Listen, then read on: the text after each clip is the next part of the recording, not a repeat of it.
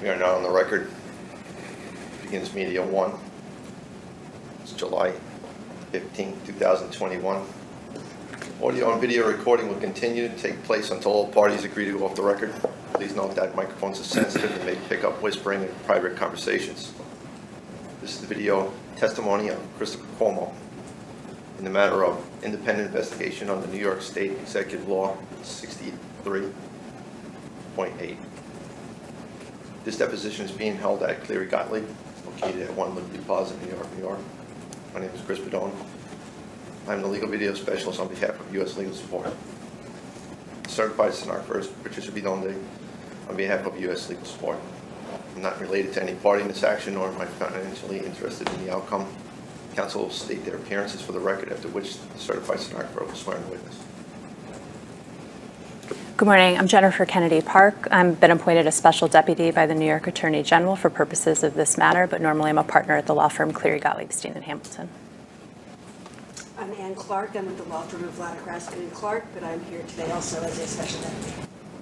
I'm June Kim, also a partner at Cleary Gottlieb, but for today I'm a special deputy for the first Deputy Attorney General of the State of New York. Good morning, I'm Hayat Mustafa. I'm an associate at Cleary Gottlieb, and today I'm serving as special assistant to the special deputies. Appearing on behalf of Mr. Cuomo, Isabel Kirshner, the law firm of Clayman and Rosenberg. Charles Clayman, representing Mr. Cuomo for Clayman and Rosenberg. I'm Hennessy Pinella. I am a paralegal with Clayman and Rosenberg.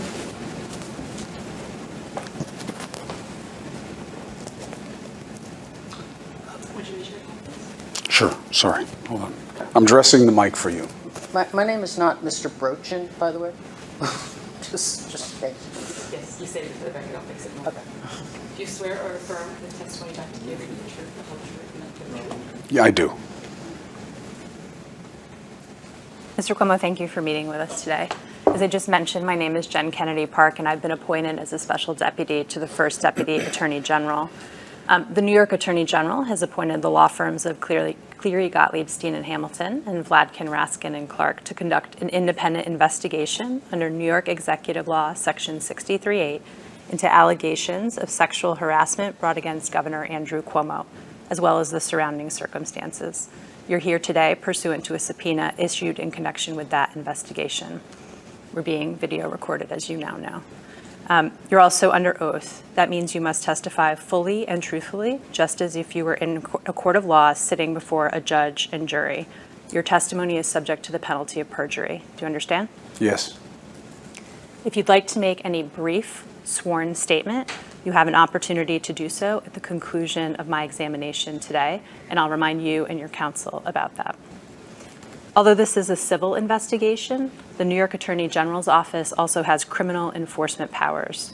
You have the right to refuse to answer any question I ask if answering the question would incriminate you. However, any failure to answer can be used against you in a court in a civil proceeding. Do you understand? Yes. You're appearing today with your attorneys present. This is not a civil deposition, and so your attorneys will not be objecting. If they have a privilege assertion to make, they may do so, and then we will discuss it. We have a court reporter present. As you can see, she needs to take down my questions and your answers, and so we have a clean record. Just make sure you give verbal answers. Do you understand? Yes. If at any time today you want to clarify an answer that you've given me previously, you should just let me know, and we'll take an opportunity to do so, okay? Yes. If you don't understand a question that I've asked, you should let me know, and I'll try to ask a better question, all right? Okay. I'll be asking you today about names and specific dates and other specific information. Even if you don't remember a specific name or a specific date, I'd ask you to give me your best approximation, all right? Yes. If you need a break at any point, you should just let me know. If I've asked a question, I just ask that you answer it before we take the break, all right? Yes. Can you confirm that you're not using any technology to make a recording of today's proceedings? Yes. Can your counsel confirm that as well? Yes. Okay. And can you please confirm that you aren't and will not communicate with anyone in real time or during breaks about the substance of your testimony? Other than counsel? Other than counsel? Yes. And counsel, can you confirm that as well? Yes. Okay. Executive Law, Section 63A, under which we're doing this investigation, prohibits you and your counsel from revealing the substance of your testimony or the questions that we ask you to anyone else. It makes it a misdemeanor to make those disclosures. Do you understand? Yes. If anyone asks you to disclose any such information, we would ask that you let us know. All right? Okay. Are you taking any medication or drugs that might make it difficult for you to understand my questions today? No. Have you had any alcohol today? No. Is there any reason you can't fully and truthfully answer my questions today? No. Okay. Can you please state your full name, your date of birth, your current home, and business addresses? Christopher Charles Mario Cuomo. My date of birth is. My current home address is.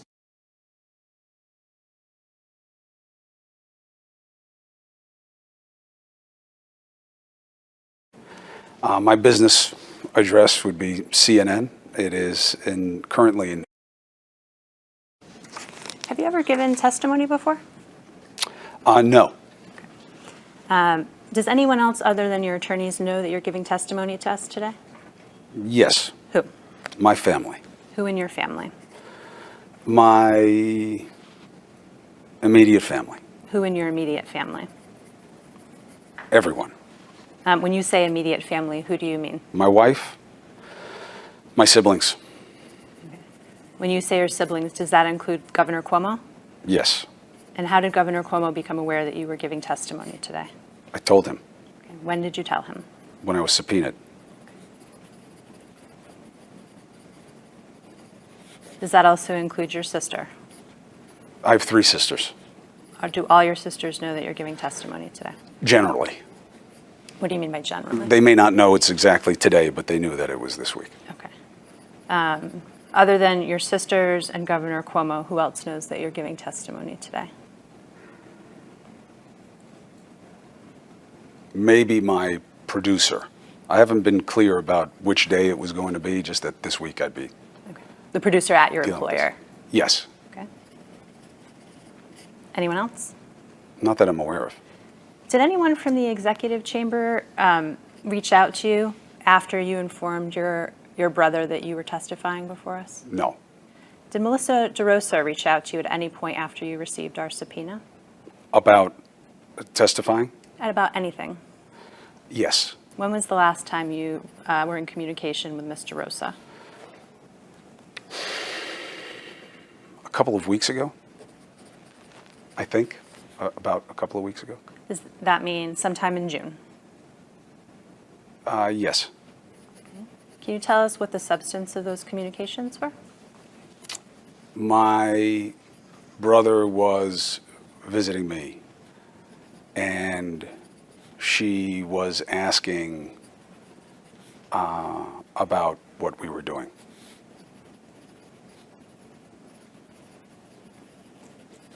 Were those communications with Ms. DeRosa over the phone, in person, text? Text. Just do me a favor, if you wait till I finish the I'm question sorry. to answer, no problem. It just means it makes her life easier, and then it'll make our day shorter. Okay. When you were communicating by text with Ms. DeRosa in or about June regarding visiting your brother, were those communications at all about the allegations of harassment against the governor? No. Before those communications in June with Ms. DeRosa, when you were visiting your brother, when was the last time you had communicated with Ms. DeRosa? Work back in time. I'm not sure. I have irregular communication with Melissa DeRosa. Okay. Which, in the month of May, did you have communications with Ms. DeRosa? I may have. And what was the topic of those communications? I don't remember this entire breadth of it. Okay. Were any of those communications in May with Ms. DeRosa about the allegations of sexual harassment against the governor or this investigation? No.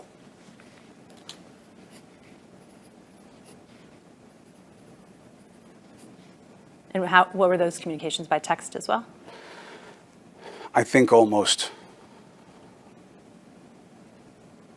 I mean, I may have had a phone call. I don't remember one, but it would be almost certainly by text. And what were the topics of those communications? I don't remember, but they were just basic things about what was going on in Andrew's life or my own. And say that again. I'm sorry. What was going on in Andrew's life or my own? When you say Andrew's life, what were you talking about with respect to Governor Cuomo's life? His personal life.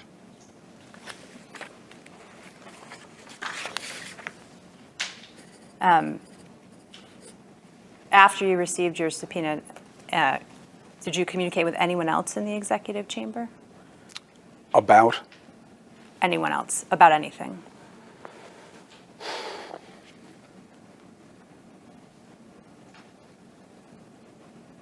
No. And when you told Governor Cuomo that you would be giving testimony in this investigation, what else did you discuss with him On that occasion? on that occasion? I don't remember. I don't remember what the specifics of the conversation were about. Do you remember generally what the conversation was about? I remember telling him that I had gotten a subpoena, and we then were talking about. Did you discuss the content of your testimony? No, not at that time. On that occasion, did you discuss any of the allegations of sexual harassment against Governor Cuomo? Not that I recall. Okay. Not that I recall. Sorry. Have you discussed the contents of your testimony with anyone in the executive chamber? No. And let me just clarify, when I say executive chamber today, I mean the executive chamber and consultants they utilize for purposes of things like press relations. So that would include, for example, Steve Cohen. Does that change your answers at all? About? About whether you've communicated with anyone in the executive chamber about the contents of your testimony today? No.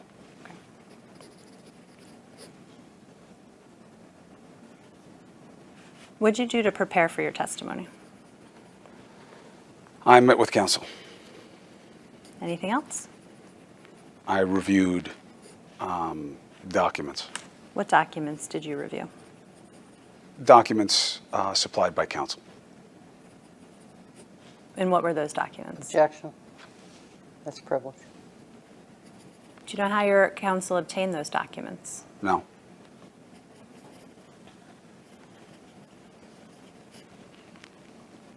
You haven't produced any documents in response to our document subpoena, is that correct? Correct. Okay, why don't we take a look at tab 2. This is a binder today we're going to use for our exhibits.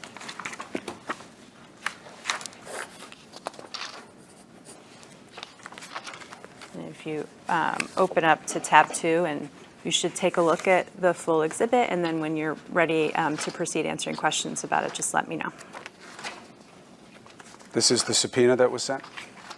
I'll ask you a question in a minute. Why don't you take a look, and then I'll ask you. Okay, I'm ready. Okay. Do you recognize this as the subpoena for documents that you were sent as part of this investigation? Yes. Okay. And what did you do to comply with this subpoena? I went through my phone and looked for communications. Okay. You just pointed to the phone that's sitting next to you. Is that an iPhone? It is. Do you have any other electronic communication devices other than that iPhone? No. And how many email addresses do you have? I don't know. You're talking about that he controls? Oh, I'm sorry. I'm Yeah, sorry. Your Can you email addresses, yeah. Oh, my own. Your email addresses. I think one that would be relevant to any communications here, I have 2 email addresses. One is a CNN address, one is a Gmail address. Okay. So your only 2 email addresses are your work address at CNN and then Yes. the Gmail account, is that right? Yes, I have an old Gmail account, but I don't use it. Okay. So maybe 2 Gmail accounts. Right. Okay. And how many phone numbers do you have? I have 2 cell phone numbers that are on the same device, 2 SIM cards on the same iPhone. So that iPhone has 2 SIM cards right there? Yes, Okay. Do you use social media accounts? I do. Which ones? Various. Can you tell me which ones? Twitter, Okay. Instagram,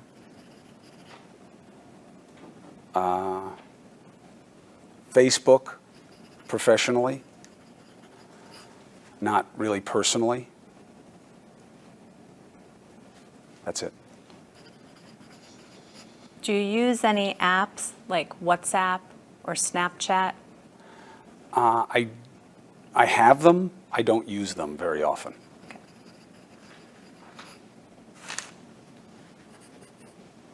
Do you have a personal computer? I have several, How many? 2 or 3. Are they all your personal property or any of them your employer's? None is. They're all my employers. Okay. We just have to be a little more careful about talking over each other, okay? She's doing a great job, but they're all your employers. I'm sorry about that. And if you want to give me any instruction, I'm happy to take it. All of your computers belong to CNN. Yes. So when you collected documents or searched for documents in response to this subpoena that's at tab 2 that we've marked as an exhibit, did you search all 3 of your email accounts? No, because the third one I told you about I haven't used in many years and I haven't offered to anybody. Okay. In fact, I don't even think it's on my phone anymore. So you searched your CNN email address and the Gmail account that you I did use. not, well, yes, I did, but I knew that there were no CNN email possible. Okay. And is that because you didn't use your CNN email account to communicate about issues related to your brother? Yes, And you located no emails in your Gmail account? no, Okay.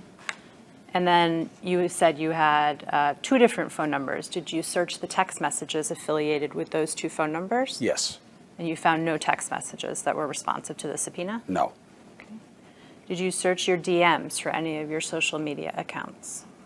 yes, And you found no DMs that were responsive No. to the subpoena? no, Okay. And did you search any of the apps like WhatsApp and the like? yes, And you didn't find anything on there that was responsive to the subpoena? no. Okay. We've been told that you have a practice of deleting texts and email messages as soon as you have read them. Is that accurate? Yes. And why do you do that? I have a constant and consistent concern about being hacked or someone obtaining my device and violating the trust of people who have put their trust in me. And when you say people who have put your trust in you, who are you referring to? Sources, people who are in very sensitive situations that share information that they are really hoping never goes anywhere else. And the people that you communicate with using email and text message, do you ever ask them to delete their communications with you? On occasion, And why do you do that? depends on the situation.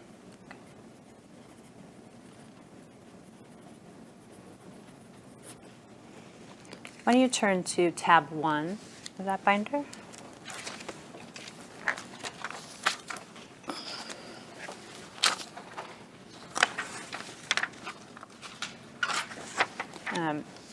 We'll mark this as the next exhibit. Have you seen this document before today? Tab 1.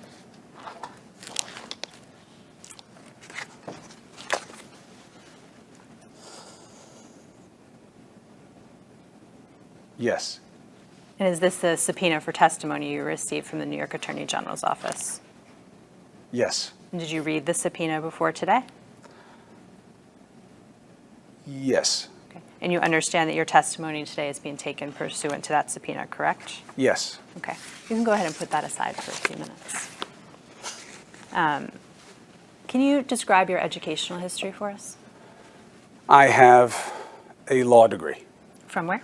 Fordham, Is that the only advanced degree that you have? yes. Prior to December of 2020, how often did you speak to senior members of the governor's staff? Irregularly, And by irregularly, what do you mean? very infrequently. Can you put any approximation on it, or was it event-driven? It was event-driven. Okay. And what kind of events would cause you to speak to members of the governor's staff?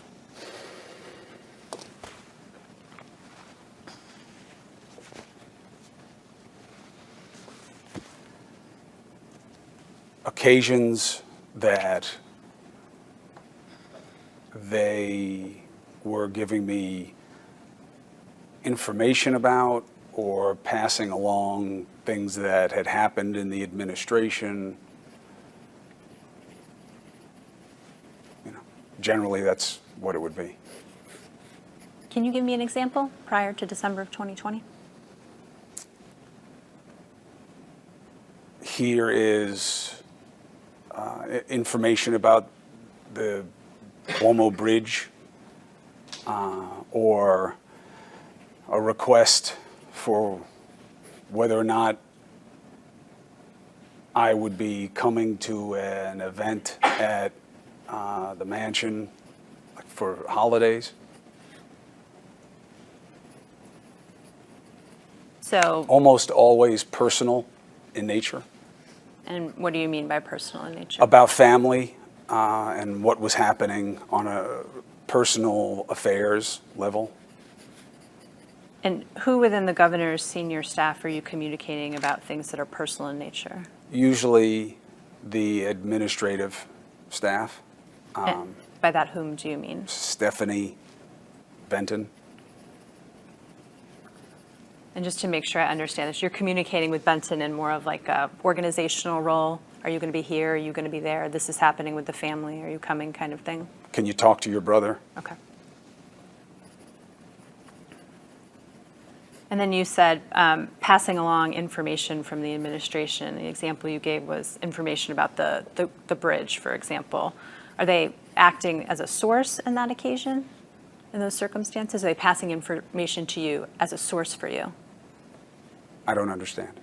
You're a journalist, right? Yes. When they're passing information to you about the administration, are they doing so as a source of information so you can use it in your reporting?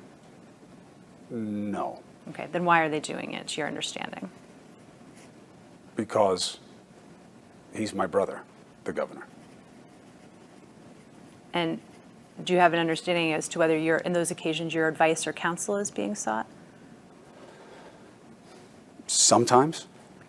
And can you give me an example of a situation prior to December of 2020 when your advice or counsel was sought by the staff of the executive chamber?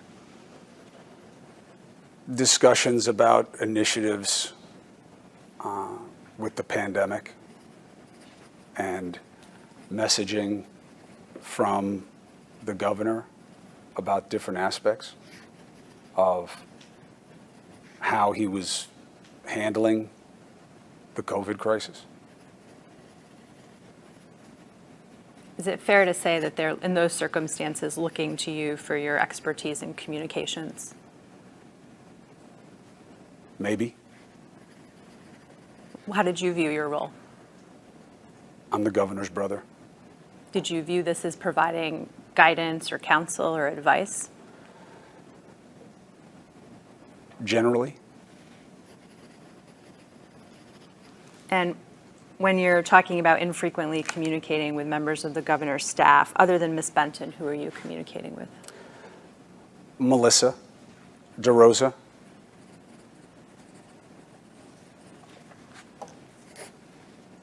Anyone else? Primarily, it would be Melissa DeRosa.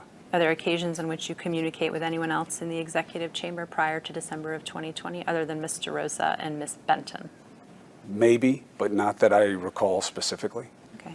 Why don't we talk about some specific people and see if that helps your recollection? Prior to December of 2020, did you communicate with Peter Ajamian?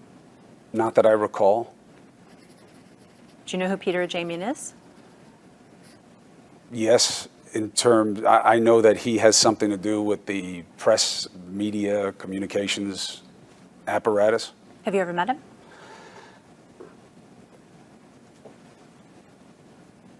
I probably have met him. I don't know him well. I don't know that I would recognize him until it was connected for me that that's who he was. Okay. What about Rich Azzopardi? You communicate with him prior to December of 2020? Maybe, not anything I remember specifically. And have you met Mr. Azzopardi? Again, probably, but not in any way that is very memorable to me outside being in an event where they are. What do you understand Mr. Azzopardi's role is in the chamber? Same as Mr. Ajamian, that they're part of the communications apparatus. What about Larry Schwartz? Did you communicate with Mr. Schwartz prior to December of 2020? Yes. What did you communicate with Mr. Schwartz about? Over the years, different things. Most recently, COVID-related acquisitions. How often do you communicate with Mr. Schwartz? Very rarely. Can you put a number on that? Not easily. When was the last time you communicated with Mr. Schwartz?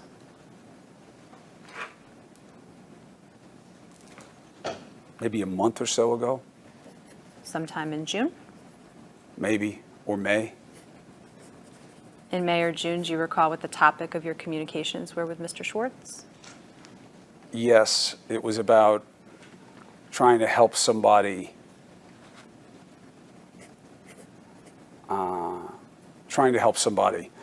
who had suffered a personal loss. Have you ever communicated with Mr. Schwartz about the allegations of harassment against Governor Cuomo? No, not that I recall. What about Linda Lacewell? Prior to December of 2020, did you communicate with Ms. Lacewell? Not that I recall. Have you met Ms. Lacewell?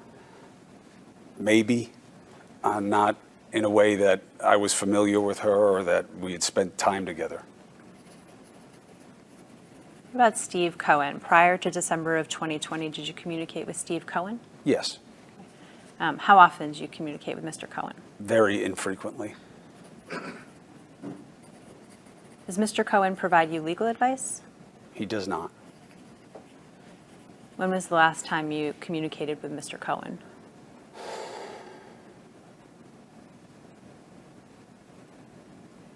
I'm not sure.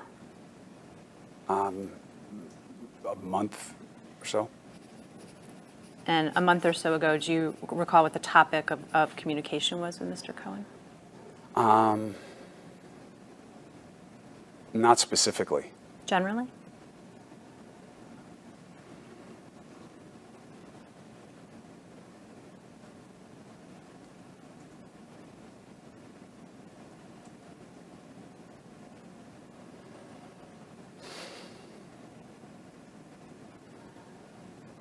I think we were talking about the timing of this process, like how long this would be and what would happen politically. What prompted the communication with Mr. Cohen about the timing of this process? I don't remember. Was it just you and Mr. Cohen speaking? Yes. And what do you remember about what was communicated between the two of you about the timing of this process? I remember not really getting any better understanding from him of it. It was just speculation. Were you trying to get an understanding from Mr. Cohen? Was that the purpose of the conversation? I suppose. And why were you trying to get an understanding of the timing of the process, this process? To understand what would happen next and when. Did you share whatever you discussed with Mr. Cohen with anyone? Not that I can remember. Not your brother? No. Prior to that communication with Mr. Cohen about the timing of this process, do you recall when before that you had communicated with him? No. Have you ever communicated with Mr. Cohen about the allegations of sexual harassment against Governor Cuomo? Yes. Okay. What's your relationship with the Kivett firm? None. I'm not familiar with it. Do you know who Maggie Moran is? No. Do you know Josh Vlasto? Yes. Do you know what Josh Vlasto's role with respect to the executive chamber is? None. Do you know where he's currently employed? No.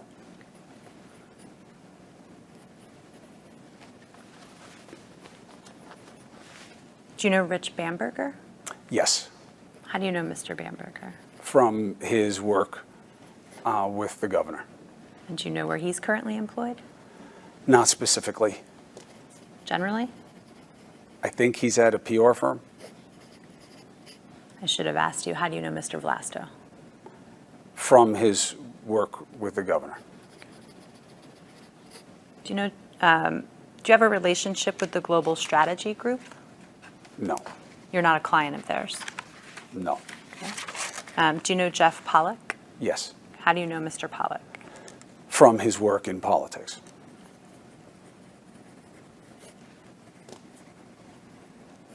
How long have you known him? A long time. What about Liz Smith? Do you know her? Yes. And how do you know Miss Smith? She is a friend, but I know her from her work in politics. And do you know where she is employed? No. Do you know where Mr. Pollock is employed? Global Strategies Group. Okay.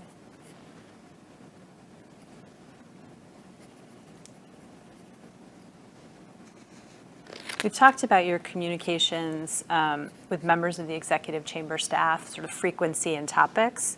I'm interested now in turning to talk about your brother, the governor. How often do you speak to the governor about the business of the state, not personal things, but state business? Infrequently. Can you put any numbers around that? It's event-driven. Event-driven. Can you give me some examples prior to December of 2020 of what events would drive you to discuss state business with your brother? The pandemic. Okay. Prior to the pandemic, what kind of events would cause you to speak to your brother about state business?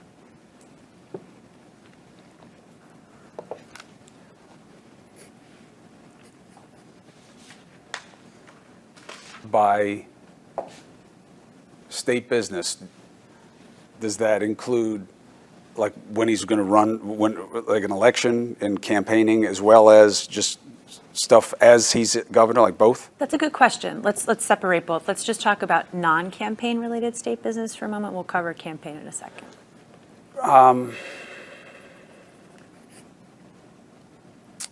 He would reach out to me about ideas, about areas of potential policy moves that were a reaction or part of what was happening in the news at the time. Let's say guns or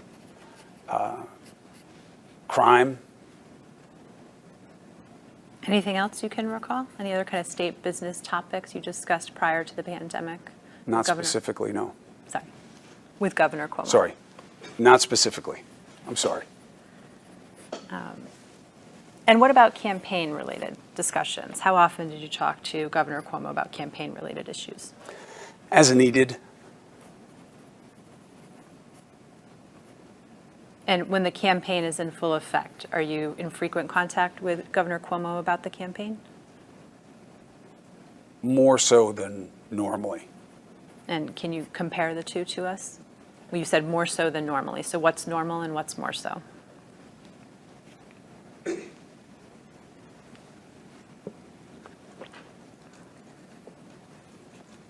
I'm not sure how to answer the question. I hear more from my brother when he is in a particular time of need of my take on what's happening. Have you ever talked to your brother about the Me Too movement? Yes. And tell us what you've discussed with Governor Cuomo about the Me Too movement.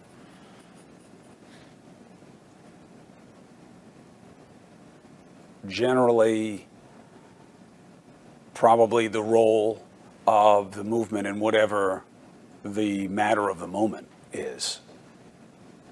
Can you give me a more specific example of what you're referring to?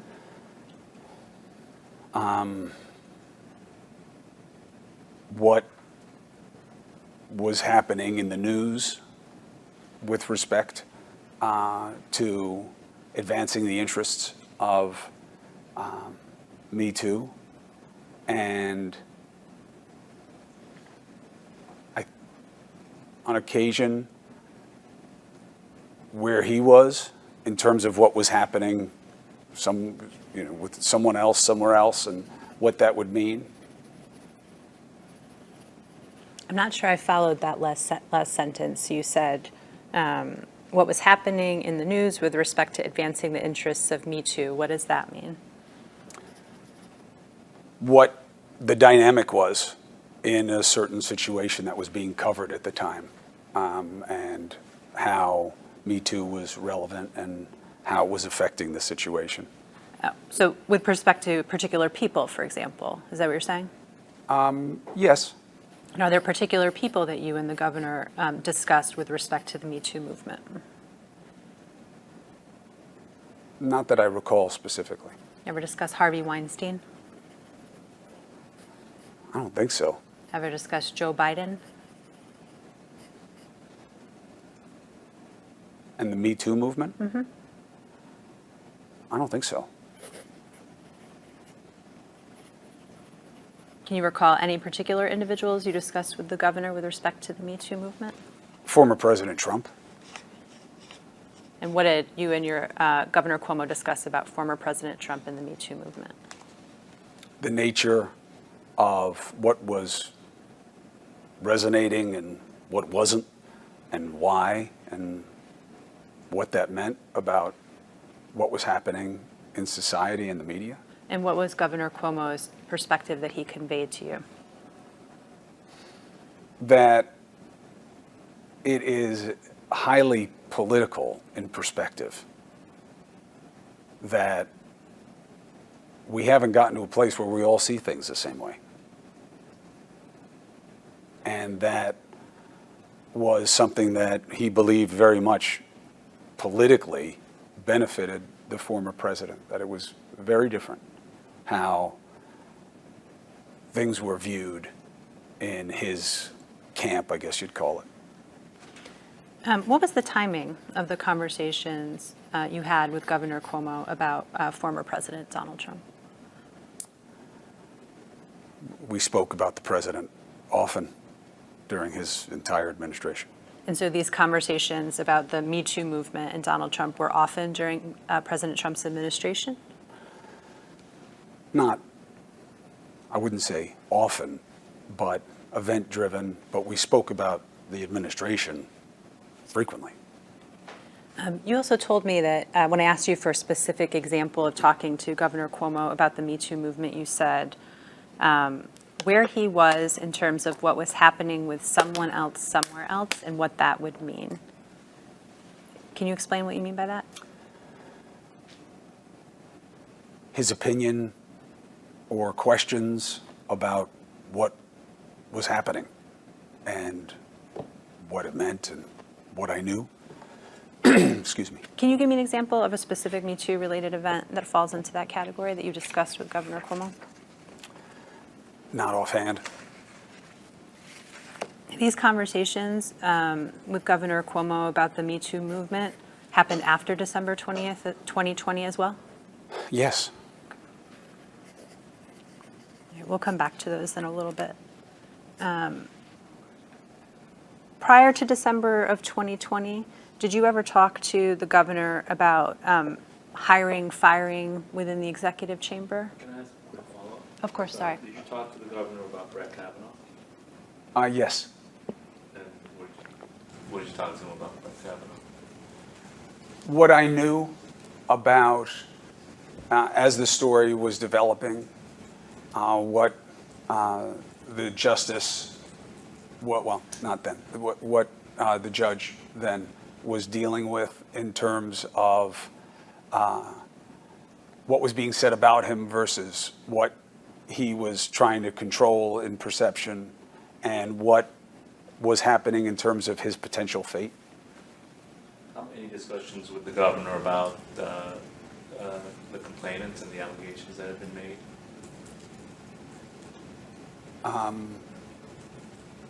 Multiple. What was his view of the complainants? That you're talking about in his situation. In Justice Kavanaugh? Oh, and I'm sorry. Yeah. I didn't understand the question. Sorry. Discussions with the governor about the accusers in Justice Kavanaugh's. Well, I remember only discussing one accuser with Ms. Ford. with my brother, yes. What's your question? And what did he say about it? I don't remember specifically, but he was following the situation with interest like everybody else. Did he express a view as to whether she should be believed? I don't remember him specifically talking to me about that, no. Did he express a view about how she was being treated?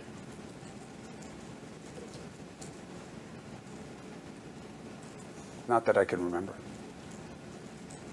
Did he express a view as to whether Brett Kavanaugh should be confirmed?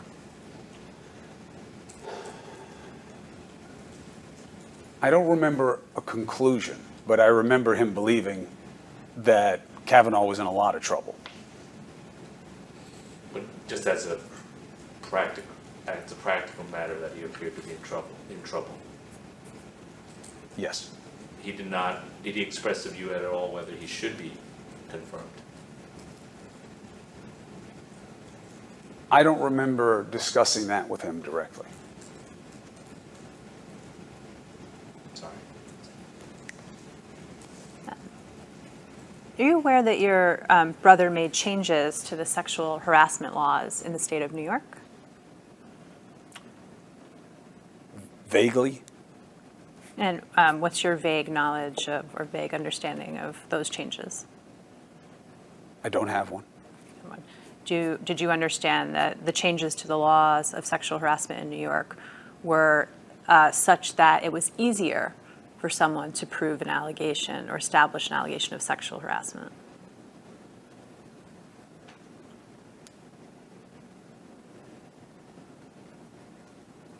I guess so. Did you ever talk to Governor Cuomo about the changes that were made to the laws of sexual harassment in the state of New York? Not that I recall. Did you ever talk to any member of his staff about the changes in the law in New York on sexual harassment? Not that I can remember. Did you ever talk to any of his press consultants about the changes in the law in New York on sexual harassment? I do not believe so. Before we were talking about state business and whether you spoke to Governor Cuomo about state business.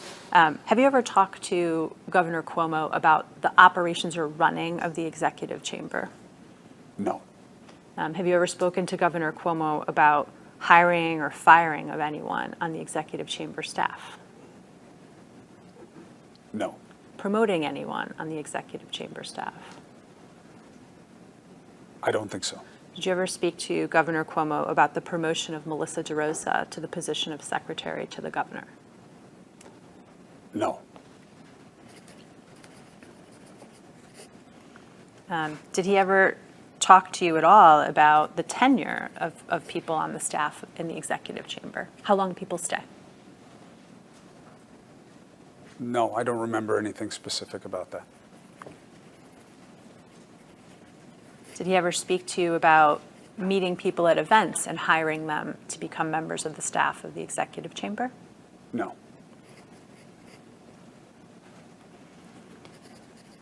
Has the governor ever spoken to you about his interactions with the PSU, the Protective Services Unit?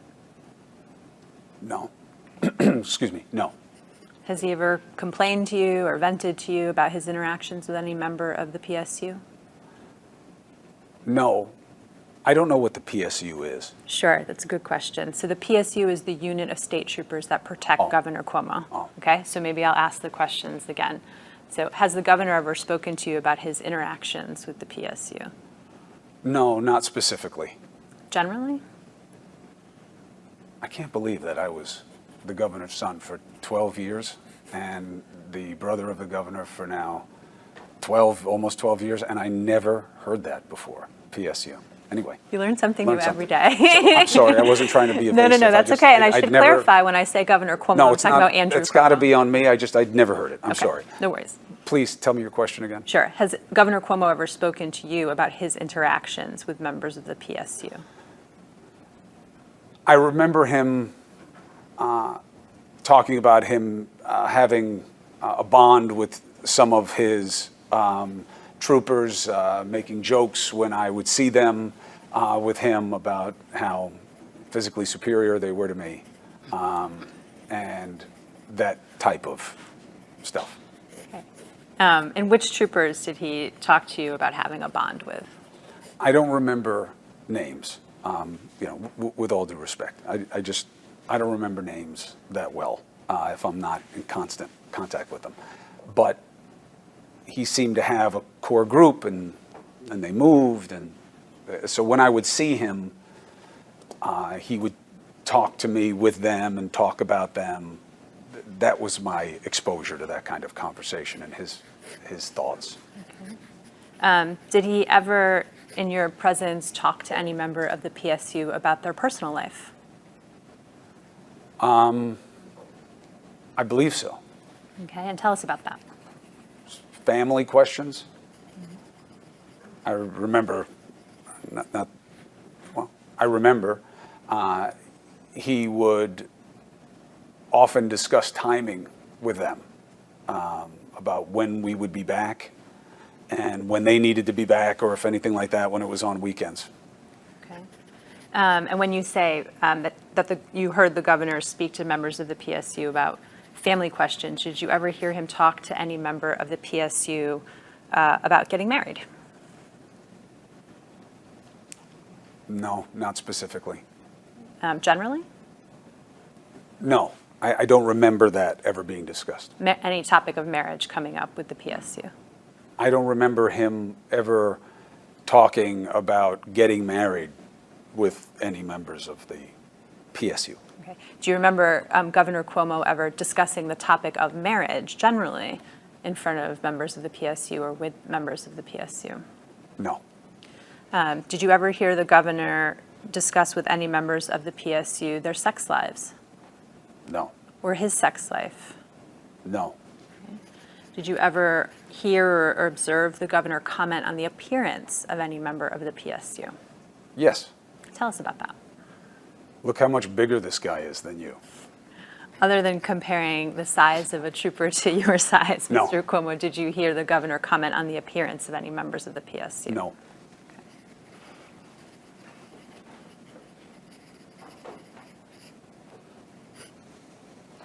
Did you ever hear him make comments of a sexual nature to any members of the PSU? No.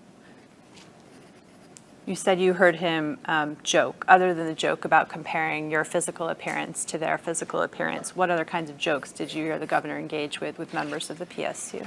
There was a consistent theme of the governor being better than I am at whatever we were engaged in at the time. Did you ever see the governor touch any member of the PSU?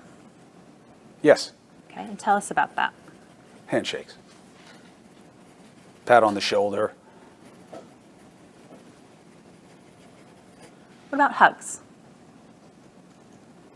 Not that I remember. It very well could have happened. Specific response, I don't remember actually seeing it. What about kisses? No.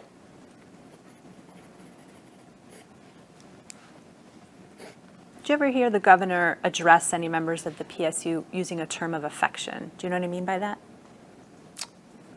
Give No. you some examples. Honey, darling, sweetheart, dear. No. I'm going to move They on. were all men, by the way. Well, that's a good question. Have you ever seen a member of the PSU that was a woman? Not that I can recall. And Jen, before you move on, just, did you ever see your brother, the governor, get angry with any, or upset with any members of the PSU for anything they did or didn't do? No, ma'am. Did your brother ever- Also, just in case, again, I don't want any suggestion. I'm not giving him the most.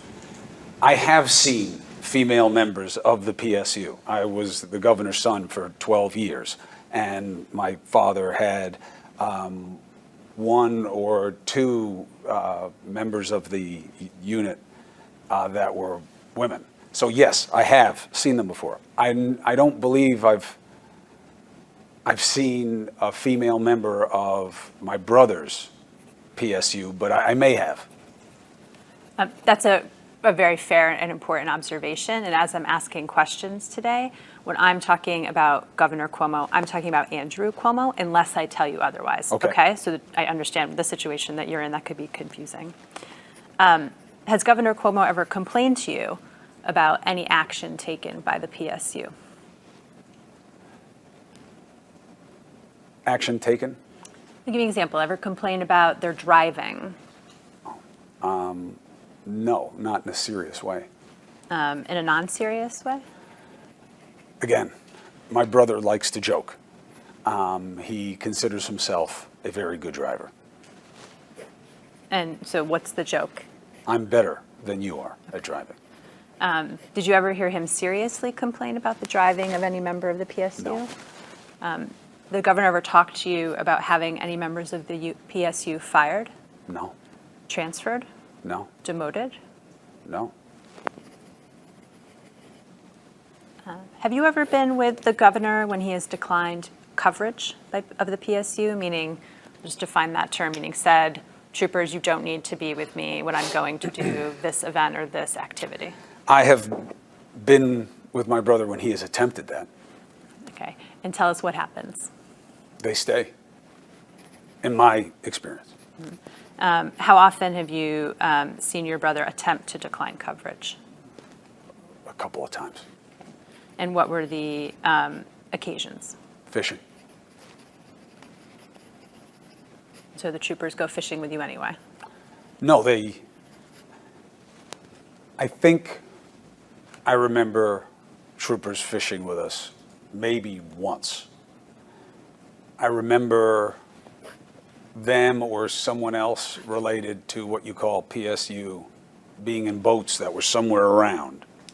Most often, they would just stay at the marina and then be there when we got back. I don't know what they did in between. Ms. Clark and Mr. Kim, I'm going to move off talking to you at the PSU for now, unless you have other questions. You told me earlier that you attend some social events at the Executive Mansion. Is that right? Yes. How often have you attended social events at the mansion During my brother's, during your brother's administration? very infrequently. So infrequent that you could tell me which ones you've been at? I went to 1 or 2 holidays there. I went to the unveiling of my father's photo. That's all I can remember. Have you attended any social events for the executive chamber outside of the Executive Mansion? I don't think so. Have you ever attended a Super Bowl party? Yes, And when was that? think I went to 2 of them, but some years ago. Can you ballpark what years it was? No, 2015, 2016, 2017, or before that? maybe before that, or one of those. Do you recall where either of the 2 Super Bowl parties were? Yes, Where were they? they were both. I think they were both. Certainly one was at this bar restaurant on the east side of Manhattan in the 70s or 80s. I don't remember the specific name. But I don't remember the specific name. On either of those Super Bowl party events, were other members of your family present? Yes. Let's start, if you can, tell us which family members were, which of the 2, or if you I can't. remember tell my me. sister Madeline. Okay. Maybe she was the only one, actually. Maybe she may have been the only one. I don't remember any of the other. Was Madeline Cuomo at both of the Super Bowl parties you remember being at, or just one? I remember one. I'm not sure. Okay. At the Super Bowl parties that you attended, did you see the governor interacting with members of his senior staff? I remember him interacting with a lot of people. I don't specifically remember who. How many people were at each of these Super Bowl parties? Dozens and dozens, So 50 ballpark, maybe more. maybe more? I think certainly more. Okay. At either of the occasions for these Super Bowl parties, did you or any member of your family raise any concern about interactions between Governor Cuomo and members of his senior staff? Not that I'm aware of. Did you or any members of your family observe the governor dancing with any members of his senior staff? Not that I'm aware of. Did No, I did not. Okay. Did you hear about that? No. At either of these Super Bowl parties, did you observe anyone sitting on your brother's lap? No. Did anyone tell you that that had happened at either of these Super Bowl parties? I think at one of the Super Bowl parties was with me and was all over for some period of it, just to be complete. Putting aside, did you ever hear anything or observe anything about either of these Super Bowl parties of a member of staff sitting on your brother's lap Not that I can remember. or being too close to your brother No. or learning that your sister had complained about that? I've never heard anything about that.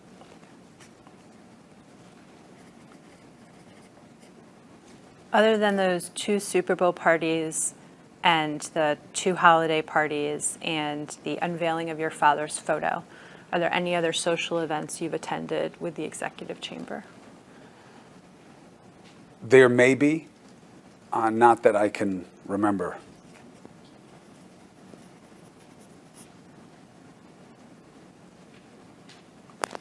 On any occasion, whether at these events or some other event, have you observed the governor touching members of his staff? Yes. What kind of touching?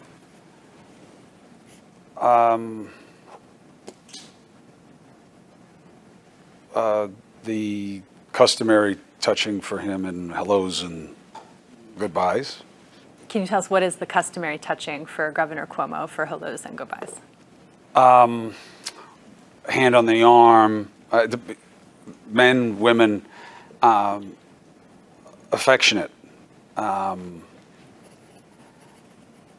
With men, he's going to, shake hands, but hand on your arm, 2 arms. If it's me, he's hug and kiss. Women, if he knows them, he's going to, do the lean in kiss thing. He's affectionate. Let's start with the men and make sure I just have an understanding. So with men, the customary greeting you've observed for Governor Cuomo is to grab them on the forearm or maybe both forearms while shaking hands. Handshake, handshake, grab, Yeah. you know, hug. It depends who the person is. But Andrew can be, you know, very affectionate. Have you ever seen him kiss a man? Yes. On the cheek? Yes. On the lips? Not that I can recall. Has Governor Cuomo ever kissed you on the lips? He's tried. And what happened? No, he has tried. I'm sorry. I'm just kidding. We kiss each other, you know, on the side of the face. Okay. And what about women? I'm trying to understand what the customary greeting you observe for women is. I think you said kiss on the cheek, Yes, right? if he knows them. If he knows them. And if he doesn't know them? I mean, I've seen him just be, you know, polite, And by polite, what kind of physical contact is he having with women? shake hands, Okay. you know, maybe a hand on the shoulder or something like that if he's consoling somebody. It depends. Other than members of your family, have you seen Governor Cuomo kiss a woman on the lips? Yes, Other than Miss Lee, have you seen Governor Cuomo kiss a woman on the lips? yes. Who?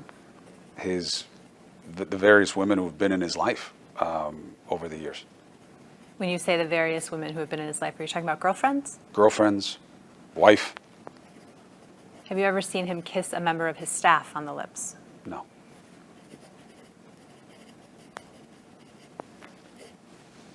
Have you ever heard about him kissing a member of his staff on the lips? Yes. What did you hear about that? What's been in the media about the allegations? Prior to December of 2020, had you heard about the governor kissing members of staff on the lips? No.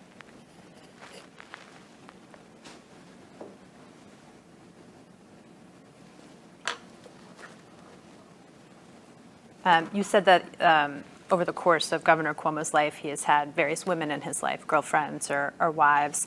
Are you aware of him ever having a consensual relationship with a member of his staff? No. Are you aware of allegations that the governor had a consensual relationship with a member of his staff? No.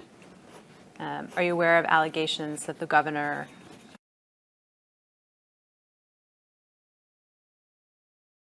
Yes. Okay.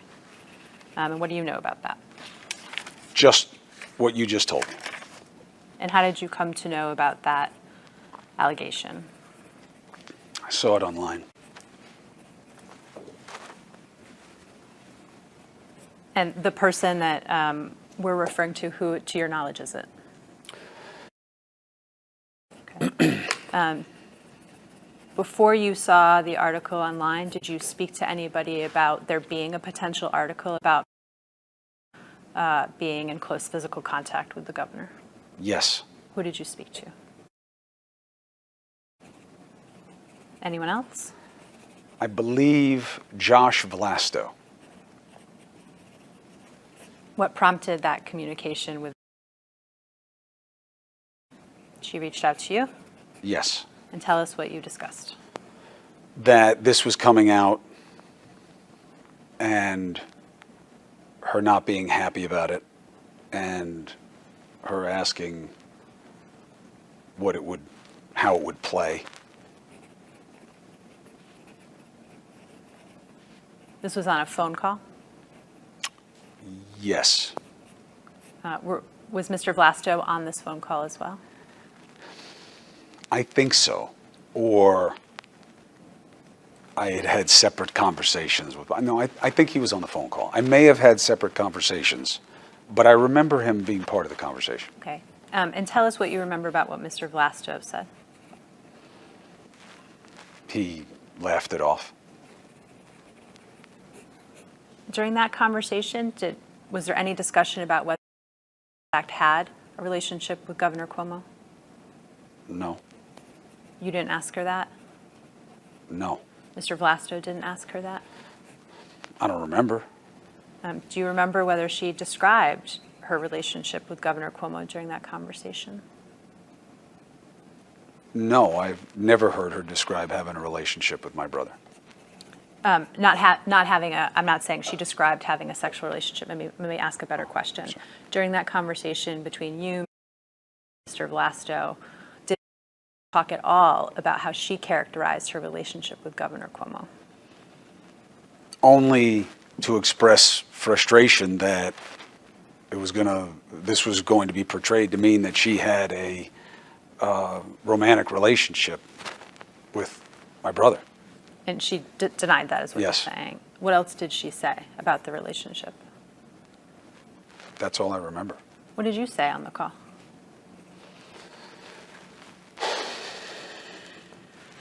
That people are going to see what they want to see. Anything else you said on the call? Not that I can remember. Did you ever discuss with the governor the article relating to?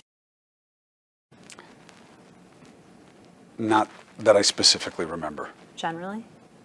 Not that I remember.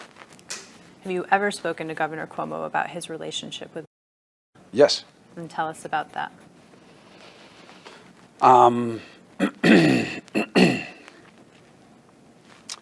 He has had one of his main people for a long time. So over the years, we have discussed, her value to him.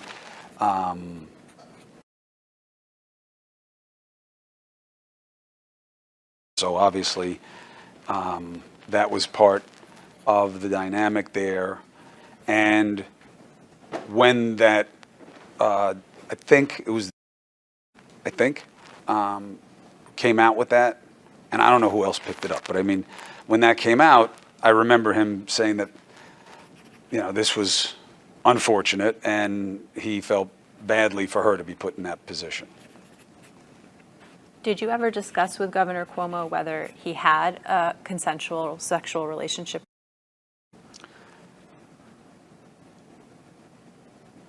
No, not in that way. I never confronted my brother or asked him about it. I mean, I've heard him say that he didn't like that suggestion.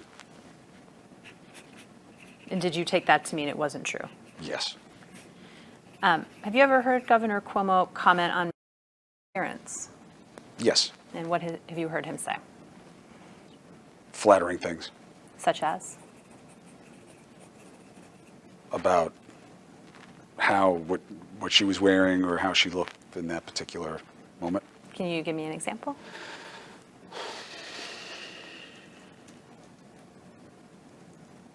I remember we were at something, it would be something about how, what a nice dress, or here she is, look how beautiful she looks tonight, or, that kind of thing. What about behind her back? Have you ever heard him comment on her appearance behind her, not in front of her?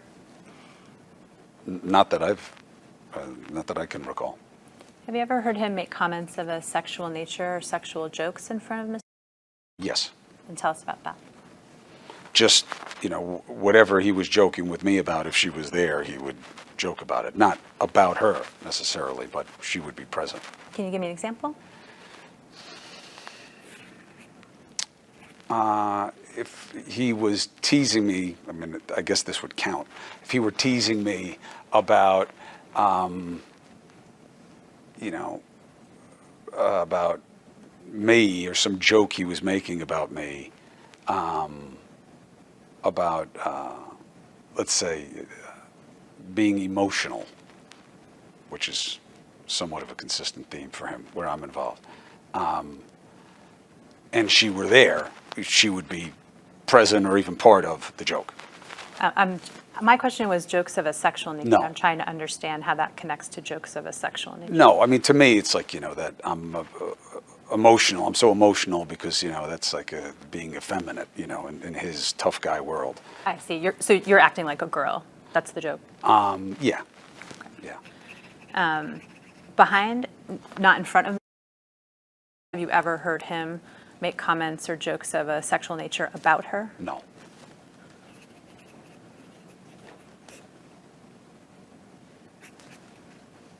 You referred just a few moments ago to, you thought it was a, right? Can you turn to tab 5 in your binder?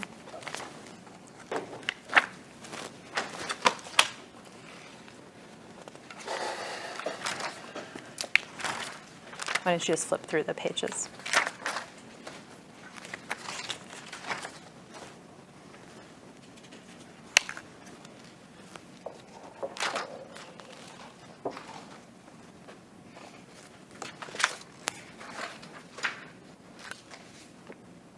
Okay.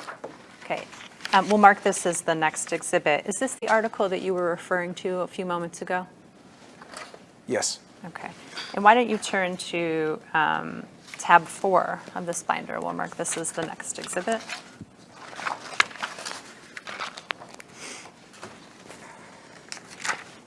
And you take a moment to look at it, and then, is the type too small, Mr. Cuomo? No, I'm sorry. It's okay. I'm okay.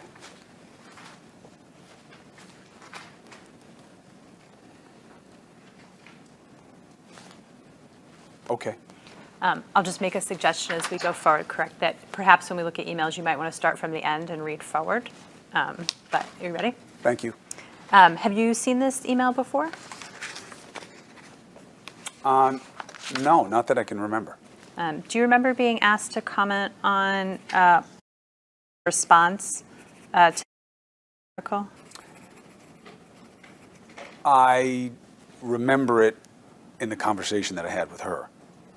You remember discussing her response in the conversation you had with her and perhaps with Mr. Vlasto? Yes. Okay, and tell us about what you discussed with her response to the article. That people are going to see what they want to see. Other than that, did you say anything else? I was listening. Did you talk about what she might say in response? I was listening to what they were going to put out. But again, my feeling is you can say what you want. People are going to believe what they want to believe. Do you recall being read in some or in substance the statement that's reflected in this email? No, I don't. How long did the call with and Mr. Vlasto last? Minutes? After that call with Mr. Vlasto, did you speak to anybody about the article? Yes. Who? Various people who would ask me about it. It got attention. Okay, and who are those people? Friends, colleagues, random people on the street. And did you have a standard response to people who inquired?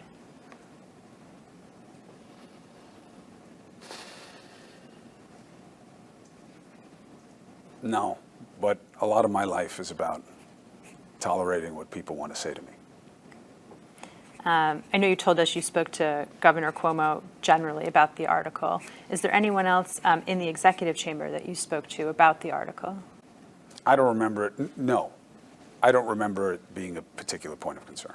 Okay. Have you spoken to anyone else in the executive chamber about allegations that consensual sexual relationship with the governor? I don't remember that being a specific topic for me with somebody.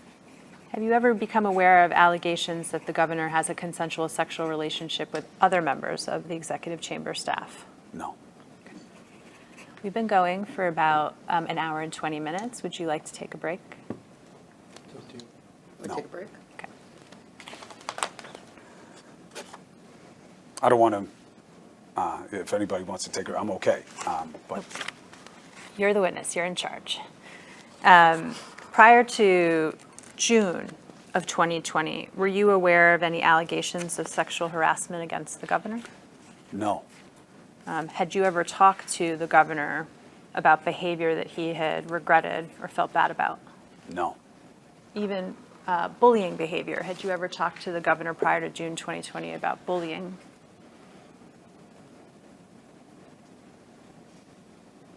not that I can recall specifically. No. And prior to June of 2020, did you ever talk to any member of your family about concerns about the way Governor Cuomo interacted with his staff? No, not that I recall. And prior to June of 2020, did you ever talk to any member of your family about allegations of sexual harassment against Governor Cuomo No, or inappropriate conduct with women? no, Do you know Karen Hinton? I do. Okay. How do you know Ms. Hinton? From her work with Andrew. Have you actually met Ms. Hinton? Yes, How many times? several And what were those occasions? work related. Would you say you're friends with her, friendly with her? I'm not. There's nothing. I don't really know her. Okay. When was the last time you think you might have met her or seen her? Years and years ago. Prior to June of 2020, did you ever discuss with Governor Cuomo his relationship with Ms. Hinton, Not specifically. generally? Just that she was part of the team and married to another member of the team. I cannot.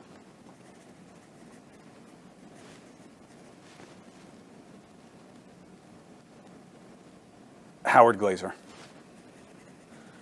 Did you ever talk, prior to June of 2020, did you ever talk to Governor Cuomo about any concerns he had about his interactions with Ms. Hinton?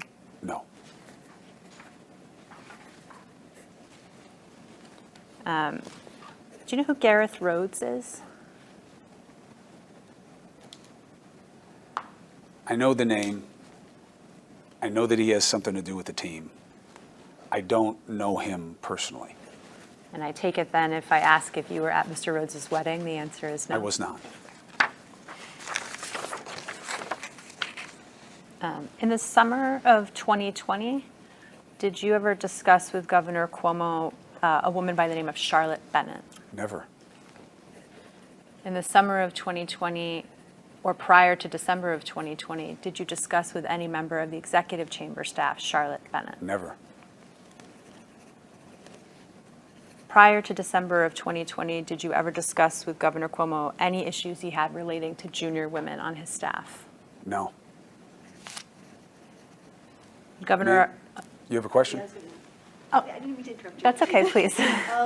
Prior to December of 2020, did you ever hear from either the governor or a member of his staff about any women who had asked to be transferred out of the chamber? No, never.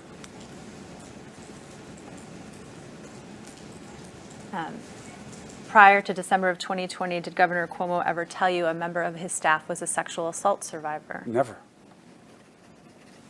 Did the governor ever discuss with you prior to December of 2020 protocols for staffing him?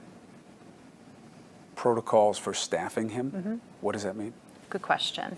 Do you have any understanding of how the governor chooses to deal with meetings in his office in terms of whether the door is open or closed? No. Did you have any understanding of whether the governor has a policy about being alone with junior members of his staff in his office? No. Has anyone in the executive chamber ever talked to you? When I say protocol, that's what I mean. Has any member of the governor's staff ever talked to you about those kinds of protocols? No. But if I may, Of course. just for your general consumption, I have very little to do with my brother's administration, his team, planning. Even in this, I have been a satellite on it. There for my brother. So I don't mean to come off like I'm clueless. I am, because it's not my world. I don't work there. I've never worked there. I've never been part of his campaigns. So that's why. That's why there's a consistency to me not being aware of any of that. Great. Thank you for that context. It's actually quite helpful to understand how you view your relationship with the chamber. I have no relationship with the chamber. When you said satellite, what did you mean by that? He's my brother. And if I can help my brother, I do. If he wants me to hear something, I will. If he wants me to weigh in on something, I'll try. What about if Melissa DeRosa wants you to weigh in? It's got to be coming from him. And if it comes from Ms. DeRosa, do you check and make sure it's coming from the governor? Depends. I mean, I've never been suspicious that Melissa DeRosa was asking me to do something that had nothing to do with my brother or something like that. And so do you assume that if it's coming from Ms. DeRosa, your brother has asked you to be involved? Usually. Are there occasions in which that didn't happen? Not that I'm aware. Okay. Jen, 1 second. Other than the parties that you've talked about, did you ever visit your brother at the executive mansion? Yes. And on any of the times you visited at the mansion, has he been doing work? Yes, I feel like he's working almost all of the time. And on any of those occasions, did he have other staff, did he have executive staff members with him to assist him in the work he was doing at the mansion?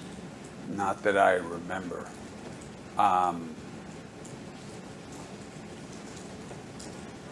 Well, the last time I went to see him, Melissa DeRosa stopped by to say hello to me and to him in the morning. And I think that's it, other than the staff that works at the mansion. Have there been any occasions where he's had anyone there to, take dictation or edit documents, that sort of work? Not that I've seen.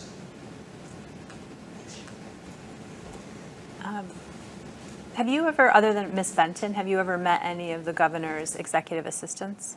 Not that I can remember. I've never even been to his New York office, I don't think. Have you been to his Albany office?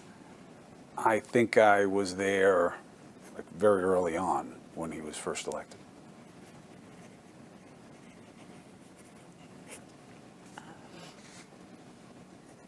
Are you, shifting to December of 2020, are you aware that a woman by the name of Lindsay Boylan tweeted about Governor Cuomo? I am. Do you know Lindsay Boylan? No, Never met her? I don't think so. How did you first become aware that Ms. Boylan had tweeted about Governor Cuomo? I think that it was a close call between somebody in the media telling me or Melissa or Josh Vlasto. All of them, that all happened. And when you say that all happened, meaning you heard about it in the media and you heard about it from Ms. DeRosa and Mr. Vlasto? And is that yes? Yes, I'm sorry. That's okay. And was that in December of 2020? Yes. Okay. And when I say Ms. Boylan's tweets, what do you remember the tweets saying? I just remember the gist And what was the gist? that she was accusing Andrew of inappropriate conduct. Do you recall hearing that Ms. Boylan had tweeted that the governor had sexually harassed her? Yes. I don't know if that's what I heard in the first instance or when Ms. Boylan asserted that later. By later, do you mean, were you aware that Ms. Boylan had several tweets in relation to Governor Cuomo? Yes, and an article. Okay. And were you following the tweets in real time? No. Right. I don't believe that I follow Ms. Boylan. Okay. That doesn't mean I couldn't be following the tweets, but no, I was not. Let me look at the tweets and see which are the tweets that you recall Which, coming aware to. So let's start with tab 6. We'll mark this as the next exhibit. okay? Okay. So this is a tweet on December 5th, 2020, where an individual by the name of Jerry tweeted, "Name the worst job you've ever had." And Ms. Boylan tweeted, among other things, "Most toxic team environment, working for @ New York Gov Cuomo." Do you see that? Yes, ma'am. Do you remember seeing this tweet? No, ma'am. Do you remember hearing about this tweet? Not specifically. Okay. Why don't we look at the next tweet? So turn to tab 7, and we'll mark this as the next exhibit. This is a series of tweets from Ms. Boylan that occurred on December 8th of 2020. And among other things, she says, responding to the news world finally waking up about the whispers they have heard about @ New York Gov Cuomo over the years, and she goes on. Do you recall seeing these tweets? Not specifically. Generally? I remember being made aware of what the thread was about. Okay. Can you point in time to when you first became aware of Ms. Boylan's tweets? Not specifically, but I would suspect it was very close to when they were happening. And do you remember it being before she tweeted about sexual harassment, or was it not until she tweeted about sexual harassment? I'm not sure. Okay. Why don't we flip to tab 8?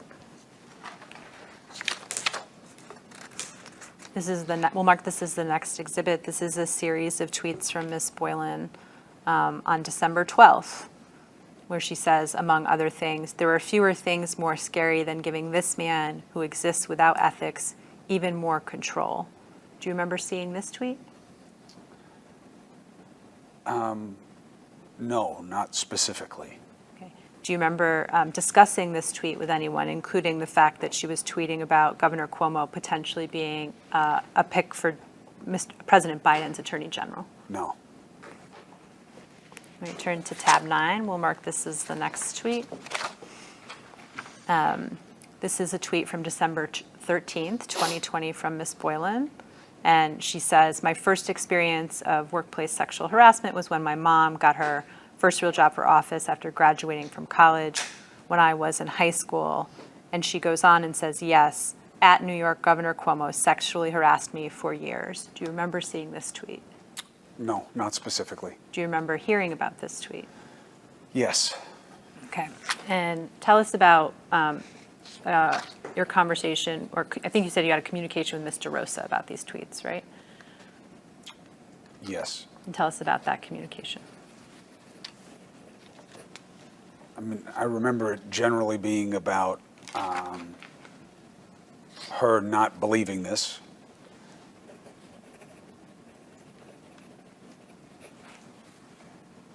And that they were hoping that it wouldn't get a lot of traction. What form of communication were you having with Mr. Rosa? I remember a phone call. Was she the only person on the phone? I'm not sure if, I think that it was Melissa DeRosa, Josh Vlasto, and me, but I may have had calls with each. In December of 2020, how often were you in communication with Mr. Rosa? It became more frequent. Over the course of December? Yes. Okay, why don't you walk us through the December timeline as you remember it? I don't have a great chronology on this. I just know that as the situation started to accelerate, my brother asked me to be in the loop. And so from time to time, I would be contacted by Melissa or another member more frequently. All right, let's start with the governor. You said he asked you to be in the loop. What form of communication did that happen in? Phone call? What else was said in that phone call? There were many phone calls, Counselor. The general was, I need your help. I'm sorry that you're getting pulled into this kind of thing. And if you can be available, please be available. When you say there were many phone calls over the December 2020 time period, you're saying with the governor? Yes. Okay. How many phone calls do you think you had with the governor over the course of December 2020? I don't know. Do you keep your phone records? No. In any of those conversations, it sounds like if I ask you to go through them chronologically, you're not able to do that. Is that right? Yes, it would be difficult. Okay. So why don't you take me through the substance? What was Governor Cuomo telling you about the allegations that had been made against him by Lindsey Boylan? That they didn't happen. That Lindsey Boylan had it out for him. And that's what this was about.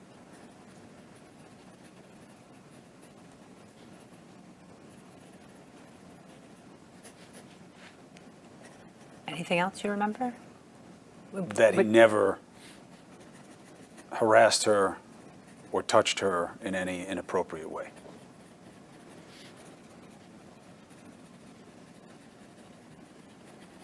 Let's try to unpack this a little bit, if you can be more specific in your memory. When the governor told you it didn't happen, what do you remember him saying didn't happen? In December of 2020. That he had never harassed or touched in any inappropriate way. Did you discuss with the governor whether he had touched Ms. Boylan at all? No. Did you discuss any of the governor's interactions with Ms. Boylan with the governor, No, not specifically. generally? Just to understand what was going on here. What was this about? Were you in any phone conversations with him in which he talked about his relationship with her, No. what it was like to work with her? No, other than his description of what didn't happen. Did he talk to you about how she got hired? No. Did he talk to you about how she left the executive chamber? Maybe. Okay, what do you remember about that? That there was an issue in the office that involved Ms. Boylan and people who were under her.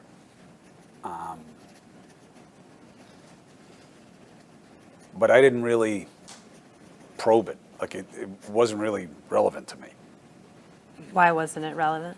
because what I'm worried about is my brother and what this means for my family. And I'm not covering it, you know what I mean? Yeah. The idea that I could ever report on my brother has always been an absurdity to me. It's never been my intention, it's never been my practice. And so look, this was just, you know, just wanted to be able to help my brother, that's it. Did he tell you what the issue was with, I think you said it was people that were under her? No, I don't remember him telling me. Okay. You said that Governor Cuomo said that Lindsey Boylan had it out for him. Yes. What did he say about that? He believes that Ms. Boylan's allegations and all that have followed are somehow connected to political animus against him and people who are looking to play to opportunity and advantage to take him down. When you say the governor has expressed to you that Ms. Boylan's allegations and all that have followed are part of that effort, what did you understand him to mean by all that has followed? Everything, Meaning all the other complainants who have come forward, yes.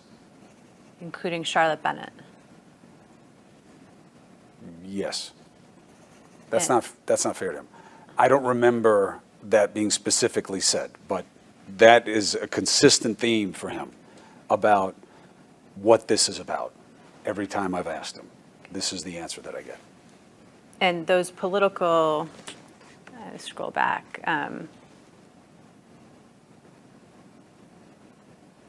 You said are somehow connected to political animus against him and people who are looking to play on an opportunity. Who are the people he's referring to? In this instance, Lindsey Boylan. Do you ever have any conversations with the governor about who those other people might be that are looking to take advantage of this opportunity? Yes. And what were those conversations? That he believes that he has, if not political enemies, people who have a political interest in seeing him damaged. Are there specific people that you and he discussed in connection with the allegations of sexual harassment? Say it again? Are there specific people that you and the governor discussed as having that political animus in connection with the allegations of sexual harassment against the governor? Yes. Who? Boylan, Lindsey Boylan, Karen Hinton, and other people involved. Who are the other people?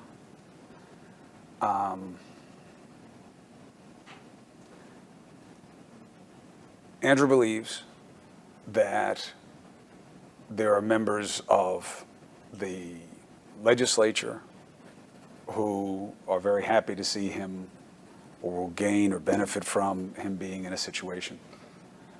And, you know, that's what it is for him. There's a universe of possibility about people being out to get him.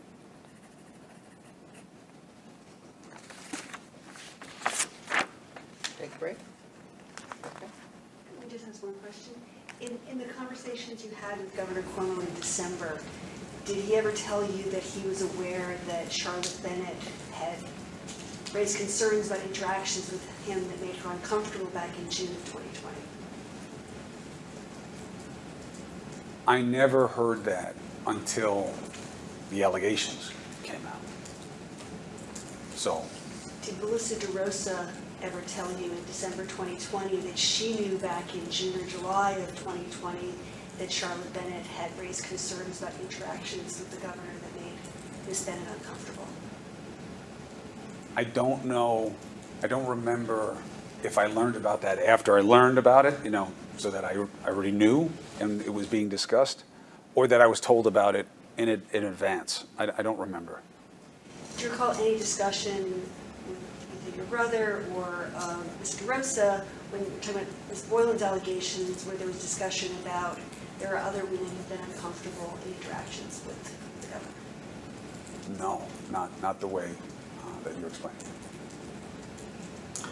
And when the governor talked about there being a political animus or motive behind this, did he include Charlotte Bennett in that as well?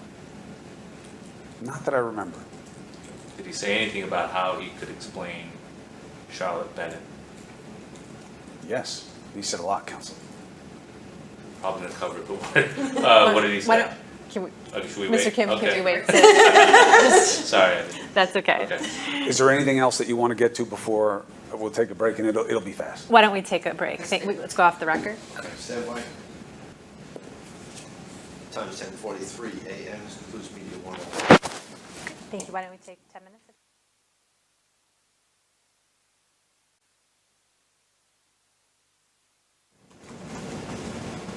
Time now is 10:58 a.m. This begins media 2 on the record. Mr. Cuomo, before the break, we were talking about conversations you had with Governor Cuomo in December of 2020 about the allegations of sexual harassment Ms. Boylan had made.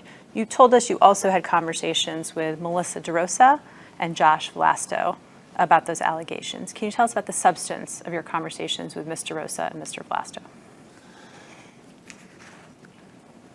I remember Melissa DeRosa dismissing the allegations as untrue. I remember Josh Vlasto dismissing the allegations as untrue. Anything else you remember about your conversations with Ms. DeRosa and Mr. Vlasto in December of 2020? Not by date. Forget about chronology, sort of just substance-wise, what do you remember?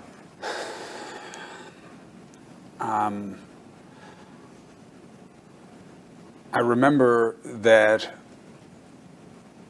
Josh Vlasto, and please correct me if I'm wrong, I'm not saying this as a matter of fact, I believe he knew Lindsey Boylan before she worked for the governor. And that he was very upset by this, that he felt that she was out to hurt people in the administration. She had an axe to grind. Did Mr. Vlasto explain why he thought Ms. Boylan had an axe to grind or was out to hurt people in the administration? Generally, I got the sense that there had been trouble caused by Ms. Boylan, and that this was an extension of that. What did you understand was the trouble that had been caused by Ms. Boylan?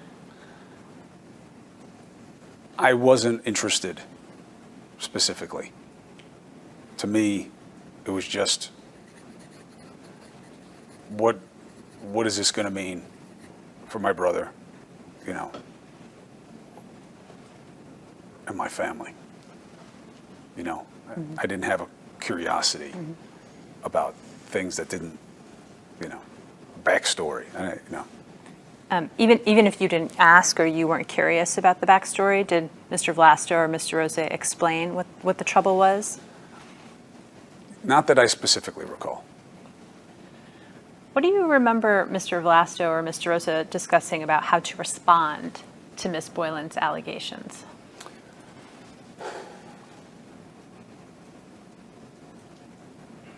I don't remember either of them making strategy points about here's what should be done or not be done. I wasn't part of conversations like that very often. So for me, the conversation was about what this is and what they wanted me to know about it. Were you a part of any conversations in which they discussed Governor Cuomo publicly responding to Ms. Boylan's allegations? Yes, In December of 2020? I think so. I think so. Again, you know, take it for what it's worth. When you were asking me about June and not you, June, about the timing of June, you know, I was coming off COVID. I talk about this publicly to kind of help motivate people to talk about it.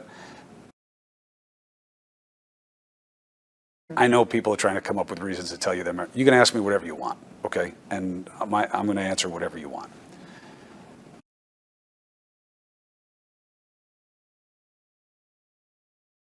I don't know if it's just I got a fire hose in my face on a regular basis of different things, or that it is, you know,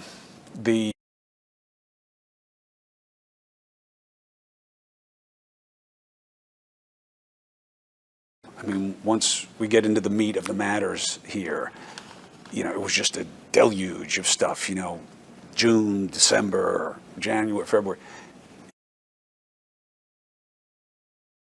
When I went back and reviewed, a lot of these dates are new to me in terms of contextualizing it. So that's what I mean. I don't remember if it was in December, right proximate to when I was told about the tweets, that I started to being looped in. My assumption is, yes, that whenever they started talking about it, they started to loop me in to talking about it. And I absolutely said yes to my brother. I was willing to listen to whatever he wanted me to. Putting aside chronology, and I'm going to do my best to put aside chronology, recognizing what you just said today. But just so you understand, I'm not busting your chops to make you give me specific Totally dates. understand. And we'll look at some documents, and maybe it'll help refresh your chronology a little bit. But what do you remember being discussed about the governor's first response to Ms. Boylan's allegations of sexual harassment?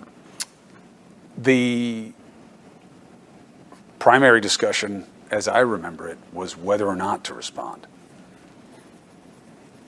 And fill us in on how those conversations went. I just remember there being a division of significance to different people on the various calls about whether or not responding was the right thing or not. And I remember Andrew very much wanting to respond. Okay. And tell us about what you remember Governor Cuomo saying about wanting to respond to Ms. Boylan's allegations. Not true. And that he should get in front of it. And what were the other views expressed? If you get in front of it, then you continue it. Was, you know, I guess the antipodal viewpoint. And who expressed that view?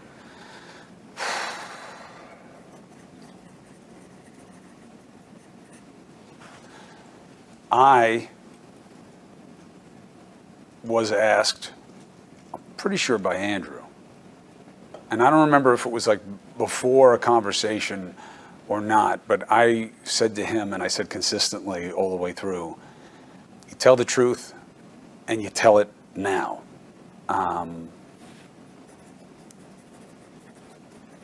And I remember other people being more deliberative about it. What was Melissa DeRosa's view in responding to Lindsey Boylan's allegations of sexual harassment against the governor? I don't remember her specific take on what to say or how to say it early on, other than the conversation that I had had with her, or conversations about her saying this wasn't true and putting this on Lindsey Boylan and having animus. Did you have any discussions with Ms. DeRosa about Ms. Boylan's personnel file and whether it should be provided to the press? Personnel file? Yes. Meaning like what had happened with her when she was there? Well, were you involved in any discussions about Ms. Boylan's personnel file? Not that I can recall. Were you involved in any discussions about informing the press about what had happened with Ms. Boylan while she had been a chamber employee, meaning the trouble from those underneath her? No, not about what to do with what had happened with her when she was at the chamber. Okay. I didn't really know. Did you ever become aware that the chamber had provided the press with Ms. Boylan's, what was referred to as Ms. Boylan's personnel file? I don't know that the chamber provided it to the press. You're aware it has been provided to the press? I remember reading that there was, I remember reading in the press that Lindsey Boylan had sent texts or messages of some kind to people who were in the administration expressing animus and an intent to come after them. Okay, putting aside the text, do you have any knowledge about the provision of information relating to complaints that had been made about Ms. Boylan's behavior while she was an executive chamber employee being provided to the press? No, ma'am. You were never involved in any discussions with anyone about who might have provided that information to the press? No. Again, I don't know that the executive chamber did provide personnel files to media. I don't know that. Were you aware of a draft letter that was prepared regarding Ms. Boylan and her allegations of sexual harassment and her time at the executive chamber? I don't remember a draft about Lindsey Boylan specifically. You remember any discussions about preparing a draft of an op-ed or a letter that would discuss Ms. Boylan? Ms. Boylan specifically, no, but yes is the answer to the question generally. I remember many, but not specific to Ms. Boylan, I don't. Do you remember any discussions with Governor Cuomo about having people write an op-ed about Lindsey Boylan? No, I don't. I don't recall that. In the December time period, I know you don't have a good handle on the chronology, but were you aware of any efforts by the executive chamber to reach out to former members of the executive chamber staff? No. I wasn't part of any effort like that. Were you aware of any effort like that? No. Were you involved in any conversations with the governor, Ms. DeRosa, or Mr. Vlasto, where it became clear that they were getting information from former members of the executive chamber staff? I don't remember that specifically being a dynamic. Were you aware of any effort to determine whether there might be any other potential complainants who would have allegations against Governor Cuomo? No. My experience was being asked on an on and off basis about whether it was true that there were more complainants. And who was asking you that? Various members of the team, I guess you'd call it. When you say the team, you're talking about members of the executive chamber staff? No, Steve Cohen's not a member of the executive chamber staff anymore. Josh Vlasto's not a member of the executive chamber staff anymore. Pollock, I don't think ever was. Liz Smith is not anywhere. I mean, you know all these things. But I mean, there, obviously, I don't want to mislead you to think that it was only the people who work for the governor who were talking to him at this time. It was an expanding circle of people around him. And that group of people, or that expanding group of people, was there ever any discussion that you became aware of that they were going to reach out to former members of the executive chamber staff to see if anyone might have a concern about their interactions with Governor Cuomo? I don't remember that being a focus of their energy. Even if it wasn't a focus, did that come up? Not that I recall. It may have, but I don't recall being a part of anything like that. Are you aware of a woman named Caitlin who has made allegations against Governor Cuomo? Yes. When was the first time you heard or were part of any discussions about Caitlin? When the allegation was made. Meaning you either saw the article or there was a discussion about a potential article? Yes. Okay.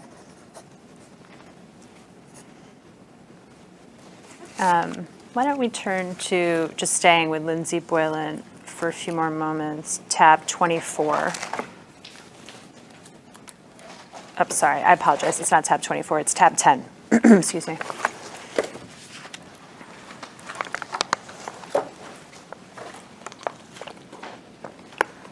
We'll mark this as the next exhibit. Do you recognize this as the Medium piece Miss Boylan published regarding her experiences with Governor Cuomo? No, because I don't remember ever seeing it, in this layout, but that's, I see your name there and I see what the headline is. Why don't you page through the substance real quick? Yes, I recognize that that's what this is. Okay, and how did this first come to your attention? I think that I was either told by people in the media or by someone in the governor's ambit of this development. Before you were told, did you have any advanced knowledge that this might be happening? Ms. Not Boylan? that I recall. I apologize, I didn't mean to interrupt you. Any knowledge that Ms. Boylan might be publishing more specifics of her interactions with the governor? No, I was surprised by this. Were you at the executive mansion the day this piece was published? I don't think so. So after this is published, what happens next from your perspective?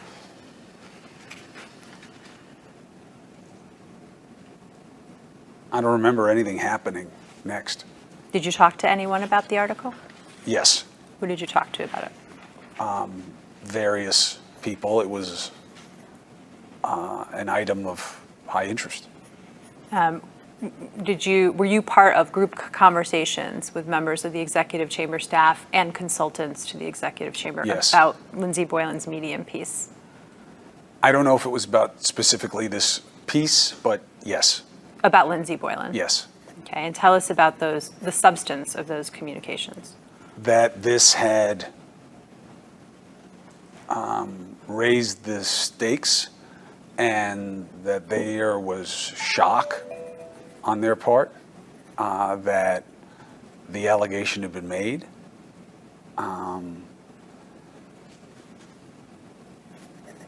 Was there any discussion about whether any of the contents of Ms. Lindsey Boylan's allegations were true? No, the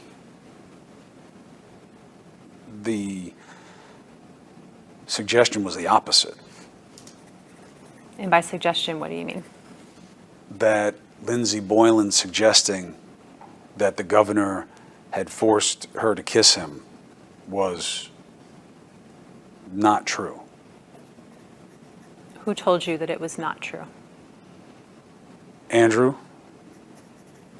my brother told me. Josh Vlasto says he didn't believe it. He became more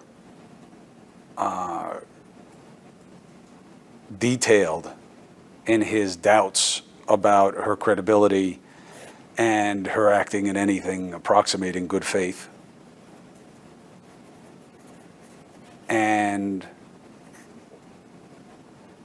that he had regret because, and again, I could be wrong, but I remember him feeling like he somehow was connected to how she got hired or something like that, that he knew her or something like that, and that he felt guilty that somebody that he had brought in,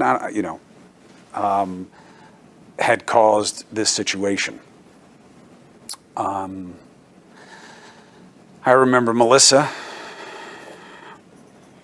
also expressing disbelief. You said Mr. Vlasto was more detailed in his doubts. What did he detail? That he did not trust Lindsay Boylan's credibility, good faith. Did he explain why? Not exactly. And generally? He said that he was just commenting that this was more than wrong. Wasn't about her misunderstanding the situation. Wasn't about anything that had ever happened. It was about her launching an attack and him believing that she was not tethered to reality. And you said Mr. Rosa expressed disbelief. Yes, And explain, what did Mr. Rosa say? to this your didn't recollection? happen. I'm sorry. That's okay. What did she say to your recollection? No way this happened. And the this that's being referred to, what was the this? The harassment, the forced kissing. Was there any discussion about Ms. Boylan's allegation that the governor gave her a tour of the executive mansion? No, I don't understand that to be an allegation. Was there any discussion about Ms. Boylan's allegation that the governor had made comments about a cigar box he had received from President Clinton? Not that I can recall. Was there any discussion about Ms. Boylan saying the governor had compared her to one of his ex-girlfriends? Not that I can recall. Was there any discussion about Ms. Boylan's allegation that the governor had given her a rose on Valentine's Day? No. Was there any discussion that Ms. Boylan had received a signed photograph of the governor on her desk shortly after receiving the Valentine's Day rose? Not that I can recall. But also, just to be, I don't remember being in any conversation where that was said. I'm not saying it was never said. I can't speak for conversations that they had, which happened all the time, that I was not included in, or I was only included in for part of the time. So. Totally understand. I'm just looking for your memory, in part trying to understand what the this is that you understood people were expressing disbelief about. Was there any discussion about Ms. Boylan's allegation that the governor had made a comment about playing strip poker? Not that I can recall. I don't remember anybody validating anything that Lindsay Boylan said. But other than the kiss, you don't remember them discussing any of the allegations? No, not specifically. Okay. And when the kiss was discussed, you said that both the governor denied that he had forcibly kissed Ms. Boylan. Did the governor ever say he had kissed her not forcibly? No. Were you part of any conversation in which any of the governor's physical interactions with Ms. Boylan were discussed? Maybe, in terms of how his customary greetings or whatever may have been an aspect of what Boylan was talking about, and I remember that being rejected heavily. I may have even suggested it at some point. I didn't talk so much early on. And I may have said, I remember thinking at least, could she have gotten something wrong? I mean, people can misconstrue things all the time in good faith. And I remember it just being dismissed out of hand that any of this was about confusion or not understanding something as it was intended. That this was all intentional. She was making it up, and she was doing it to hurt Andrew. And nobody was surprised that she was doing that. So the entire premise of the discussion was she had made everything up. Yes.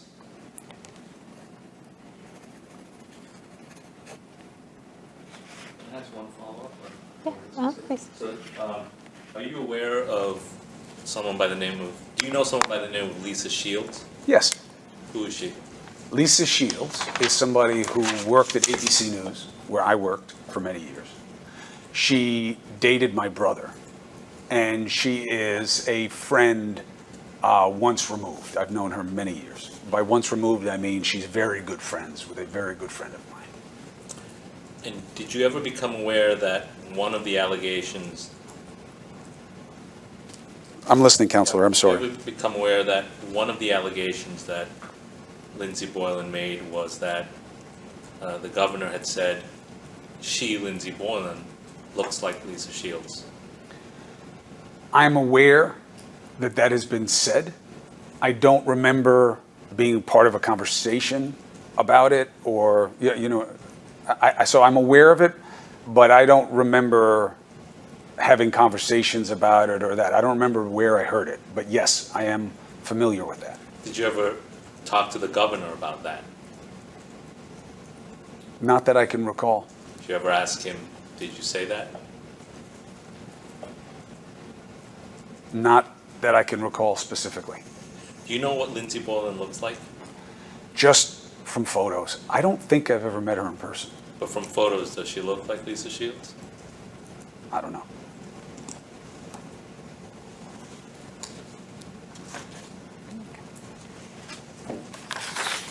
You've told us what you recall the governor saying about Ms. Boylan, Mr.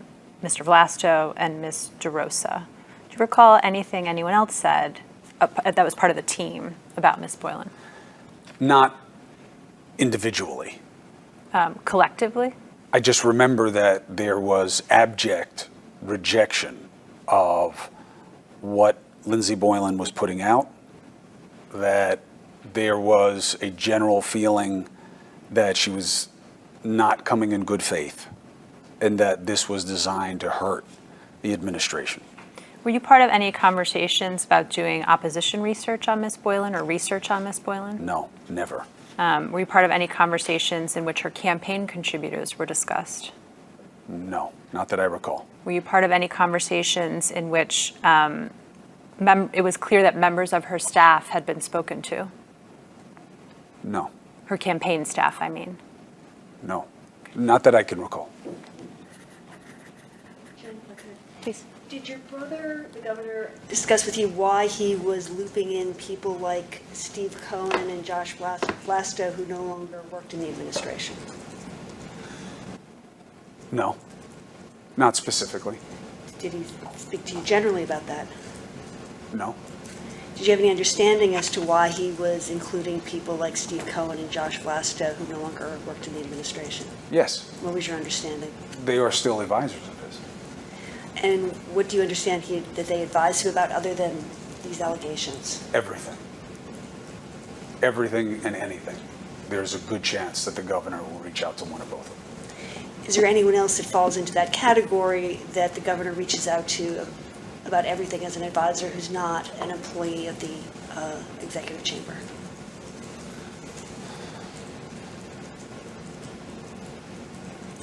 No, not that I can think of. Did you ever have any discussion with the governor about whether it was appropriate to share non-public information about state operations with people that no longer worked for the chamber? No, Did you have any discussions with the governor about Linda Lacewell's role? her role? Her role with respect to things going on within the executive chamber? No, ma'am. Did you understand that at the time of these allegations, Ms. Lacewell no longer worked in the executive chamber? I don't think so. Okay, Jen. With respect to Ms. Boylan, were you part of any conversations in which it was discussed that she had called the governor handsome? No, That she had said she loved the governor? no.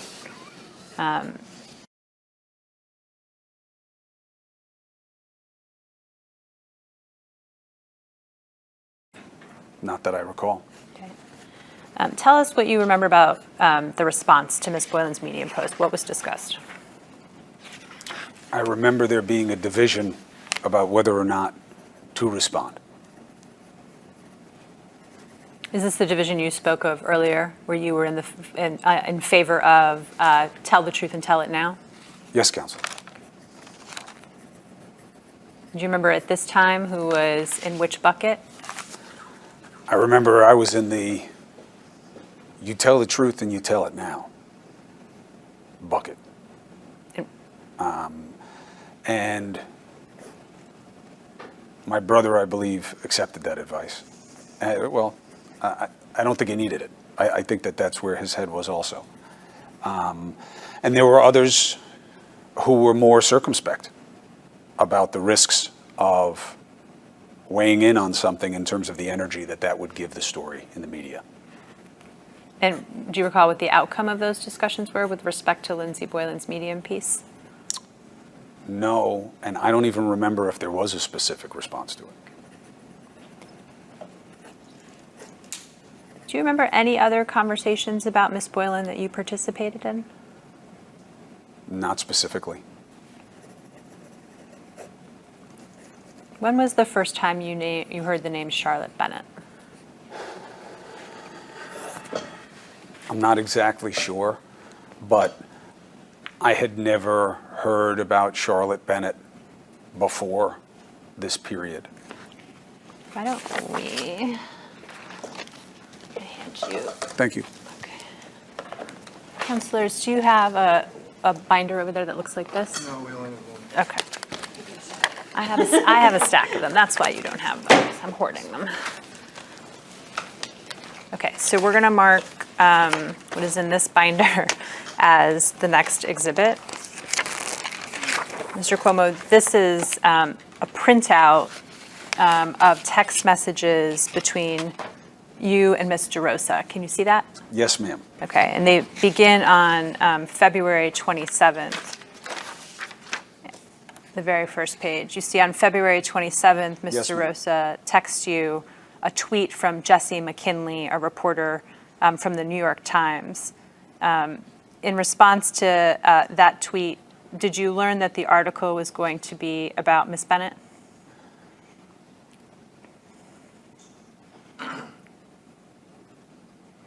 I'm not sure. I'm not sure if I knew who it was when I received this text. Okay. And tell us what you do remember about discussions about Charlotte Bennett with the governor. And there was a lot of discussion, obviously. My interest was different than the team's. For me, it was, who is Charlotte Bennett? What is this account about? What is true and what isn't true? What did the governor tell you about who Charlotte Bennett is? He said she worked on the staff, that she was on and off, in contact with him, that she was part of like the LoveGov, fanfare of all the messages that he would get and all that, and the people around him who would kind of monitor it, that Charlotte Bennett was one of them. I'm not saying that was her job. I'm just saying he had mentioned that. Anything else that Governor Cuomo told you about who Miss Bennett is? Not in terms of like her background or anything like that. Did Governor Cuomo ever tell you that Miss Bennett was a sexual assault survivor? I definitely discovered that. I don't think my brother is the one who told me that. Okay. I think you said the next thing you were interested in is what is this? What's true and what's not? What did Governor Cuomo tell you was true and was not true about Ms. Bennett's allegations? My brother said that he never intended to do anything like what Charlotte Bennett was alleging. And by do anything, what did, My brother said that he never solicited affection or asked her out or made a move or anything like that. Never put his hands on her. He never did anything like that. what did he say to you or tell you about the allegations she made about things he said to her? That he never intended to in any way deceive or influence her the way that had been suggested, and he was very sorry that she felt that way, if she in fact did. Did Governor Cuomo acknowledge to you that he had said to Ms. Bennett the things she was alleging he said? Not specific comments, In general? not that I recall, that they had discussed Charlotte Bennett and what she had survived and how that shaped her, and that she wanted to know from my brother what to do with it, what to do with the experience, and how it affected her life and her personal life. Did Governor Cuomo acknowledge to you he had said the things to Ms. Bennett that she alleged he had said to her? No. Did he deny to you that he had said the things to Ms. Bennett that she is alleging? He denied that he was trying to manipulate Charlotte Bennett the way that I believe is alleged. I understand that he denied having an intention to you. I'm asking, did he deny using the words that she says he used? Which words? Okay. So did the governor deny to you telling her that he was lonely? No. Did he acknowledge that he did tell Ms. Bennett he was lonely? No, not that I recall. Did the governor acknowledge that he had said to Ms. Bennett he wanted to ride off on his motorcycle and take a woman into the mountains? No. Did he deny saying that? No. Did he acknowledge asking her about recent hookups? Say that again? Did the governor deny asking Ms. Bennett about recent hookups? No. I don't remember ever discussing any of these statements with him specifically. That's why I'm saying I don't remember him acknowledging them or denying them, because I don't remember discussing them with him. Okay, and so then help me understand what was discussed. So I understand he denied having an intent, right? You said he denied trying to manipulate her. Was the tenor of the discussion that the conversations Ms. Bennett was describing had in fact occurred? The tenor of the conversation was, what were you doing talking to her about these things? Why did any of this happen? That was coming from me. Mm-hmm. And what did Governor Cuomo say in response? He thought he could help. He thought he understood. He thought he was being helpful. So he didn't deny talking to her about the things? No.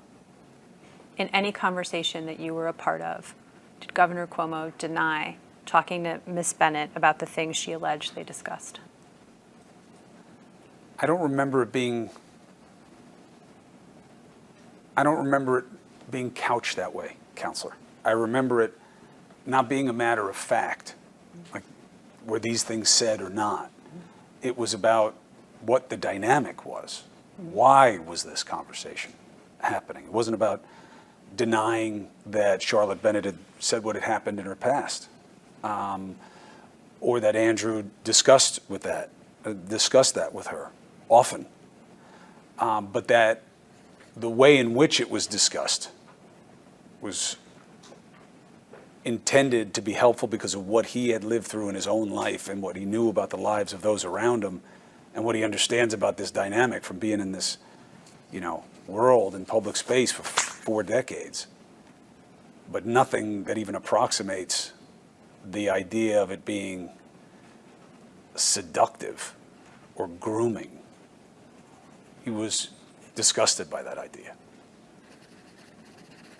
Did the governor tell you he was trying to be helpful when he asked Miss Bennett if she could find him a girlfriend? He never mentioned that he asked her to find him a girlfriend. What I was told was that Charlotte Bennett used to talk about culling that Love Gov parade and looking for women as a joke. Not that she ever meant it as any kind of actual solicitation or, just to be clear. And who told you that Miss Bennett had discussed culling the, I need to understand, what is the Love Gov parade that you're talking about? Andrew, at some point, became a focus of national attention. And he started to get a lot of attention, a lot of praise, and a lot of playfulness about his personal life. And messages would come in, emails, social media, of men, but I believe mostly women, saying nice things about him.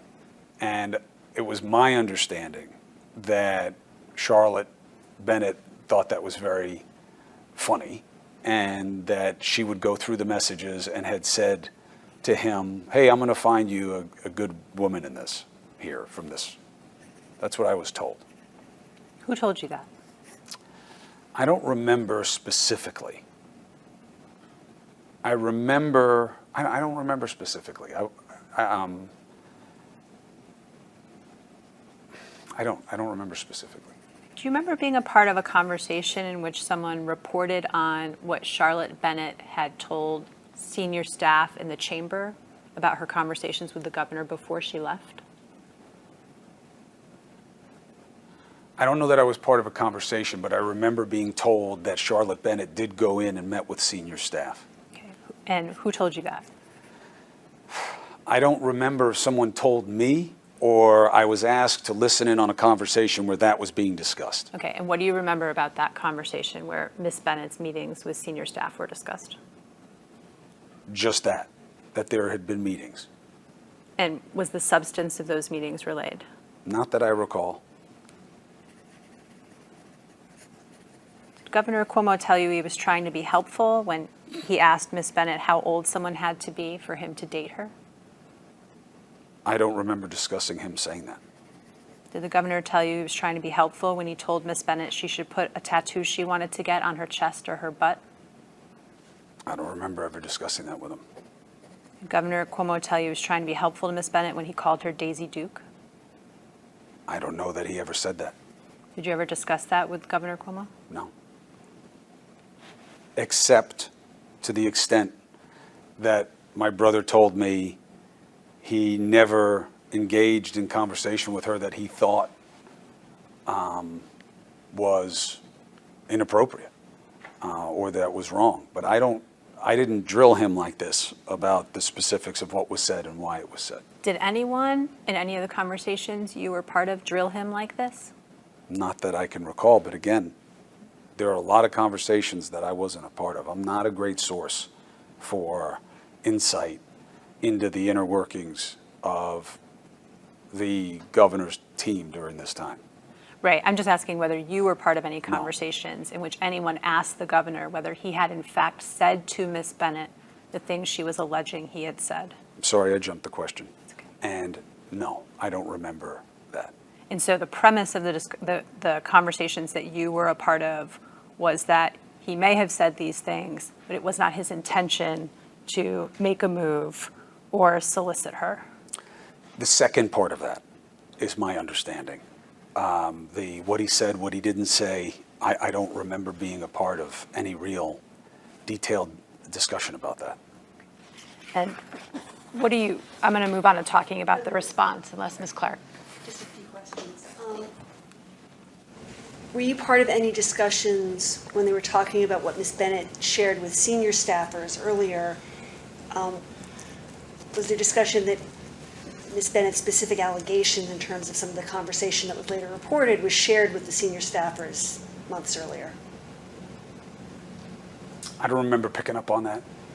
Did anyone tell you, or did you hear directly from any senior staff that had spoken to Ms. Bennett back earlier, that they found her to be credible.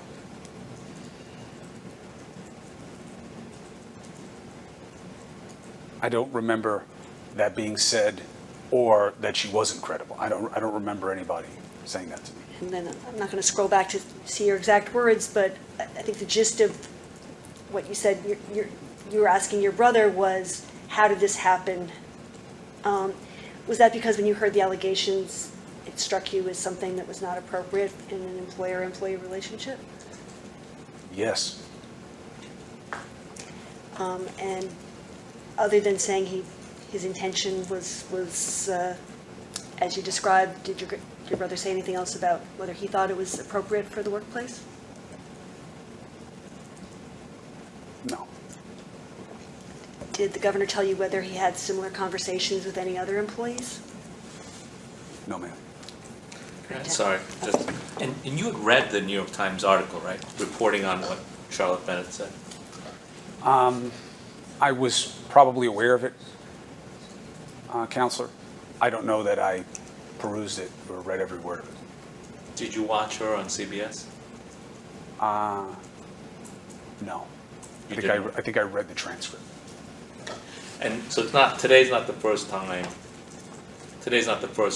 you're hearing of, some of the things that she said, he said, right? No. Counselor, I am aware of pretty much everything I've been told. Maybe not everything, but again, my perspective here is no disrespect to any of the people putting forward allegations. This is my brother, and I'm trying to help my brother through a situation where he has told me he did nothing wrong. And that's it for me. How do I protect my family? How do I help protect him? Probably should have been thinking more about how I protect myself, which just never occurred to me. And that was it. It wasn't this tactical, what do you do, what do you not do? You ask me a question, I'll give you an answer. You want my take on how something's playing, I'll tell you. But I'm not part of his team, and I wasn't part of any kind of manipulation of any kind. So for me, it was, the way you guys would probably talk to your siblings about it. What is this? Did you do this? No, I didn't do this. Okay, well then, how did this happen? Why is Charlotte Bennett saying these things? Well, I thought that, I was able to help. I was doing this. That was the conversation. So understanding your perspective as a brother, we're just trying to understand what you actually talked to him about and didn't. And so knowing at the time some of the allegations that she was making from whatever source, New York Times or transcript to the CBS, and him saying, I was just trying to be helpful, the question is, did you ever ask him, well, she's saying, you said, I'm comfortable with anyone as young as 22. Did you say that? No. Okay. Did you ever ask him, how is that consistent with being helpful to a sex assault victim? No, not that I recall. Did that cross your mind? Yes. Okay. But you just didn't ask him. Not that I recall. Have you ever gotten an explanation from anyone how saying that I'm comfortable with anyone over 22 is helpful? I don't know that it was said. And people can say things and think that it's going to be taken one way, and it is not taken that way. And you can either think that's reasonable or unreasonable. My question was simply, have you ever heard an explanation given to you by anyone? Not something you can come up with now. I've never heard Andrew own that he said that that's true, that was actually said. But no one in your presence asked him, did you say that? Not in my presence. And you never asked him. I don't think I ever asked him that specifically, like about that comment.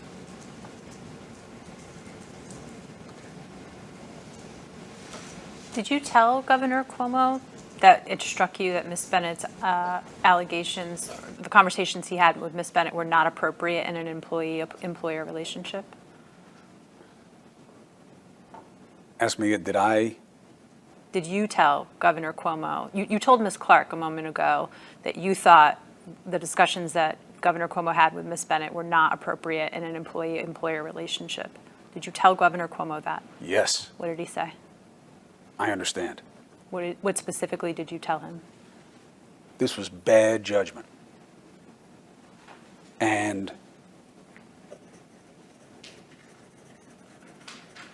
shouldn't have happened. And all he said in response was, "I understand"? He was embarrassed. Did he say that? He didn't have to. What do you mean he didn't have to? I can tell how my brother feels about things and how he doesn't. I don't know your brother like you do, so you can help me understand how you could tell that he was embarrassed. 40 years of being his best friend, of knowing what he's taught me about how to be, about what I've seen him do with himself and how he carries himself, and what it was like to live through this in our own family, and have the profound understanding that he has, and certainly I do, of these situations and what, you know, what they are and what they're not. And that this had wound up being the opposite of what he says he was trying to do. What advice did you give him? I don't remember giving him advice. I don't remember. I didn't give him advice about what to do or not do in a situation like this. Did you make any suggestions about what he should or shouldn't do? No. Suggest that he should apologize? Always. Always. I believe, no matter what your intentions were, I know this doesn't play well in cancel culture, and I know that this doesn't play well in a court of law, and it certainly wouldn't play well in this room. But if somebody is offended by something that you did, if somebody thought it was wrong, you should apologize, because even if you didn't intend it that way, you should care about what their response was and how they experienced it. So I always advise that to anybody in any situation. Did you advise that to Governor Cuomo in this situation with respect to Ms. Bennett? Yes. And what did he say? I don't remember him saying anything. I think that that was understood. And what do you mean by? He was upset that Charlotte Bennett was upset. He expressed being upset. Yes. Did you advise him that he should personally apologize to her? Yes. And what did he say? I don't remember specifically. But it was understood that that was going to happen. That he was personally going to apologize to her? Yes. To your knowledge, has that happened? Yes. I believe that his statement was apologetic. And I think I just went past one. It is absolutely my understanding that Andrew's response to what happened there was that there's regret. I see. So his public statement expressing that Yes. he was sorry. If you're asking me, do I know that he has reached out to Charlotte Bennett personally to apologize? I do not know that. So you advised the governor that he should say he was sorry.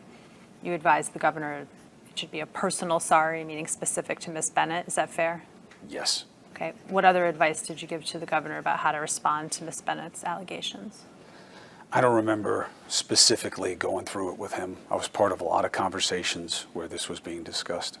Okay. Why don't you take us through the other conversations that you were? Yeah. Sorry, Paul. You mentioned earlier that you knew, in understanding him, you knew what he and his family had gone through. What did you mean by that? I mean that Andrew has experience and knowledge about sexual assault and how it affects people. And what is that experience and knowledge? He has personal experience with it in our family and in the circle of people that he cares about, and on occasions where people have come to him for help. So Do you mean family members who were themselves subject to sexual assault? Yes. How many members of this family have come to him as victims of sexual assault? It's not for me to discuss. The number? Yeah. These are very personal things. And I don't know that it's my place to discuss other people's experiences, except unless they are specifically relevant to what you guys are investigating. I don't think that's fair to them, with all due respect, counsel. Did the governor tell you that he had spoken to Ms. Bennett about any specific family members who experienced sexual assault? Yes. What did he tell you with respect to that? I believe that he had discussed what had happened with his. And did he tell you any of the details that he discussed with Ms. Bennett about what happened with? No, ma'am. And did he tell you why he discussed any particulars about Ms. Bennett? To help her understand that he could relate to what she was experiencing.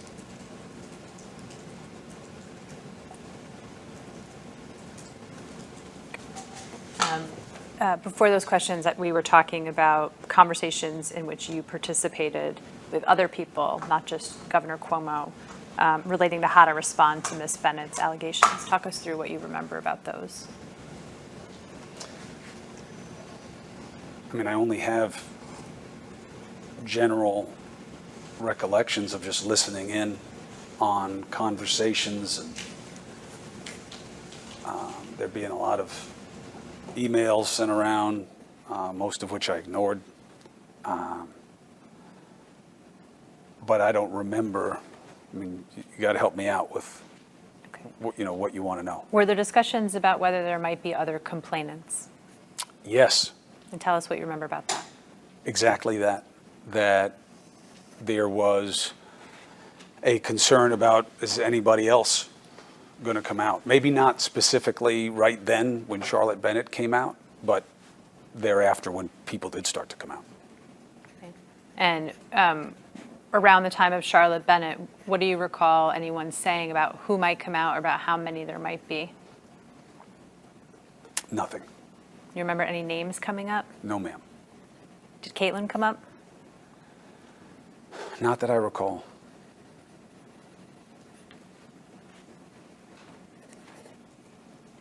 Did you? One second. Go ahead. You've said with respect to Ms. Boylan that various people ascribed evil motives to her, that she was out to get the governor, things along those lines. Did anyone say anything along those lines with regard to Charlotte Bennett?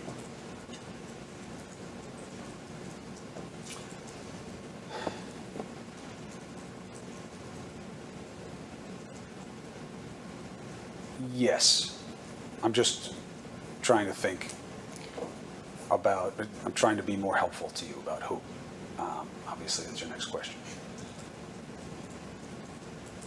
I remember, well, start at the top.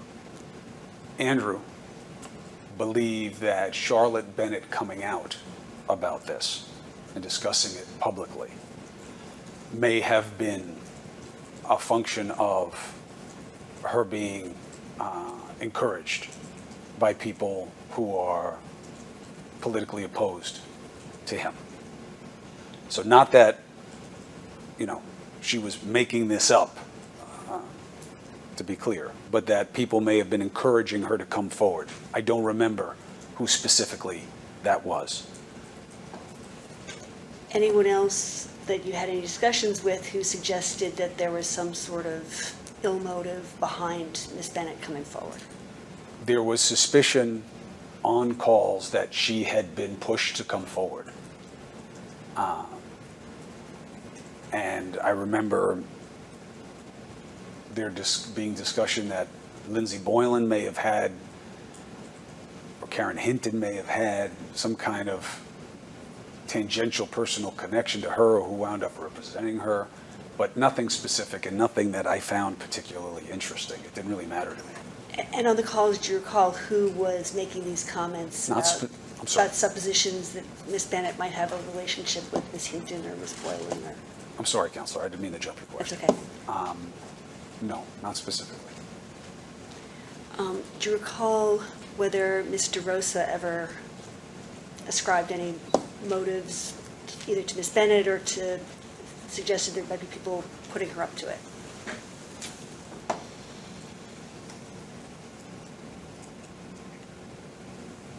Not specifically. Do you recall generally what Ms. DeRosa's response was to the allegations by Ms. Bennett?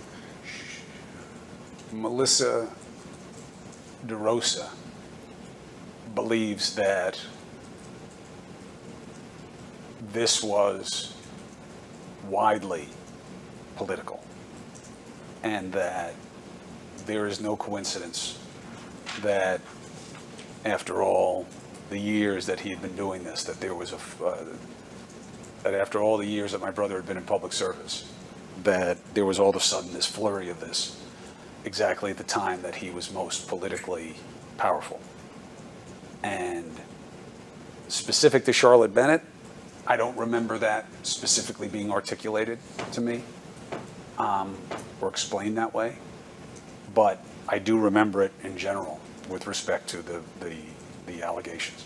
And once Ms. Bennett's allegations were public, did Ms. DeRosa, in any of those conversations, say that she had known about Ms. Bennett's allegations many months before Ms. Boylan started tweeting?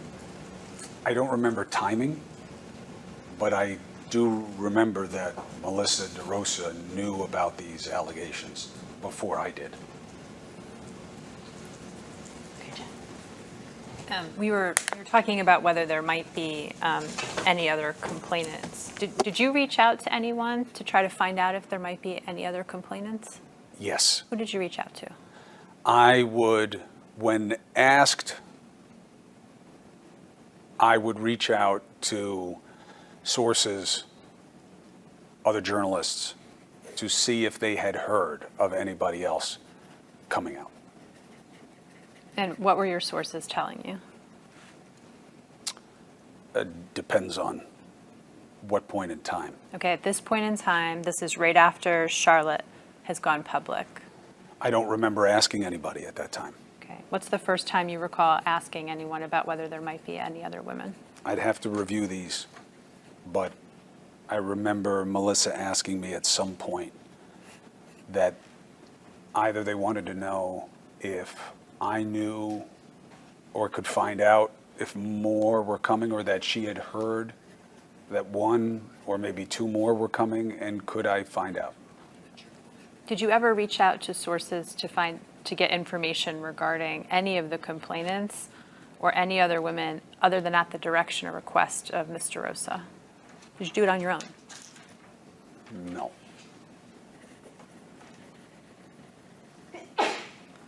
Bless you. Before we look at documents, what do you remember about discussions about? If I might, Counselor. Sure, Just to please. give you some more context on that. I would never do oppo research on anybody alleging anything like this. I'm not in the oppo research business. I don't tolerate a lot of oppo research on any level.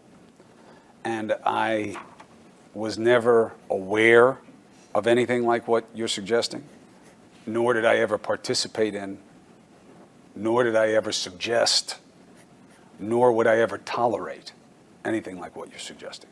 Okay. When you say oppo research, what do you mean? The idea of trying to find ways to disparage people who come forward with allegations like this is not what I'm about. Do you recall at some point that you received a complaint related to Hamilton College? No. Okay. We'll come to that in a minute then. I understand you're saying you didn't do any opposition research on any of the women who have. I don't even know of any opposition research being done. That's what I was just going And to ask. I don't even know that I would call it that if that's what was happening. What about research or opposition research on individuals who might have done an investigation of the allegations of harassment against the governor? I never heard anything about that. Were you involved in any of that? No. You never heard anything about that? No. No one asked you to do any research on Mr. Kim, No. on Ms. Clark? No. You were never in any discussions where Mr. Kim or Ms. Clark were discussed?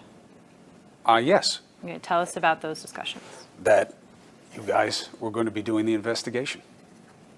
And, you know, what that meant about how long this would take and, you know, the nature of the process. Was there any discussion about either negative information or information that could be used to undermine the credibility of Mr. Kim or Ms. Clark?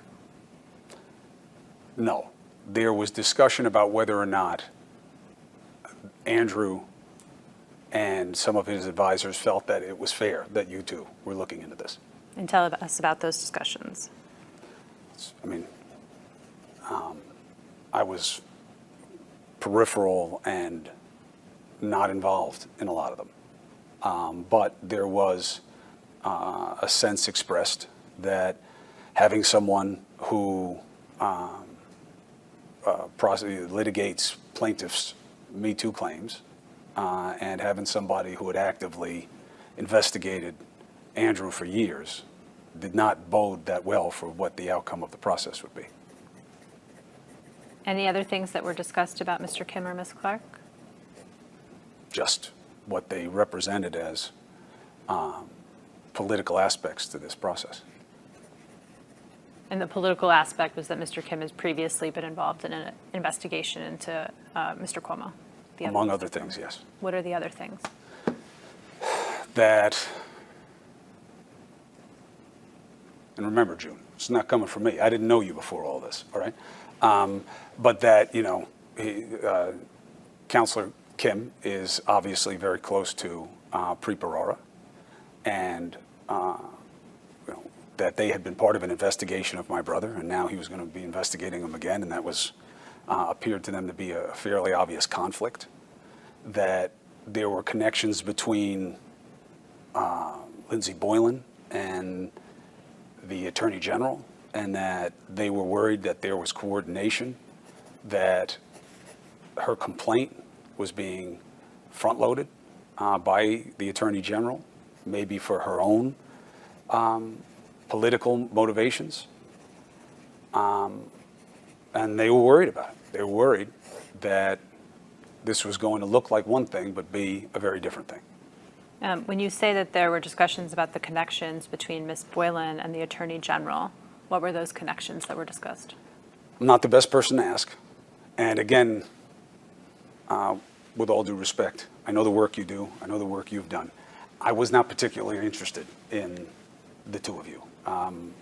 Somebody was going to investigate it. I never expected it to be, you know, this process, I think, is fairly obvious.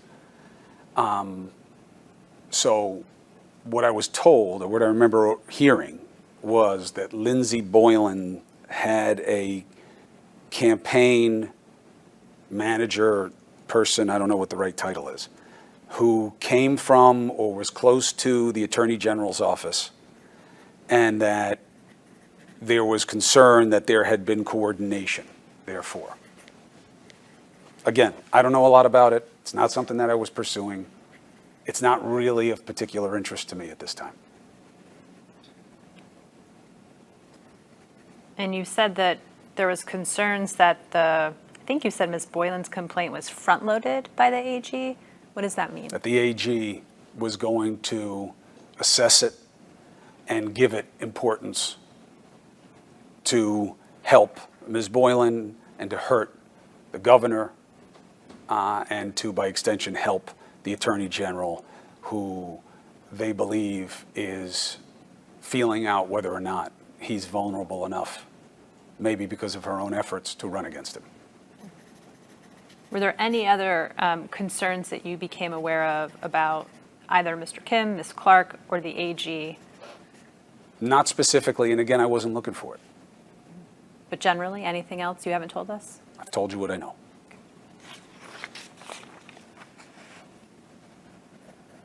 prior to Mr. Kim and Ms. Clark being appointed, were you involved in any discussions about the need for an outside review of the allegations of harassment against Governor Cuomo?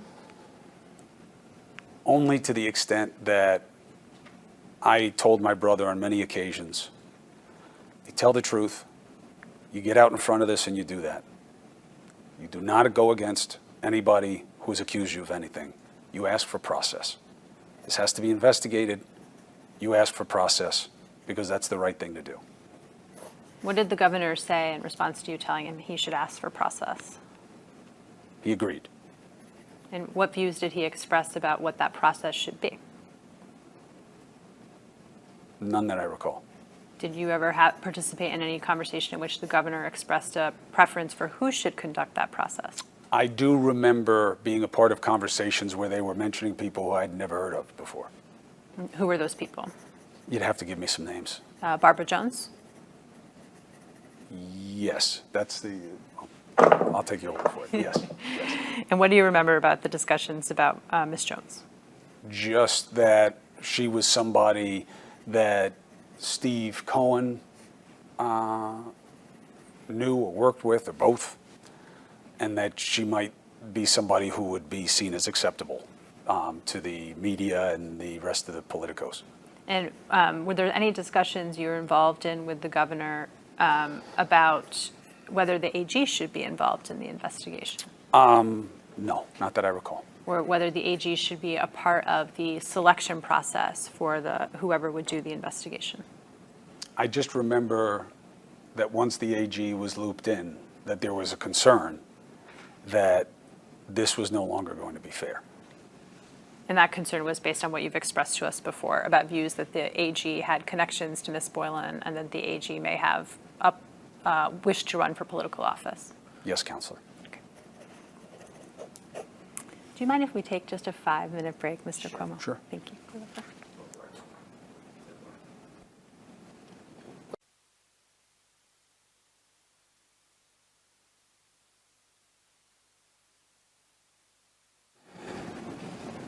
Time now is 12:25 p.m. This begins Media 3 on the record. Mr. Cuomo, can you turn to what is tab 12 in the larger binder in front of you, please? I thought you wanted to. Oh, I apologize. Yes, you wanted to clarify something. Yes. In the spirit of completeness, you asked me early on, who knows that I'm giving testimony today? I said my family. That's a little bit of an expansive term for me. I've tried to be quiet about the fact that I'm coming in. I didn't think it did me any favors, and frankly, I don't know that it does you guys any favors. So my agent knows, these are all people who are intimates to me. I've tried to be cagey about it. My team knows that something's up. They knew, most of them know that I got a subpoena, my senior staff. But I just want to be fully complete on it. It's not just my wife and my siblings. But I've tried to be discreet about this. When you say your team, who do you mean? My executive producer, I don't think any of my senior producers, my direct producer has an idea that I've been getting ready for this and there's something weird because I'm telling her, leave me alone, I'll call you later. So I know it doesn't really matter, but just for the spirit of completeness. Okay, I appreciate the clarification. Okay. Thank you. If there's anything else you want to clarify throughout the day, just let me know. Thank you, Counselor. Why don't we turn to tab 12 Okay. in the larger binder. And we'll look at tab 12 and tab 13 together.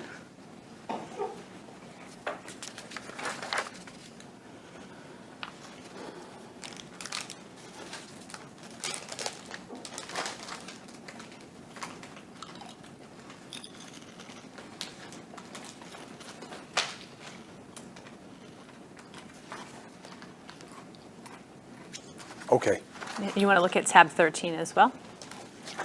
And we'll mark this as the next two exhibits, please.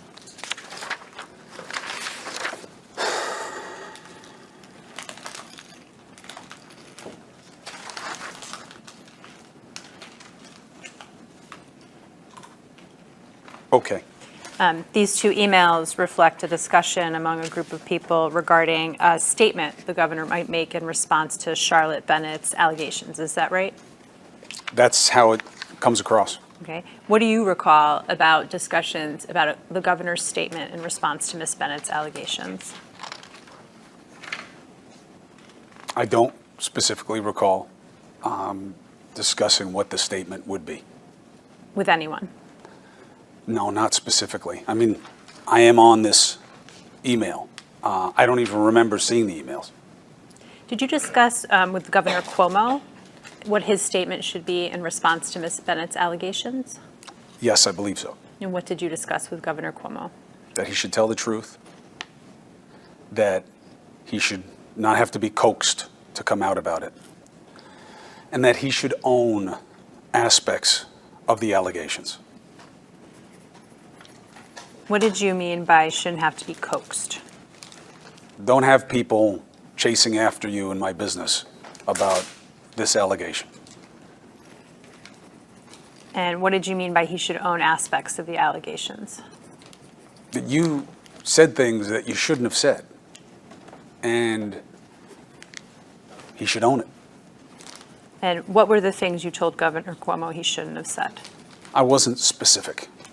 In your own mind, what were the things Governor Cuomo should not have said to Ms. Bennett? I don't think that it was a good judgment to believe that no matter how sincere the request for his help or how much he cared about trying to help, that he should have engaged in this kind of dialogue with somebody in Charlotte Bennett's stated position. And when you say this kind of dialogue, what dialogue are you talking about? About being sexually assaulted, about what that meant for her personal life, about how that should be handled going forward. What about the governor's discussion with Ms. Bennett of his own personal life and dating life? What did you say to him about that? I don't remember that being a specific concern for me. You didn't think that was inappropriate? My focus is on the fact that Charlotte Bennett is somebody whom I believe, suffered. And that demands a respect that may wind up demanding restraint. And that wasn't exercised here. That's my concern. Yes, he's my brother. And I love him to death, no matter what. I only got one. But I have a lot of feeling for what I learned about Charlotte Bennett and where this was coming from. Very different than anything else I had to learn about in this process. And I'm very sensitive to that. What did the governor say after you told him he should own some of the allegations that Ms. Bennett had made? I knew it would come with a division of opinion on his team. I mean, obviously, I don't have to tell you guys you're a bunch of lawyers. You know, being in the acknowledgement business isn't great when you're being investigated. That said, I believe that the governor has different responsibilities than just being, a quasi-defendant.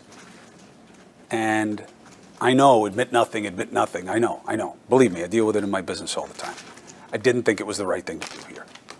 I should state my question more clearly. What did the governor say to you about your advice that he own some of the allegations Ms. Bennett had made? He understood. What did he say? I don't remember precisely. Do you remember generally?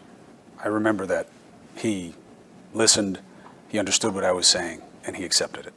And did he agree? I believe so.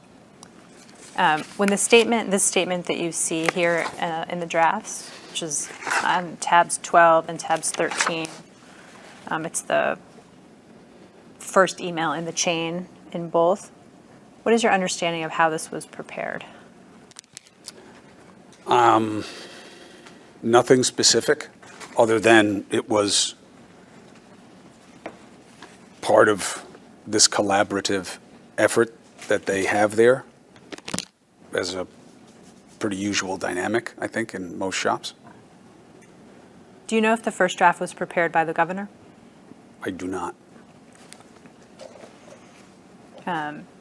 There's a debate in these emails, as you can see, about use of the word paternalistic. You see that? I do. What do you recall about a debate over the use of the word paternalistic in the governor's statement regarding Ms. Bennett's allegations? I don't. You don't recall any discussion about use of the word paternalistic? I know what's here. I don't remember being part of any such discussion, and I wasn't in this thread. Did the governor describe his interactions with Ms. Bennett as being paternalistic to you? My brother told me that he thought that he was helpful, that she looked to him for advice, and that she respected and trusted what he was telling her. Did he describe himself as being paternalistic towards I don't her? remember the word. I'm sorry. I don't remember the word. Do you remember him describing himself as acting in a fatherly way? I remember that being said. I don't know if it was from my brother directly. Do you remember any discussion or debate about whether, in fact, how Governor Cuomo spoke to Ms. Bennett was fatherly? No. Or whether how Governor Cuomo spoke, there was any debate about how Governor spoke to Ms. Bennett being helpful? Not that I recall from being present. What about any debate about whether what the governor said to Ms. Bennett being appropriate in a mentor-mentee relationship? I don't remember that dynamic of discussion with my presence. Were you involved in any discussions in which anyone told the governor that what he had said to Ms. Bennett was wrong? He shouldn't have said it.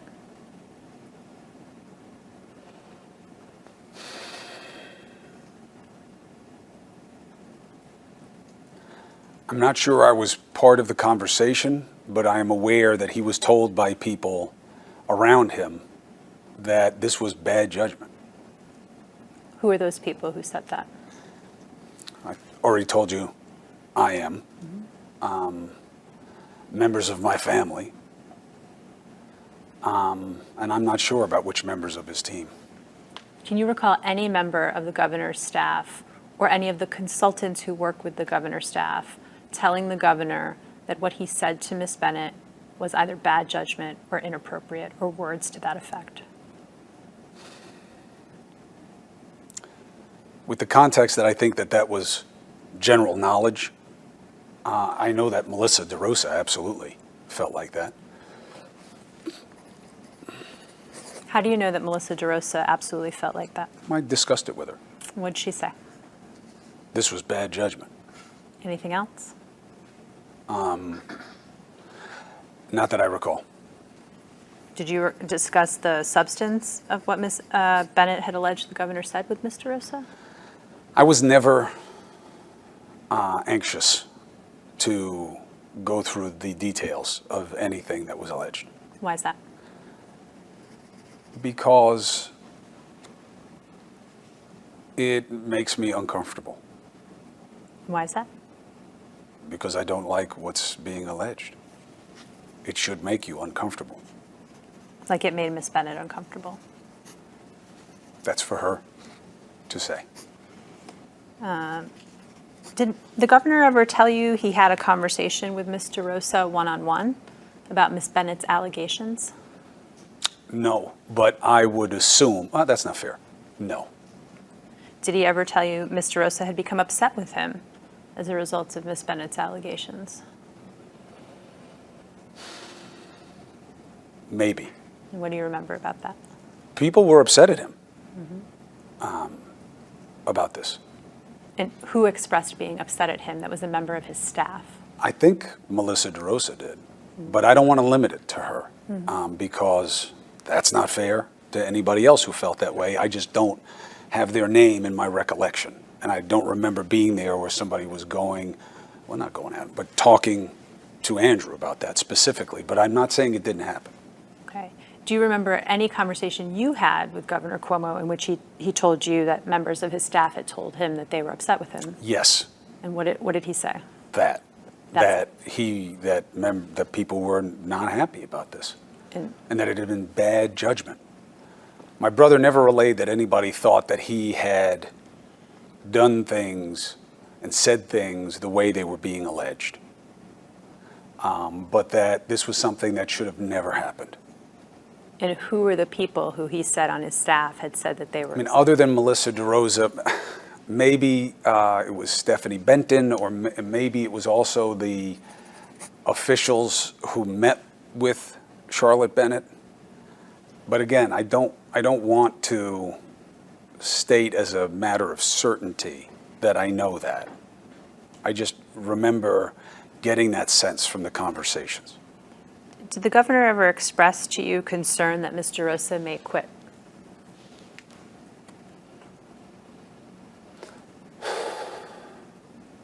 No, my brother never told me that he thought Melissa DeRosa was going to quit. Did you discuss with your brother anything about whether Mr. Rosa might leave the chamber or take another position? Yes. Okay. I would discuss with my brother that this was incredibly taxing and damaging to everybody around him, and that the scrutiny and the attention was going to be very hard, and that was obviously feeling a lot of it. She had been targeted during this process, and I think that's very hard to take, especially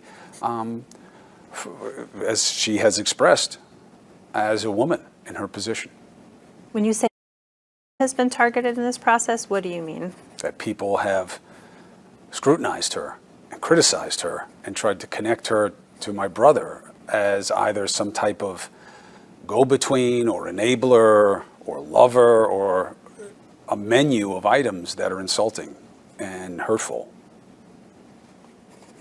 Let's go back to the emails that are in front of you.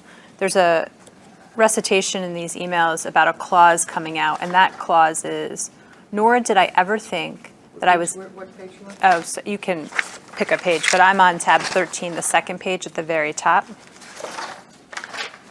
Yes, that- Counselor, I'm there. Yep. Nor did I ever think that I was acting in any way that was inappropriate. What do you remember about discussions about that clause coming out of Governor Cuomo's statement regarding Ms. Bennett? Nothing. You don't recall anyone talking about whether the governor should not say that he never thought he was acting in any way that was inappropriate? I don't. Did you ever talk to the governor about whether he should say that he never thought he was acting in any way that was inappropriate? No. Did you ever talk to the governor about whether he thought that he was acting inappropriately? Yes. And what did he say? No. Let's turn to tab 14.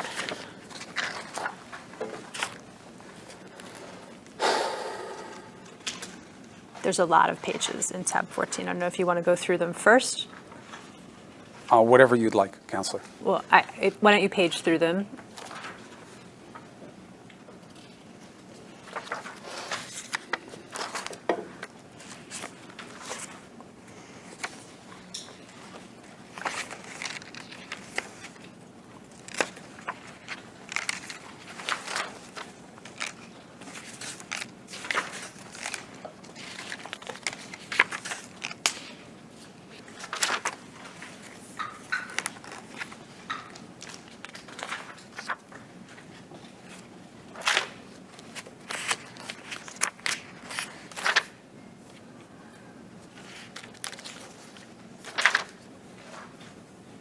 Okay?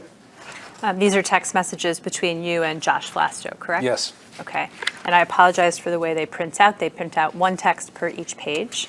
But on the first page, this is on Saturday, February 27th, which, just to remind you, is the day that Charlotte Bennett's New York Times article came out. And Mr. Vlasto writes to you, if people accept it, then we live with Jones and she does her thing, and we hope another woman, one, doesn't drop. What did you understand Mr. Vlasto to be talking about when he said, if people accept it?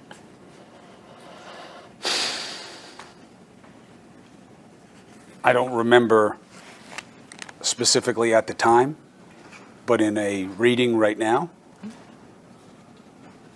if people accept it means if the choice of Jones, who I believe would be Barbara Jones, as the investigator is acceptable.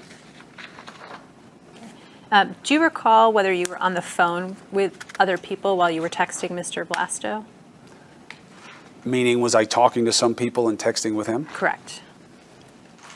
I don't remember that here. I don't remember that here. Okay, why don't we look through it if it refreshes your memory and let me know. And it said, we hope another woman doesn't drop. Does this refresh your recollection about any conversations that were had about another complainant potentially coming forward? I don't remember that at this time they knew another allegation may come. And at this time, did you understand anyone to be making any efforts to determine whether there might be another complainant? No. If you look at the next message, it says, if they don't, then Tish jumps in and get a special prosecutor. And then it's a tougher situation, but still survivable. What did you understand Vlasto to mean by that? The plain reading that if Barbara Jones wasn't the investigator, then the Attorney General may take initiative to own this situation. And there was concern about that. Josh Vlasto was one of the few who was not concerned about it. He believed that that the Attorney General was not going to run, and that wasn't her interest here, and that was a minority opinion. And the reference to survivable, what did you understand him to mean by that? That Andrew would be alive at the end of it. Did you understand that to mean that he would still be the governor at the end? I think it was pretty unclear at that time. Was there any discussion about steps that the governor should take in addition to requesting that an investigation be done? I don't know what you mean by additional steps. So, for example, was there any discussion about whether the governor should seek counseling? Not that I can recall. Was there any discussion about whether an HR function should be established for the executive chamber? An HR function? Mm-hmm. What does that mean? Human resources function. A human resources part I get. But what do you mean by a function? An office for human resources within the executive chamber. No, my understanding was there was. Was there any discussion like that about steps that should be taken in light of the fact that allegations of sexual harassment had been made to improve the executive chamber? Sorry, Councilor. Sure. Yes. What were those discussions? I remember that there was a big push from Andrew to be remedial in advance. And that some were saying, no, wait till you're told what to do. And he didn't think that was right. He thought that he could see what needed to change here in terms of the culture and the maintaining or maintenance of that culture, and that it should be done in advance. And what things, remedial things were being tabled? Having somebody come in and assess how things were handled in the office, how these were handled, how they should be handled, how things can be handled differently or better, and that should be instituted. Any other remedial measures that were discussed? Not that I can recall. That was about the chamber. Were there any remedial measures discussed that were specific to the governor? Not that I recall. And the people who took the position that the remedial measures should wait, what did they want to wait for? For process. The conclusion of this process. I don't know about the conclusion, but that they should just wait. Until? I don't know exactly. Okay. And who was in which camp? All I know is that Andrew was in the let's make changes now. To your understanding, what changes have been made? I don't know. Did you ever talk to Governor Cuomo about whether he was making the changes he thought should be made? I have not. My scope of interest is in my brother, trying to help him with my head and my heart any way I can, and trying to insulate my family from this in terms of the animus and the toxicity of it. How many times can you remember Governor Cuomo discussing taking remedial measures after the allegations by Ms. Bennett came out? Several. Can you remember any other remedial measures other than hiring someone to come in and do an assessment of how things are handled in the chamber? I think my brother seemed to understand that holistically, that whatever somebody, who knew what were the best practices said should be put into practice. And when you say best practices, do you mean best practices with respect to sexual harassment? I think office culture was seen as being a little bit more broad than that. Did you have conversations with Governor Cuomo about his perspective on the office culture of the executive chamber? Not that I recall specifically, no. Generally? No, I don't remember it being something that we discussed. But there was a discussion that something about the culture had to be changed or assessed, right? Yes, that came from him. And what was he saying needed to be changed or assessed? Well, he didn't say specifically. He said we should bring somebody in, or he should bring somebody in, and have them do an assessment of everything that was done here and how it's done, and whatever fixes that they recommend we should do. That's the way he framed it. Yeah, I remember there being more to it than that. I don't remember specifically what it was. If you continue in the text message chain, Mr. Vlaster writes, but the leaders have weighed in, so no quick push to resign. What did you understand him to mean by leaders?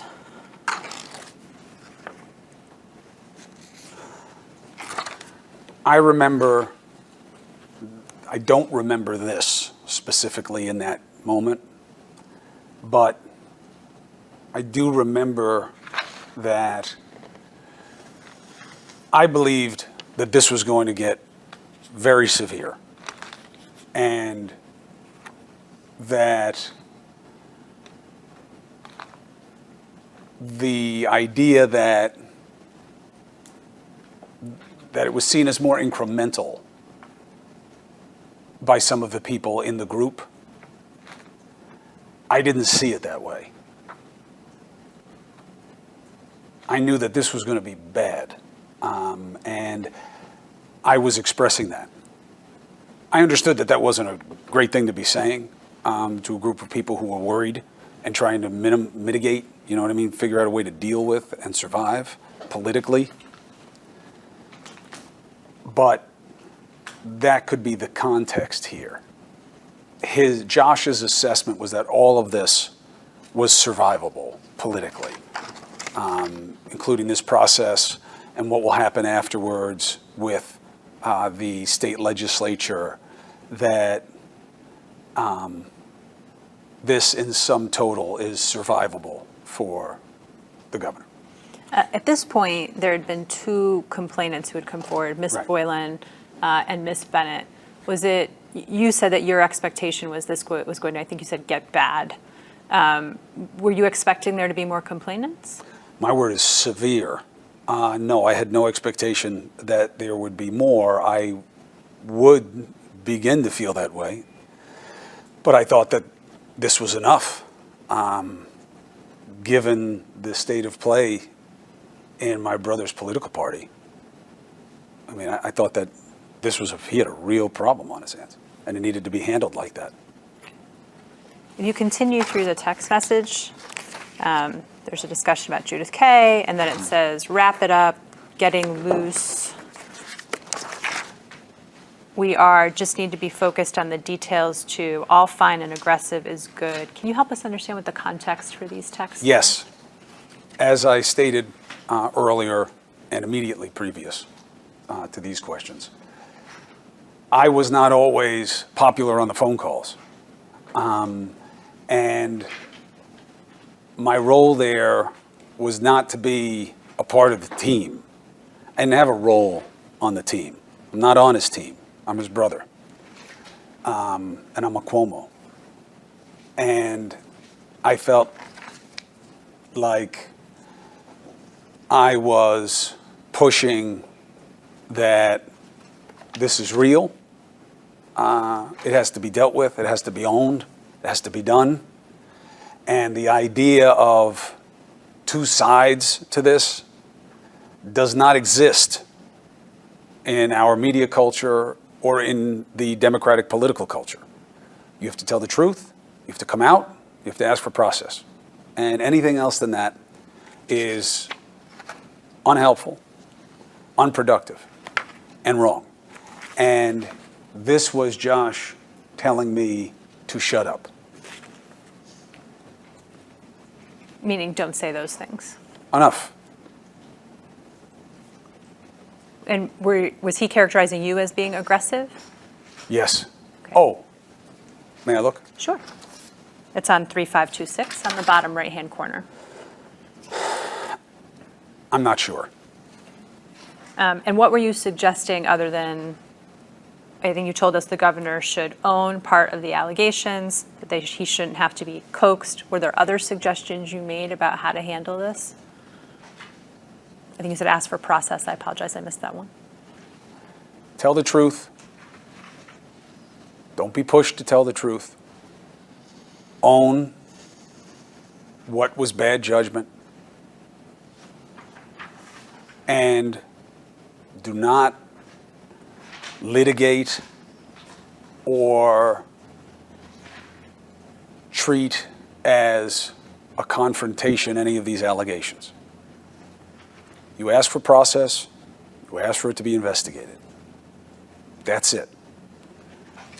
And there was a division on that. I think you've described that to us before. Why don't we turn to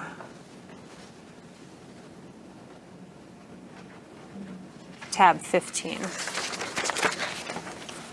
we'll mark that as the next exhibit. We'll come back to the Vlasto text in a little bit. This is a copy of the statement that Governor Cuomo released on February 27th regarding Ms. Bennett, and then there's a statement from Beth Garvey. You see that? I do. And we looked at drafts of Governor Cuomo's statement from earlier, and you said you had no recollection of providing any comments on it. Is that right? Yes. I wasn't a substantive player in a lot of these determinations. With respect to Ms. Garvey's statement, did you see a copy of that in advance of it being released publicly? Not that I can remember. Do you recall any discussions about Ms. Garvey's statement? Not that I can remember, Counselor. Do you recall any discussion about Ms. Bennett requesting a transfer out of her position and assisting the governor as a briefer? I don't remember specifically someone telling me about it. I do remember generally being on conversations where either someone who was part of that conversation or someone who knew about the conversation said it had occurred. And did they explain why it had occurred? Yes, that there had been a complaint. And was there any discussions about whether that was the appropriate course of action to take in response to Ms. Bennett's complaint? First, not that there had been a complaint, that Charlotte Bennett was upset and wanted to talk, just to distinguish it from like a formal, complaint. I don't know that that's what had happened. Please repeat your question. Was there any discussion about whether that was the appropriate course of action to take in response to Ms. Bennett expressing concern about her interactions with Governor Cuomo? I don't remember being a part of anything where that was the focus. Were you part of any discussion in which the process by which Ms. Bennett's original allegations back in the summer of 2020 were handled was discussed? Not that I recall, Counselor. Was there any discussion about Goer? goer. Have you ever heard the term goer? Maybe. Is it the entity that deals with these? That's correct. Within It the is state? the entity that deals with these allegations within the state. I was not part of any conversation where we specifically discussed what was done and how it was done, and, I don't remember being a player in any of that. I do remember generally that I remember being on calls where people were asking about it and they were being told what the process was. I do remember that. I didn't pay particular attention because, I don't know, it didn't matter to me in terms of where my focus was in that moment. Can you remember any of the discussion about what the process was? No. Did you understand that Ms. Bennett had been transferred out of her position because she had asked to do so because she was uncomfortable being around the governor? Yes. I agree with the interpretation that was suggested to me that Charlotte Bennett had said there was another position that she wanted, and I think had applied for previous. I'm not sure about that. I think so. I think I remember that, and that happened as a result of this. Maybe I'll ask my question again.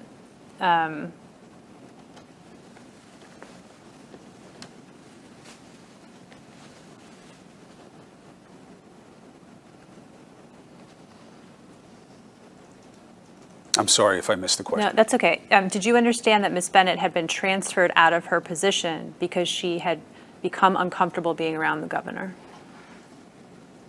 Not exactly the way you frame it. Okay, and what's wrong with the way I framed it? Nothing. My understanding is different, that's all. Okay, what's your understanding? That's what Charlotte Bennett wanted to happen. Okay, so let me phrase it this way. So your understanding was that Ms. Bennett wanted to be transferred out of her position because she had become uncomfortable being around the governor. I know that my understanding was that she wanted the different position before all of this. And then when she went to talk to them, that the resolution was that she would go to the different position. Did anyone convey to you that Ms. Bennett had expressed that she had become uncomfortable being around the governor? Yes. Did anyone express to you that Ms. Bennett had conveyed that she had become scared of the governor? No. Who conveyed to you that Ms. Bennett had become uncomfortable around the governor? I may have read it. I don't remember it being specifically said to me by anyone.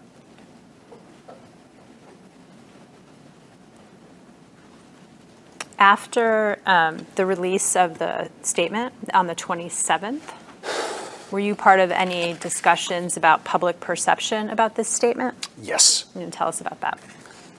I was asked by my brother what I thought the reaction was, and I gave him my take.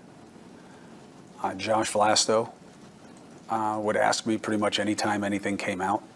2 or 3 of them out of a bucket of 10 may reach out and say, what did you hear? How's it playing? What do you know, about how it's being perceived? What are people saying to you? That was being asked of everyone pretty constantly. And I believed that my sense was reflected in how it was being perceived, which is this is serious and has to be treated that way.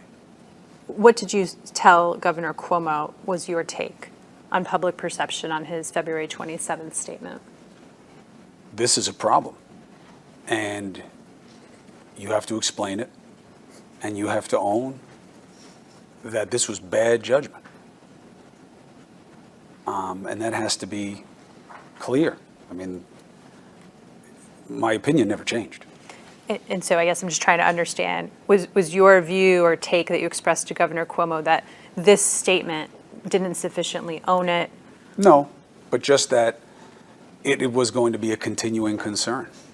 This wasn't a one-day story. And what did you tell him about public perception about this statement?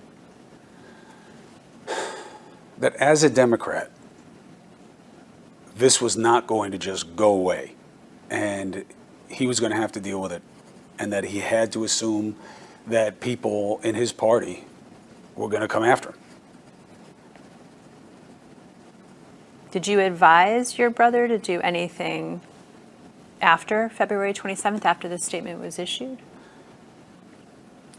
With respect to, The allegations of sexual harassment against him. So the statement comes out, you have a conversation with him about your take on public perception, and sort of what's the next thing that you're involved in with respect to the allegations of sexual harassment? I mean, there were more. So, as there were more, he would ask me to listen to what was being said and help him. Were you involved in the preparation of Governor Cuomo for a press conference in early March? I was on some of the conversations about it, and it was a very frenetic process, and I just defaulted to speaking to him directly about reinforcing the points that I've made to you. Happy to repeat them if you'd like me Okay. to. But that was my mantra. Did you ask to participate in the prep for the press conference in early March? I don't know about exactly that press conference, but I did from time to time when I felt that I was out of the loop for something that I wanted to understand so that I could have some sense of whether or not this was being handled the way I thought it should. I don't know if that was one of those particular occasions. Did you have an understanding that the prep for the press conference was occurring in some parts in person, that people were staying at the mansion and were with him in person? I think so. Were you at the mansion in person for the prep of the press conference? No. Was any of your family there for the prep of the press conference? Prep for the press conference? I'm not sure. Let's turn to tab 16.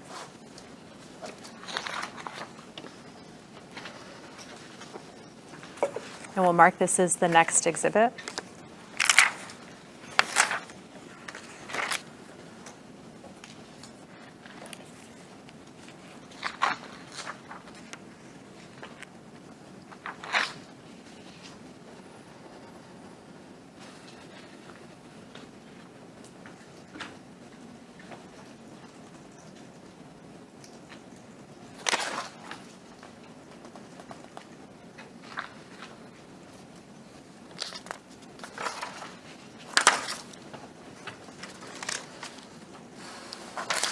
Yes.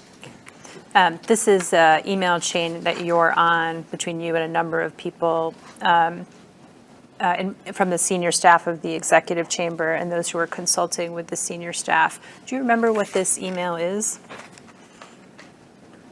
Beyond the plain reading of it, Well, what do you think the draft in here is for? There's a draft of a statement, correct? yes. And what was it for? I don't know specifically what it was for. Do you know generally what it was for? Generally, it was what it reads as, which is an explanation for him about his behavior with people in the office. I think it is important for me to reiterate that I was often not part of the process. And my suggestions, as they may be coming to you right now, were a little tedious in terms of their consistency and insistence. And in that way, sometimes I would be excluded from what was happening because they knew what my concern was. And it didn't always fit their strategy. And on this, all I can say is that it was very important to me that my brother not suggest that everything that happened was okay just because he meant it in a benign way. That's not how it works. And that was something that I see reflected in this draft, at least. I don't know if this was the ultimate statement. Do you recall raising that concern about this draft? Not specifically, but I may well have, because I did very consistently. And meaning you consistently raised the notion that the governor's sort of intent didn't matter. It matters, but, and not to explain the obvious, but if it wasn't okay with you, even if I thought it was okay, if it wasn't okay with you, even when in the past it had been okay, or I thought it had been, it is now not okay. And that must be owned. It has to be acknowledged. It has to be respected. And you should apologize. I think that that's really important in these situations as a leader, let alone as like a decent person. So I see that reflected in here. It may well be that that was something I had been saying on a phone call. I know it's not in this thread, but And you said that wasn't their strategy. So who's the they and what's the strategy? not to be unfair, but sometimes what their strategy was to respond to a specific allegation, and they'd want to say this wasn't true or he hadn't done this, and that's it. They didn't feel the need to be expansive. And you know, I respect that's their role. But they couldn't do that with Miss Bennett, right? They couldn't say the governor never did this with respect to Miss Bennett. Well, I think that becomes part of your guys' assessment of what this is, and what he did with respect to what you see this as. Well, I'm trying to understand what the conversation was. And so what was their strategy, the executive chamber senior staff strategy with respect to Charlotte Bennett? I don't remember a distinct strategy for Charlotte Bennett. Certainly not one that I was part of. Was there ever discussion about doing a point-by-point refutation of Ms. Boylan's allegations? There was a rolling conversation about doing point-by-point pushback on all of the allegations. And who was in favor of doing the point-by-point pushback? My brother, and then a passing assortment of people, depending on the point they were at, what wave of complaints had just come out, and what kind of behavior they went to. Sometimes Beth Garvey, Steve Cohen, they could be in that place occasionally. And what did the governor say about why he wanted to do a point-by-point refutation of some of the allegations? Because it was untrue. And that he believed that by ignoring the allegation, he was admitting or acknowledging that it happened. And do you recall which particular allegations the governor said he wanted to point-by-point refute and that they were not true? I don't remember him ever not wanting to refute the allegations. What was his point-by-point refutation of Miss Bennett's allegations? That he had never groomed, he had never solicited, he had never hit on, he had never tried to manipulate or do anything to make her feel anything but supported and cared about. Did he ever point-by-point refute the content of their conversation as opposed to the import of their conversation? Not that I can recall. In this statement that you can see before you, there is,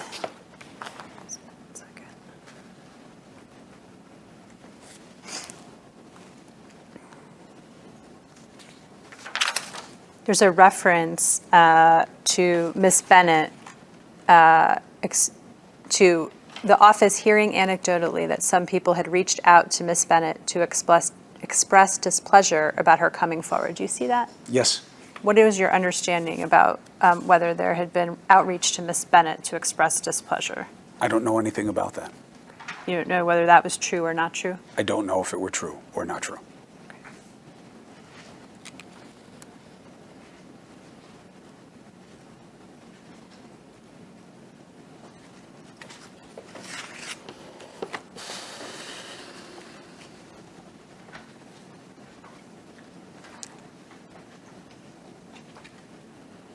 Yeah, let's go back to tab 14.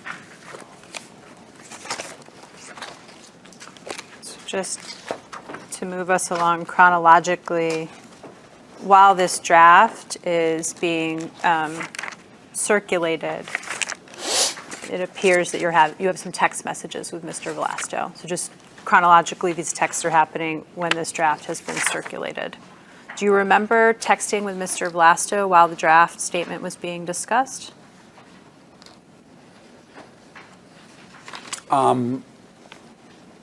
Not specifically, but I accept that that's what was happening based on the timing.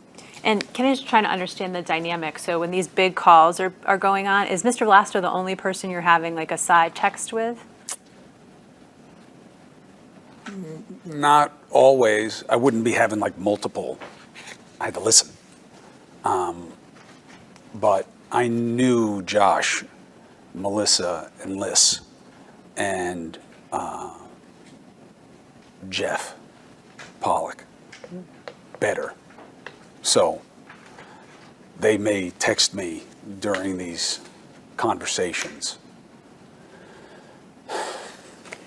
You delete your text messages. So do you remember having text messages with Mr. Rosa, Mr. Pollock, or Miss Liz about these statements that were being drafted? Not specifically, but I do acknowledge that these were to me. This is my number, and I'm sure that this was a text conversation with me. Right, this is with Mr. Vlasto. Yes. Okay, so are there text messages that you might have deleted about the draft statements that were being prepared for the governor that were with Mr. Pollock or Miss Liz? None that I specifically recall, but I absolutely deleted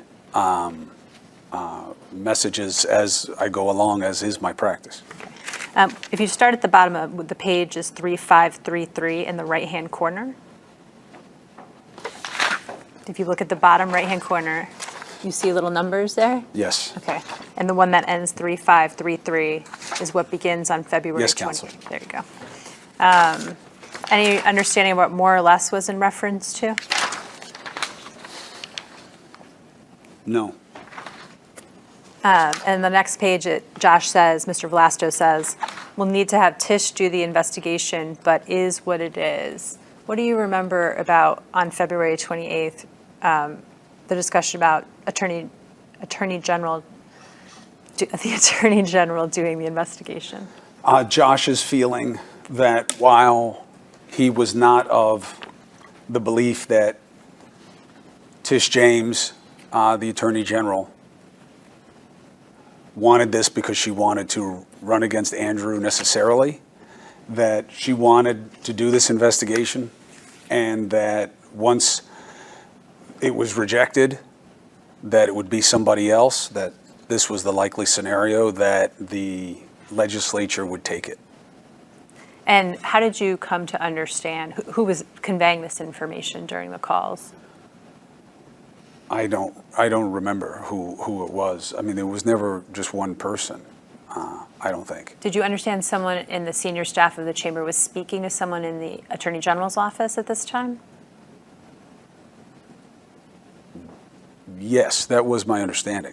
And do you know who was speaking to the Attorney General's office during this time?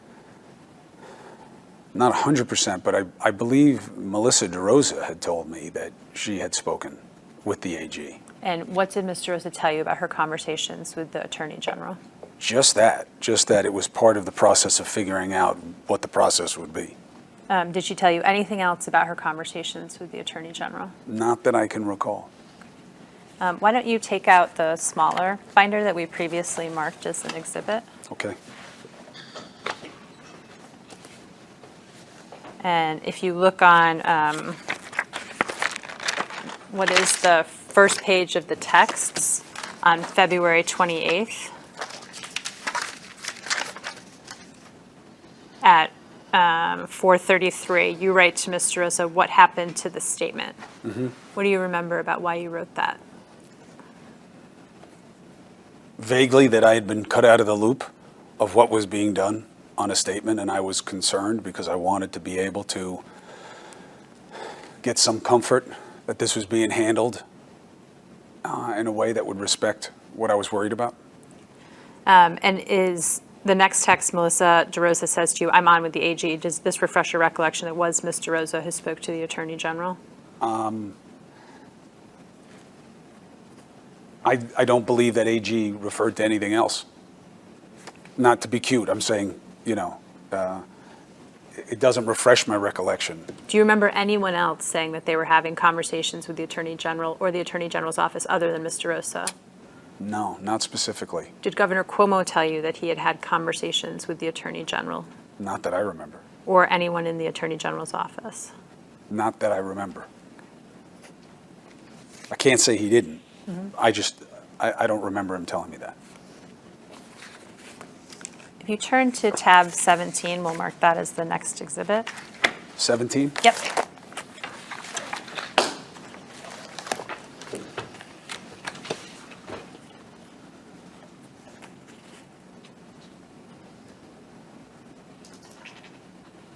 Okay. Do you recall that this is the statement that was issued by Governor Cuomo on February 28th? I accept it as that.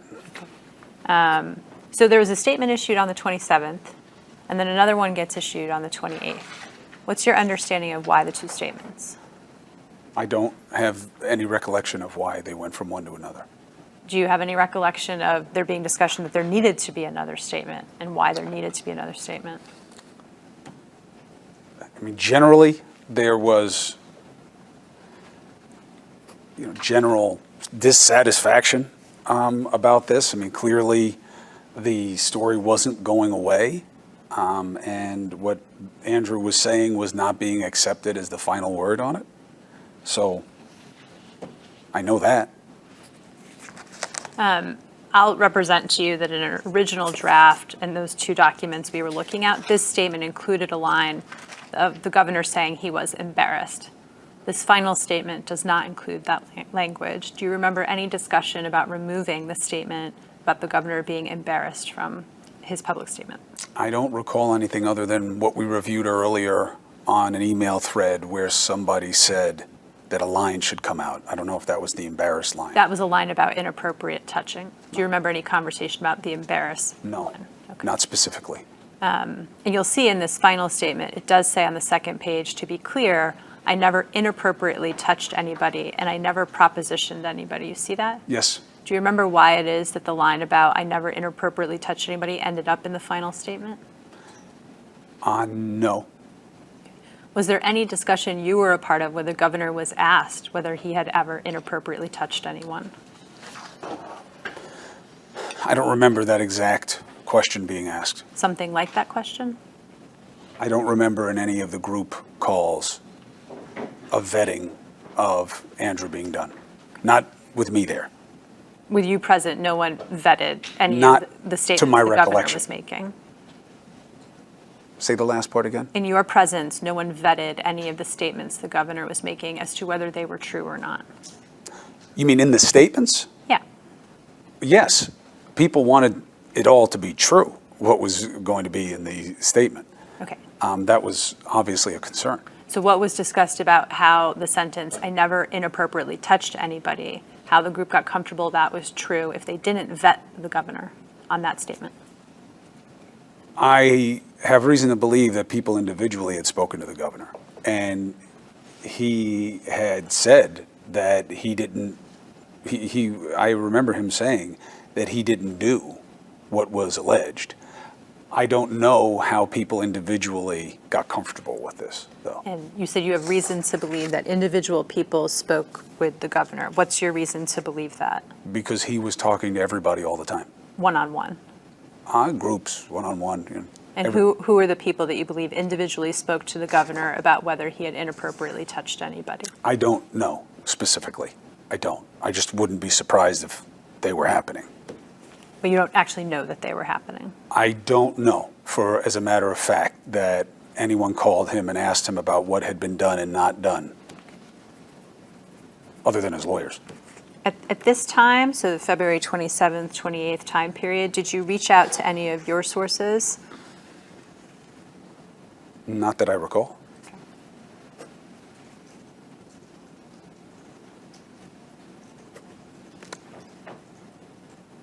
Let's look back at the smaller binder of your text messages with Mr. Rosa. So this is on, now we're on March 1st, after the governor's statement at tab 17 has been made public, and you wrote to Ms. DeRosa, here's what he should have said. I have carefully considered Ms. Bennett's statement and my own conduct. I don't dispute that our conversation was as she reports. I also do not dispute that my words and supervisory position may have created a hostile work environment. I apologize to Ms. Bennett and will promptly seek to personally communicate my apology to her. I also apologize to the people of New York State who have a right to better conduct for their governor. This will not happen again. See that? Yes, ma'am, Why did you write this? because that's what I thought he should say. And that's what he didn't say, right? It is not exactly what he said, no. Okay. And so why, after the governor had made his public statement on the 28th, did you send this to Mr. Rosa? Because I was asked about what I thought about the statement. Who asked you that? I think it maybe Melissa DeRosa or Andrew or both. Okay. Did you have a conversation with Governor Cuomo about what you thought about his February 28th statement? I can't remember a specific conversation, Counselor, but absolutely I was in contact with him at every inflection point. And what do you remember conveying to him about what you thought about his February 28th statement? You have to tell the truth. You have to not be coaxed to tell the truth. You have to own what was wrong. You have to apologize. And you have to tell people that you've learned from this as a leader. And you have to act like a leader in this situation. And I think what you just read reflects that. Okay. If the governor had issued the statement that you wrote, would it have been true? I don't know that this was specifically just from my head. I was often given suggestions by people about what he should have said or not said, or why wasn't it said like this, or whatever, both from inside his team and outside of his team. So I may have lifted this from one of those suggestions to me, from one of them or an earlier draft, but this does reflect what I thought he should have said, just to not take too much credit, that's all. Do you recall from whom you might have lifted this, No, not specifically. generally? I mean, it was either, one of my outside, PR friends who would unsolicited send me, everybody was commenting on this. Everybody was following it. Everybody had something to say. And there were also these divisions within his team. And I am often seen as a fair broker of who you can go to about Andrew. So I don't want to give myself too much credit, that's all. Right, I'm just trying to understand who you think might have contributed to this draft. Josh, Steve Cohen, Liz. I probably haven't mentioned her enough when it came to people who were of the school of thought of handling this the way I've suggested. That could have been the universe. When you say Liz, you mean Liz Smith? I'm sorry. That's Yes. okay, just for the court Liz report. Smith, L-I-S. Okay. So you think those individuals contributed to this draft? They may have. May have. Okay. And if this draft had been issued by Governor Cuomo, would it have been true? I believe so. Okay. And so the statement that the governor did not dispute that his conversation was as Ms. Bennett reported would have been true. I think, obviously this is something for Andrew to answer. But this was my reckoning of what needed to be said. I wasn't present for the conversations. I don't even have a transcript of the conversations, so there's no way for me to know what was said or not said. That's for Andrew to figure out whether or not he can say this and be comfortable with it.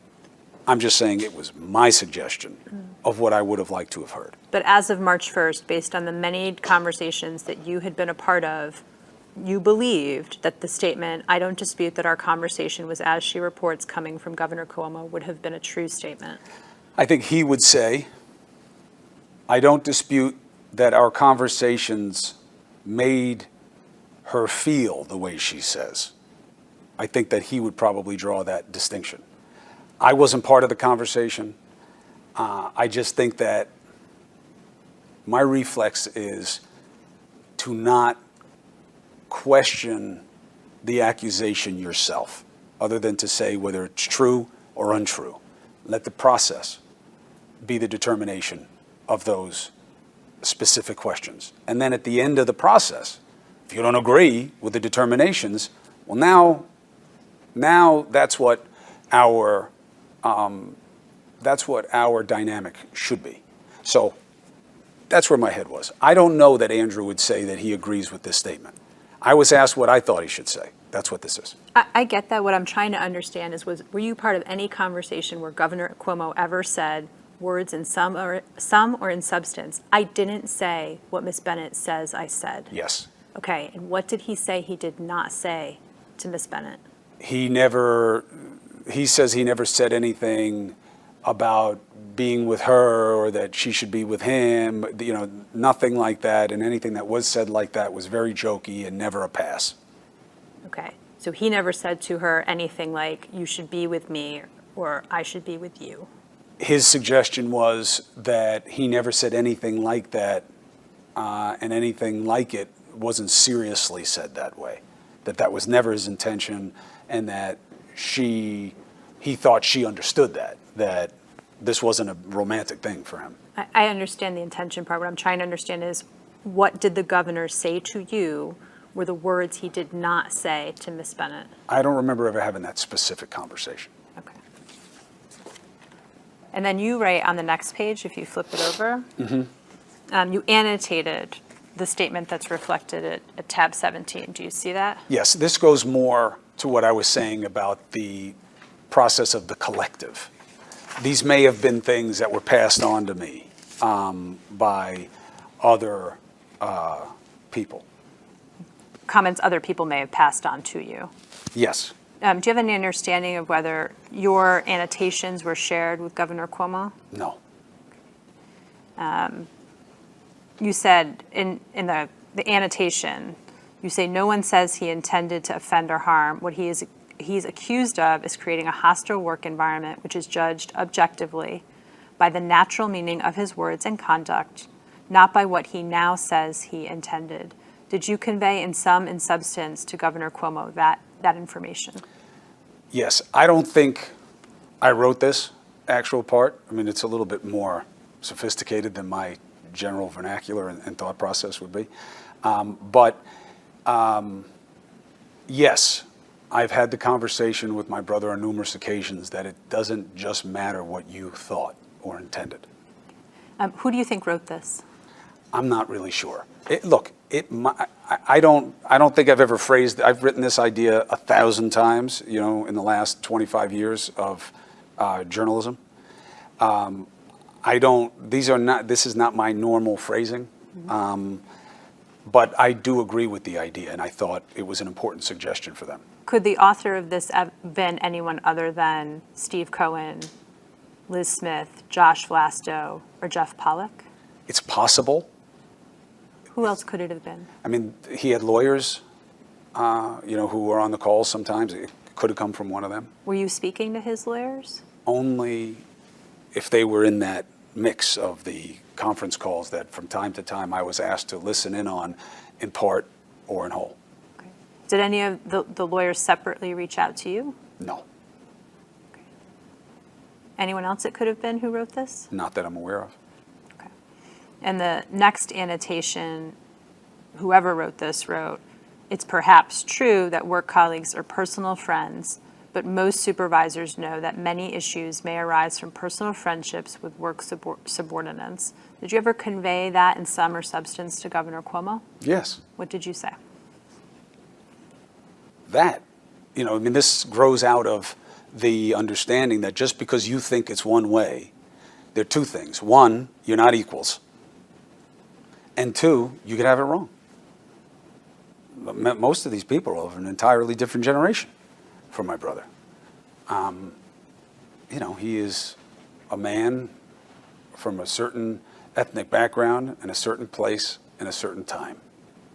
And none of the people involved in this approximate any of that. When you conveyed to your brother that he was not equals with the women that were making allegations against him, what did you mean by that? They work for you. And what did you tell him that meant? That there's what it means, which is that there's a power dynamic at play. Meaning that he has more power than they do? Of course.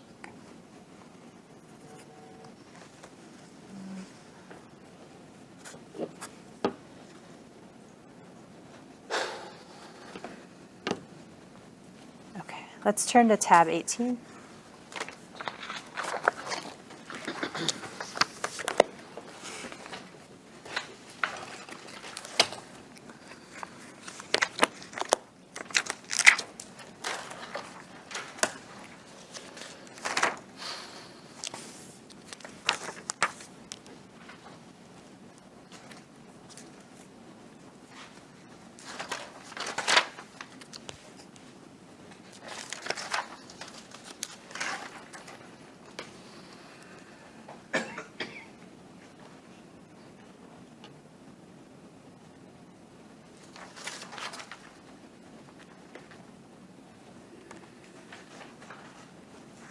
Okay?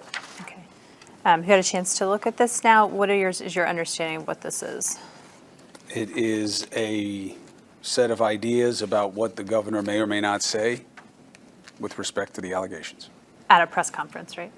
Yes. And who, to your understanding, prepared the first draft that is reflected on pages 10079 and 10080 and 10081? I don't know. It came from Stephanie Benton. Stephanie Benton did not prepare the draft. Okay. If it came from Ms. Benton, it was not prepared by her, who is the likely author then? I don't know. Is it the governor? He would almost undoubtedly have been a part of the drafting process. And do you recall commenting on this? I do not. Again, I was most often a peripheral figure. I'm the brother. Yes, I understand the media, but to be clear, everyone in that room understands the media. They all have media contacts. There is no division between politics and media. We all know each other. So the idea that I was there because I'm the media person is just not true. They had multiple media experts who had much closer connections to the people who are covering this than I do. You know, I mean, my beat, my show, I'm not about New York State politics. You know, I mean, I didn't even cover the mayoral race recently. You know, other people were. I got why it was somewhat germane, but, you know, this is not my world. So it shouldn't be surprising that I didn't have a heavy hand in a lot of these things, because I didn't. I understand your perspective on what your role was, but with respect to the preparation for the governor for the March 3rd press conference, did you offer any thoughts or insights, guidance, opinions about this being what he would say? I don't remember including anything in any email about this. I spoke to my brother about it. Okay, what did you tell your brother? Tell the truth. Don't have people have to push you on things. Every time somebody has to ask you a question about something specific, is an opportunity you had to get out in front of this that wasn't taken. And that this is not a competition. This is not you versus the accuser. And you don't phrase it that way, and you avoid any implication of that. That was my biggest set of concerns for him in terms of how this was handled. Everything else to me was just verbiage. In this verbiage on page 10080, you'll see there's a reference on the third paragraph from the bottom. And it says, I've asked the Attorney General to engage an independent professional firm to review any allegations. In the meantime, I want to take additional action. I'm going to bring in a private firm to train all my staff, myself included, as to appropriate workplace interaction. Did that happen to your knowledge? I don't know. Did you discuss that with Governor Cuomo? In cursory fashion, that it was good to do as much as possible to show that something's been learned here and improved. And to your understanding, was that followed up on? I don't know, Counselor. Was it discussed with any members of the senior staff whether that training would happen? I don't know. those aren't conversations I would have likely been a part of. The governor ultimately did not say this at his press conference. Do you know why that is? I do not. He went on, this goes on to say, I also want to engage a firm that would be available to any employee who wants to make a complaint but may feel uncomfortable going through formal government channels.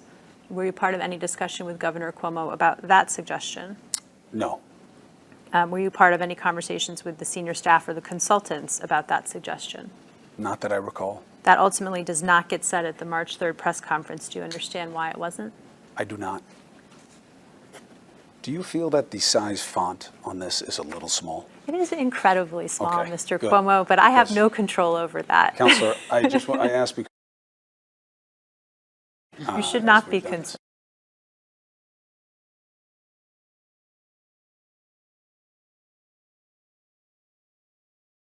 I'm glad that it's not me. If there's anything that you would like to read that you cannot read, let us know and we will figure out a way to make it more legible. Everything has been legible. Okay.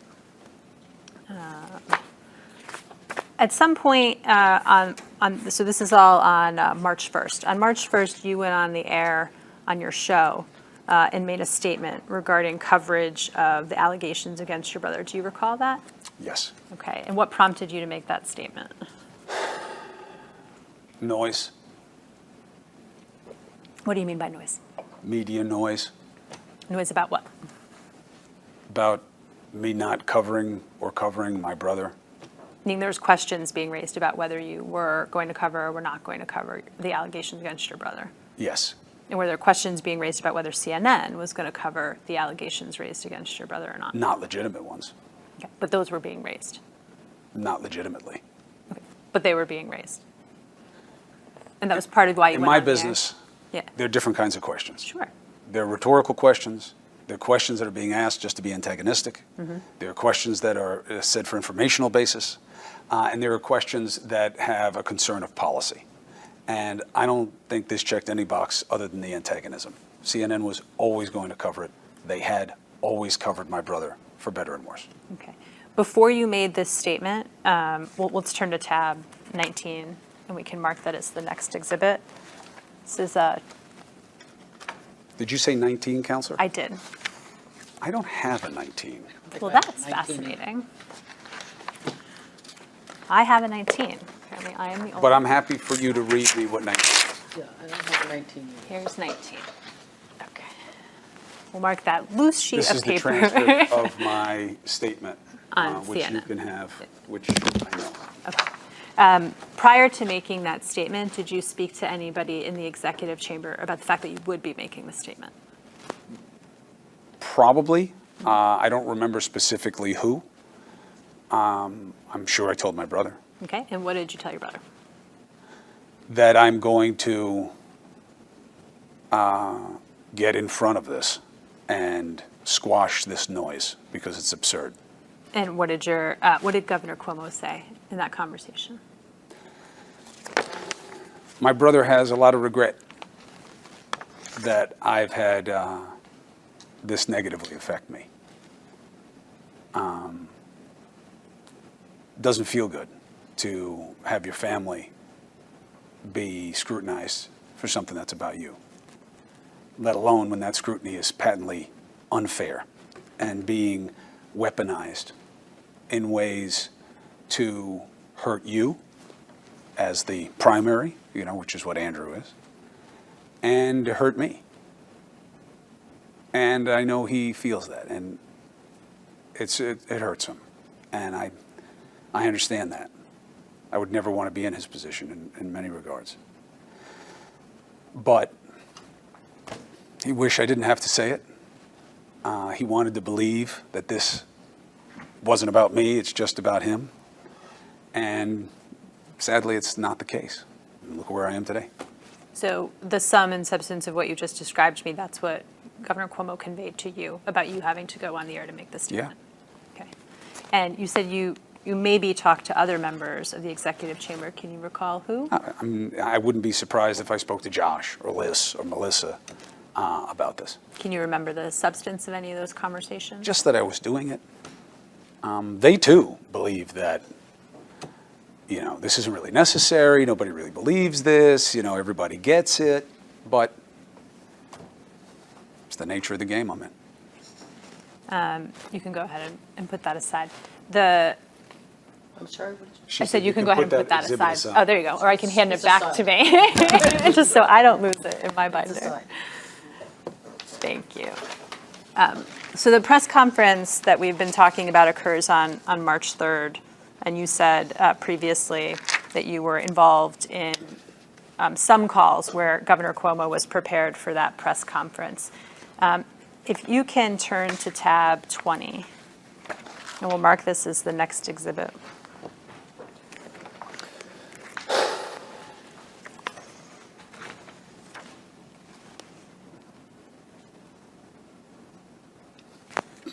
There's behind the blue tab, there's another document.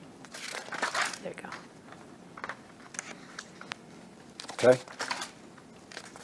Okay? Other than with your counsel, have you seen these two documents? No. Okay. When you were involved in the preparation for the governor, did anyone ask him if he forcibly kissed Miss Boylan? I don't remember it specifically, as I've said to you earlier.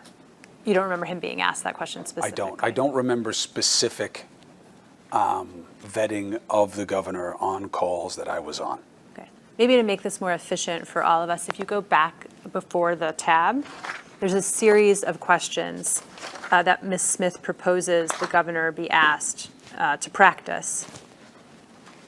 If you look through the list, can you tell us whether you recall Governor Cuomo in any conversation you've been a part of responding to any of these questions? Just walk through the list.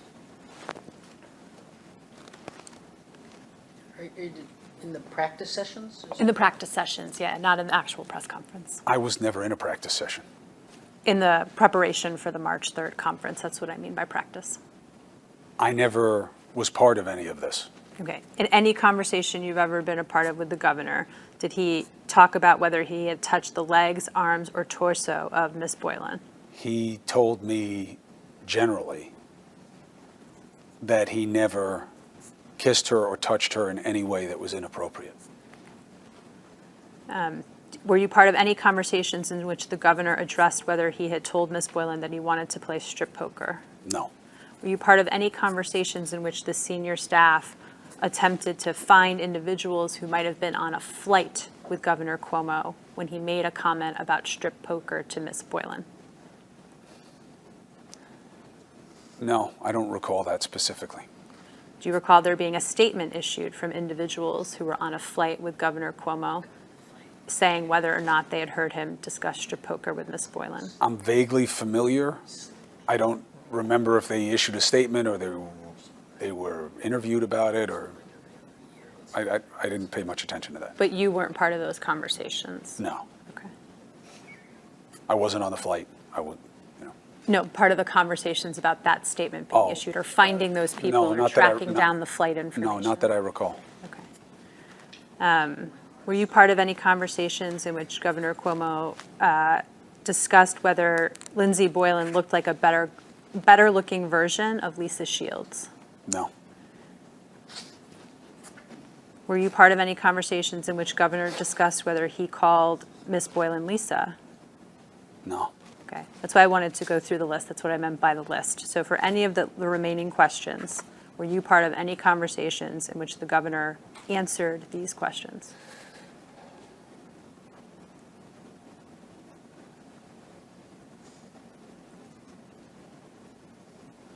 I've heard my brother speak to several of these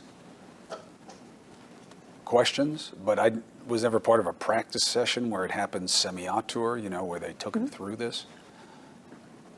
I've heard him say that he had no reason to believe that the women who had come forward had, but that he wouldn't be surprised if other ones did once he was convinced that it was a political pile-on. I've heard him say that he has regrets about a lot of things. You have a long history of saying inappropriate things to women, like the time you repeatedly told a young female that you wanted to see her eat the whole sausage. You know, I remember him referring to that as something that he was completely flummoxed by. that it was taken so grossly out of context.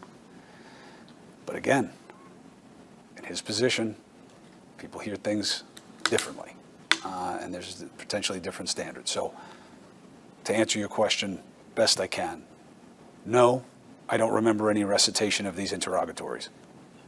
Yes, I have heard my brother address several of these. Let's go back to the one about regrets. So you said your brother's told you he has lots of regrets. I think that the topic of the question was actually regrets about the language you have used towards women in the workplace. Did you ever hear your brother talk about whether he had regrets about the language he used towards women in the workplace? Yes, And what did he say? that he had regrets.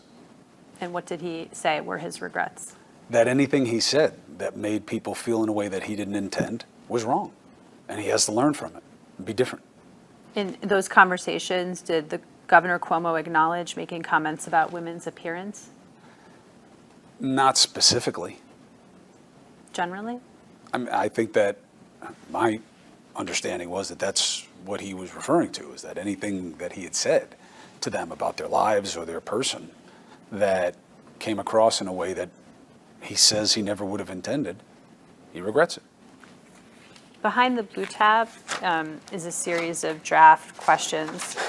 I know you've said you've never seen this particular document. Have you ever seen any version of this or any document in which draft answers for press conference questions were prepared for Governor Cuomo for the March 3rd meeting? Not that I can recall. Okay.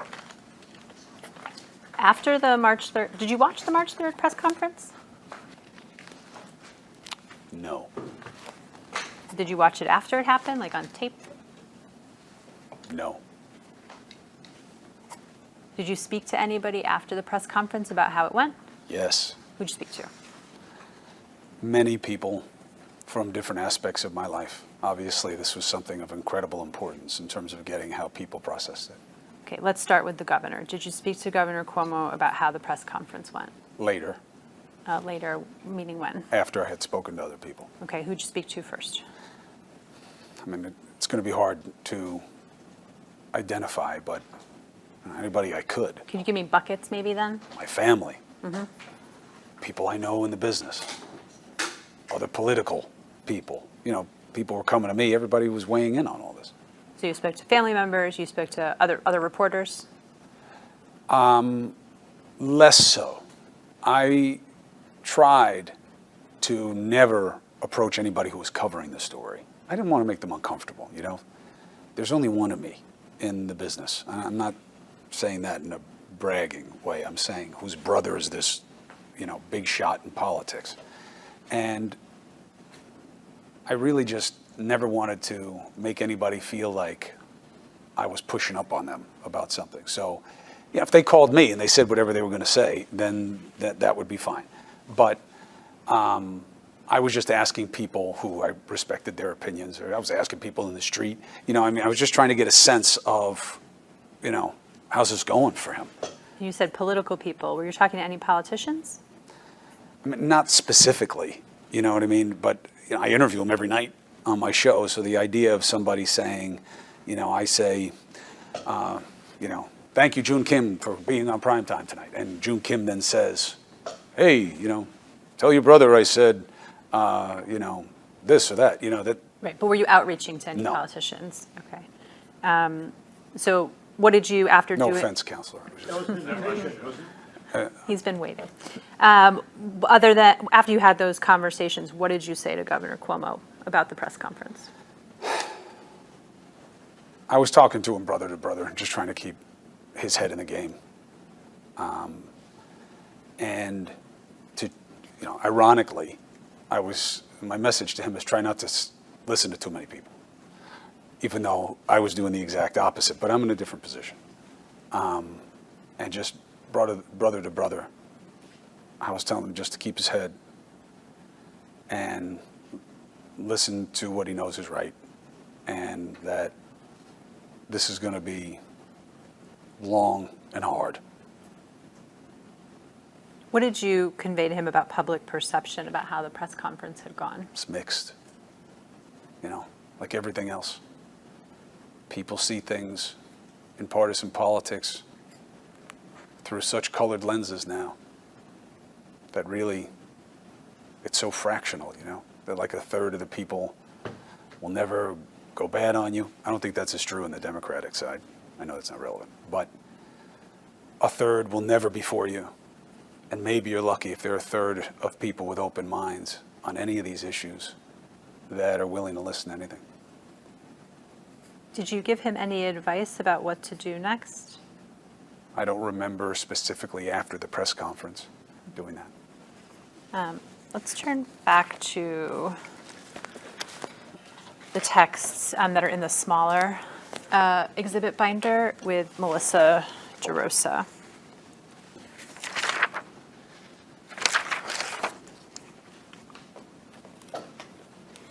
On March 4th, you see on the, turn to March 4th.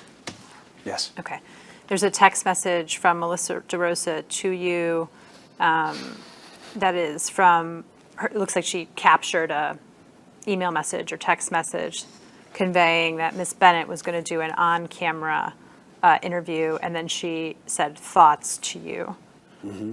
You wrote call. Do you remember speaking to Ms. DeRosa about? Didn't I send that to, I'm sorry to interrupt you, Counselor. That's okay. Didn't I say to her thoughts? You're correct. You said thoughts, and then you wrote called. Did you communicate with Ms. DeRosa about Ms. Bennett's on-camera interview? No, and I didn't see it. It was more informational, like what, like what do you make of this? Like I was asking her. Mm-hmm. What did Ms. DeRosa say she was making of it? I don't remember other than her being concerned, obviously. And then you wrote, I have a lead on the wedding girl. Yes. What does that mean? Plain reading, that someone called me who knew the bride's family, who suggested that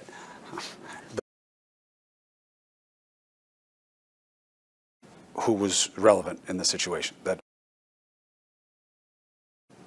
and that my friend had heard that maybe she had been put up to it. I then had a phone call with Melissa and or Josh and was told that this was the wedding of one of their people, and that this complaint had happened right then, had been heard from her, and it's been always there. It didn't just come up. Okay, let me try to unpack that. So the woman that we're speaking about, do you recall her name is Anna Rush? Yes. Okay, and so you had heard from someone some information about Anna Rush. Who is the person you heard the information from? A source.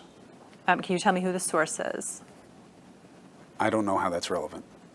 Well, I'm asking because it's relevant to the credibility of the individual. So who is the person who you got the information Is this a from? journalistic source?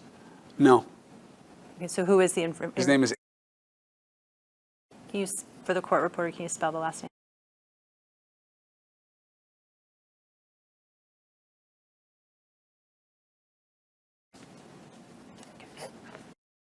Conveyed to you that he had heard that Ms.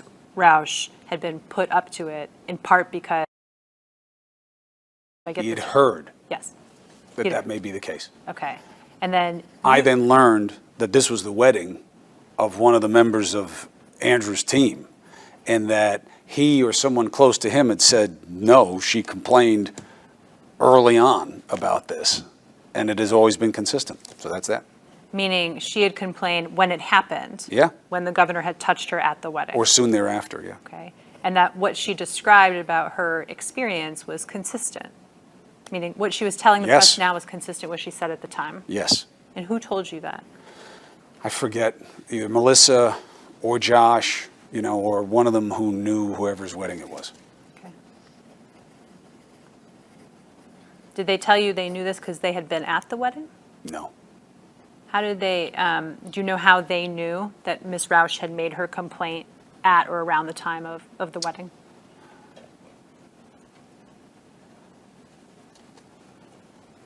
I don't remember if, I think it was the groom was part of the team. I could be wrong. But it was from them. It was from whoever was on the team who got married, who had heard this, who told them. I see. So Okay, and he had told them contemporaneously to the wedding, or somewhere on or around the That time. was my understanding. I gotcha.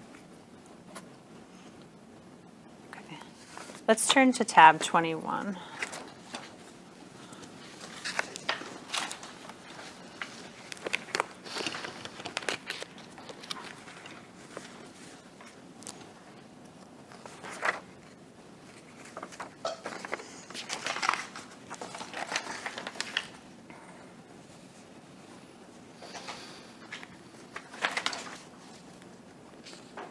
Okay. Tab 21 reflects an email chain between you and a number of people about a forthcoming Washington Post article. See that? Yes. What do you remember about discussions you had about the forthcoming Washington Post article? I don't remember that I had any conversations. Did you talk to anybody about Karen Hinton? I don't remember. I didn't talk to anybody specifically about Karen Hinton. I remember hearing about Karen Hinton on some of their calls and their reactions to it. Okay, so tell us about what you heard on the calls that you participated in about Karen Hinton. My brother told me this never happened, that she had gone bad on him, to use his words, and she was known by people to have an animus against him.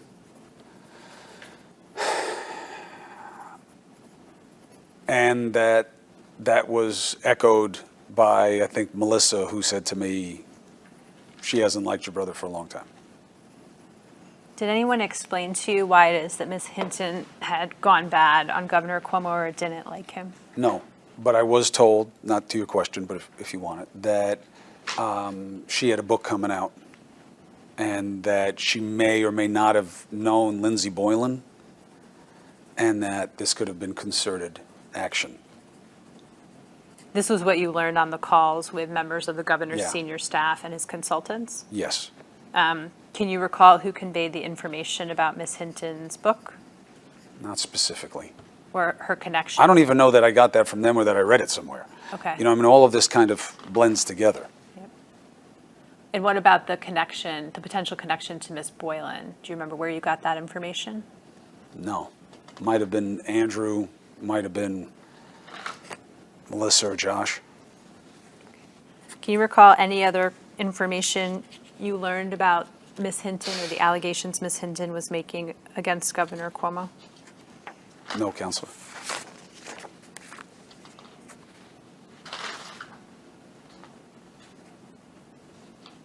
Did you discuss with anyone, or were you part of any discussions relating to a response to Ms. Hinton's allegations? Not that I recall specifically.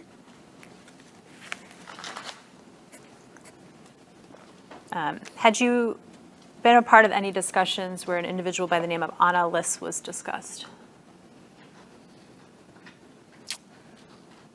Yes, as long as I'm right about which allegation that is. Okay, so why don't you tell me what you're thinking of when you think of the allegations by Ms. Liss? I'm not sure. So tell me, when I said Ms. Liss, what came to your mind? I know the name. I know that she's one of the accusers. I don't know specifically which one. I know it's not the assault claim. I know, obviously, she's not the other named people that we've discussed. So she's part of that middle wave of allegations. And I don't mean in any way to diminish her or her claim. I'm just saying, you know, frankly, there are a lot of names to keep straight here. And when you say that middle wave, what do you mean by the middle wave? In March, there started to be this steady succession of complaints. And I believe she was one of those. Anna Liss was one of those. Okay. And can you remember any conversations you had with senior staff or consultants to the senior staff about Ms. Liss? No, not specifically. What about Caitlin? Can you remember during this time period any conversations you had or were a part of with senior staff or consultants about a woman named Caitlin? Yes, I remember there being discussion. I mean, it was a very serious accusation. Okay, and tell us about what you remember about the conversations about the woman named Caitlin. That this was shocking to them. Stephanie Benton, I guess, is somehow connected in the office to her. Maybe she's her supervisor, or they work together, or they work for the same supervisor. I don't know how it works. But that they were shocked that she was saying this, that they thought that she had been openly supportive of the governor. I think there may have even been a suggestion that she had criticized women who had come forward, that she was a big fan of the governor and volunteered to work with him. Are you talking about the woman who made allegations that the governor groped her in the executive mansion? Yes. Okay. Do I have the wrong? You tell me, do you have an understanding that the woman who has made allegations that the governor groped her in the executive mansion, that her name is Caitlin? Yes.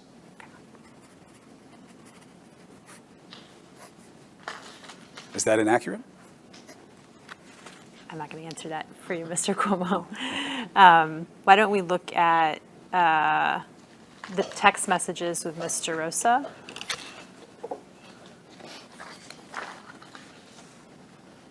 And turn to the ones on March 6th. Okay. Okay. So you see that Melissa DeRosa circulates to you the Washington Post article that we had just been referring to Yes. in the text messages? Yeah. I got it. Okay. And then you wrote back, I need all the best facts for reporters who can do it. Hello. Can you tell us why you were asking her to get all the best facts? Yes. I believed that, as is somewhat evidenced by our conversation, there's so many women and so many accusations, and that they were being blended together, and that there was confusion. And I was worried that this wasn't being handled the right way, and it's not my job to handle it. Okay, I don't work for the governor. I'm not defending him in this matter. I'm not covering it. You know, this is not what I do. I am worried about my brother. I'm worried that this is being handled the best way it can. And my feeling was that, to my basic mantra, you need to tell the truth and get in front of these if you have something to say. And if you have something to own, you need to do that as well. And I didn't see that happening. And what I meant in this text, which may well have been dictated, because I do that fairly often. And we all struggle with the whole thumbs thing and the wrong word. You need to have somebody marshal the universe of facts here and deal with reporters in a way other than, I don't like what you wrote, or you've got it wrong. That doesn't sound well to a reporter's ear. You don't like it, you're not supposed to like it. What did I get wrong? What do I have wrong? What do you have to offer me? That's the way journalism works. I didn't believe that that was happening. And I thought that Melissa needed to have the press people know the universe of facts, have this organized, be respectful to the claims, and answer them that way. And I didn't think it was happening. This was my suggestion to her about that, which we had spoken about on the phone. And what was Mr. Rosa's response to your suggestion? I get it, Did she do it? as far as I know. And so, Actually, that's not true. I have no idea. I have no idea whether she took my advice or not. did she get you the best facts? Never. Did you convey any of the facts to reporters Never. on the executive chamber's behalf? Sorry to jump the That's question. okay. Never. Or convey any facts to any reporters on the governor's behalf? Never. Okay. On the next day, you see the next text message is actually from the next day. And it says, can Tom Perez call her? Who's Tom Perez? Tom Perez was the DNC chair. Okay. And how did you come to learn, well, who's the her? I don't know. I'll be honest, and looking back, I don't remember what this was about. I know that it wasn't about Andrew. I think he had been on my show, and he was asking for something, to communicate something, and he was having a hard time getting through the office. And I forget who it was, but I don't remember it being part of this situation. Okay. And it was just me. Melissa, can get somebody through to whoever they need to talk to in the office. Okay. And the next text message is almost impossible to read. No, but I've reviewed it. Oh, you've reviewed it before? Yes. Okay. If you want to show me something, that's Well, fine. no, I'll ask you, but you've deleted these text messages, right? Yeah, it was in the preparations with the attorneys. Okay. So you know that the next text message is a statement by Hazel Dukes, is that right? Yeah, please. Sure, we'll mark this as the next exhibit so that you can Thank you. see the full text message. Ms. Clark and Mr. Kim.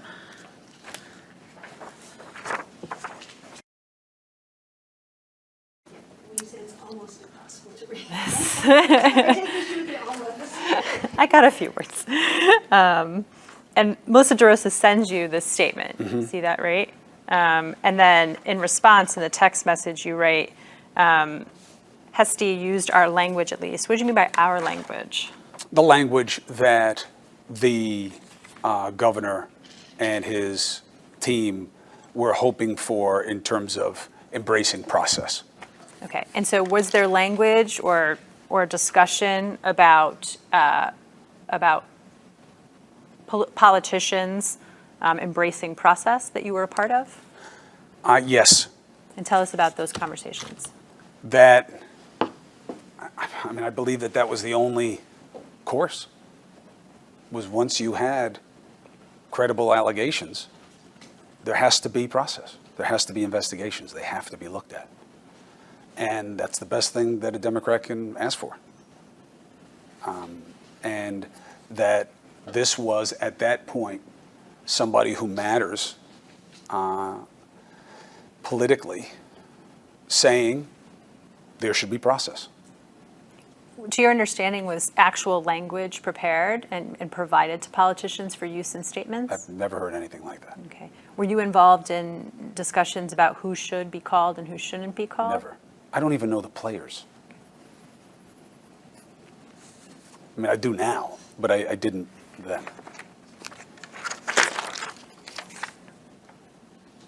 If you turn to the next page on the same, in the text messages with Ms. DeRosa, this is still on March 7th. She writes, hey, rumor going around from Politico, 1 to 2 more people coming out tomorrow. Can you check your sources? And you wrote on it. Did you check your sources? I was frequently in contact when we would hear word that there were other people coming out or there was more to be learned about somebody. I would talk to other journalists to hear what they had heard. And on this occasion, do you remember what you heard? No, I believe that I didn't hear. As you wrote in the text, no one has heard that yet. Oh, I apologize. Why don't we go off the record? Okay.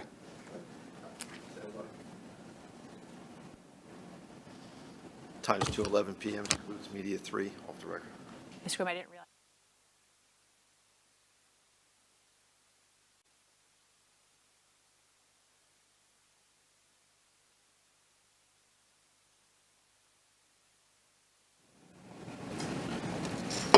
Time now is 2:23 p.m. This begins media 4 on the record. Mr. Cuomo, if you can put the text messages in front of you that are contained in the separate binder, the ones between you and Mr. Rosa, we'll continue talking about those. Okay. If you look on March 7th at 9:29, Mr. Rosa shares an article in the Daily Mail related to Alec Baldwin discussing cancel culture. You see that? Yes. And then you wrote back, my friend asked him to do it, very close to him. Can you explain what you meant by that? Yes. This is a little inaccurate. I know Alec Baldwin. So does Andrew. I have a very good friend who's named here who called me and said, Alec wants to talk about cancel culture or political correctness. I asked him not to. I said, tell him stay out of it. It's not necessary. He said, well, he's going to do it. And I think it's a good idea for him to do it. He wants to talk about these things, fine.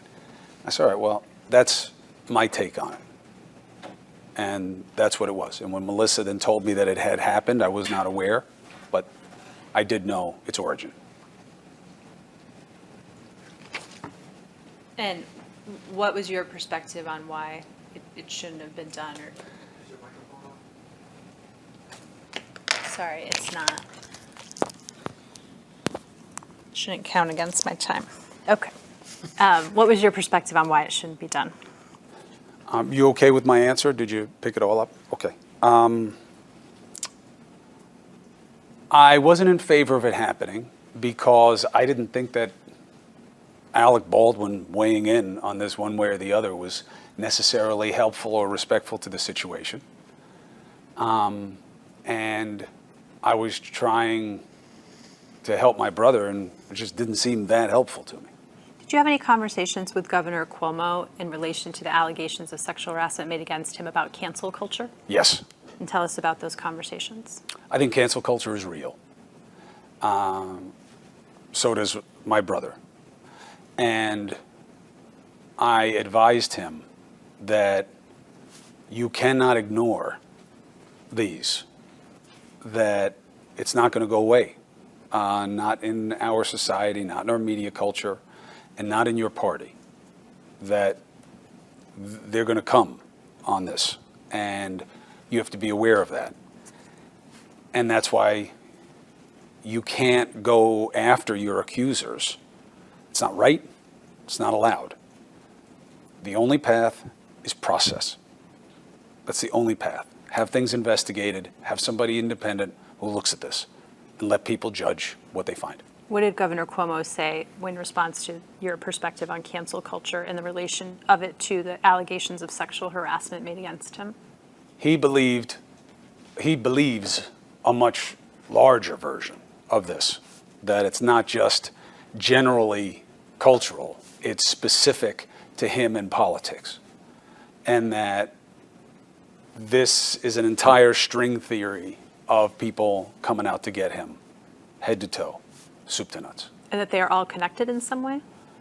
Certainly in his mind, and again, I'm sure you'll have the chance to speak to the governor, he believes that all of the energy around this, the politicians, the media, that it's all part of what happens in politics.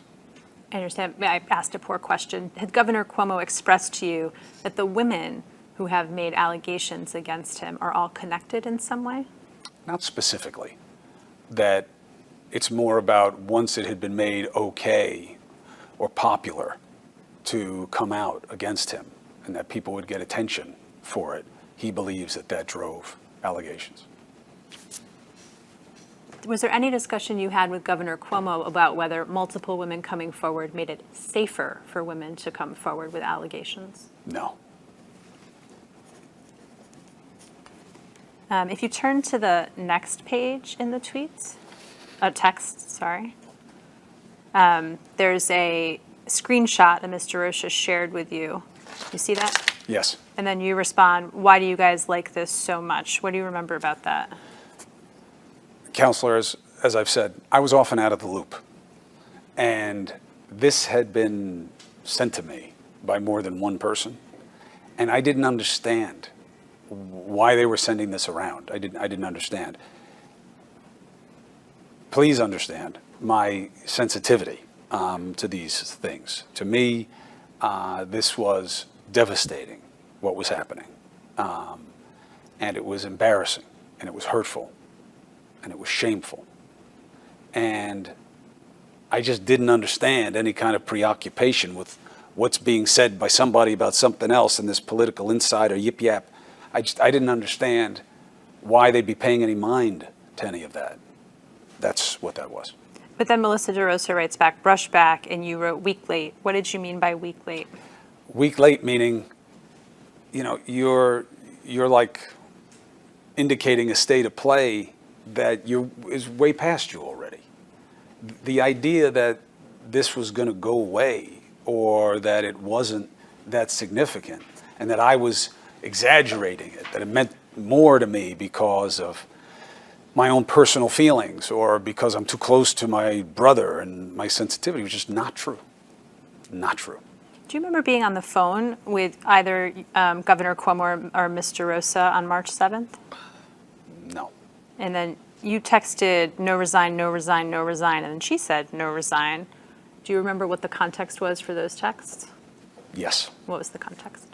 Whether he should resign. But was there some conversation that you were a part of where resignation was being discussed? Yes. Tell us about that conversation. There were politicians calling for my brother to resign, and he was considering that. Tell us about your conversations with Governor Cuomo about his consideration of resignation. I told him, if you have done nothing that you believe was wrong, don't resign. Because resigning is you saying that you did something wrong. Don't do it. What did Governor Cuomo say to you or his thoughts at that point in time about resignation? He went back and forth. Did he ever say to you in words or in substance that he believed he had done something wrong? Not that warranted him no longer holding office. Right. Regardless of whether it warranted him holding office or not, did he convey to you in words or in substance that he believed he had done something wrong? Not in that way. What way did he convey it? He had regret. What did he convey regret about? Anything that people took in a way that he didn't intend. Was there anything specifically that he said that he regretted saying or doing? I don't remember it specifically that way.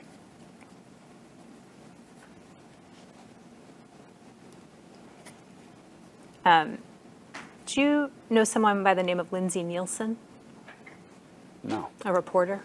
no. On March 9th, the texts continue, and your eyesight and mine is probably not going to be good enough to read what that says. But if you look at the third page of this little handout that I gave you, we've just blown up what is in that text box from March 9th. And here it goes. It's page 3.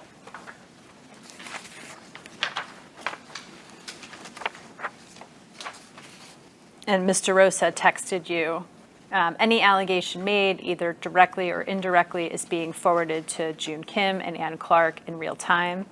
We are grateful that the AG has chosen two experienced and diligent prosecutors to lead up this review and look forward to cooperating fully so that New Yorkers have all the facts and at its conclusion. The governor's previous statement that he has never touched anyone inappropriately stands.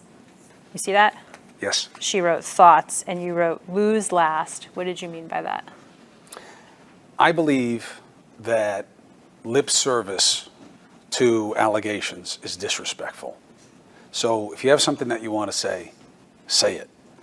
But the governor's previous statement that he has never stands.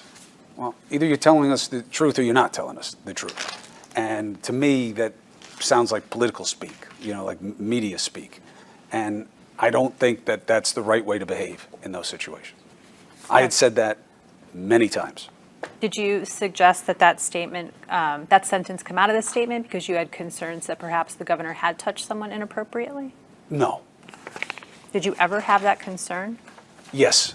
When was that? Every time I'd hear an allegation. Did you confront him about those allegations? Yes. And what did he say? No. At some point, did you come to learn that there was an allegation that the governor had groped someone in the executive mansion? Yes, we discussed it earlier. Okay. And how did you learn about that? I think, as with some of the other ones, either I think I heard it from the team that this was going to come out. Do you I don't remember? think I learned it. I'm sorry. That's okay. I don't think I learned it first in the media. I think I heard that it was coming. I'm not 100% about that, but I think so. Do you remember who you think you heard from that the allegation was coming?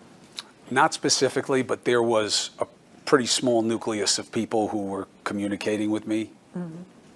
Liz, sorry. No, I was going to ask you who. Go ahead. Liz, Josh, Melissa. You know, most of what I learned came from one or more of them.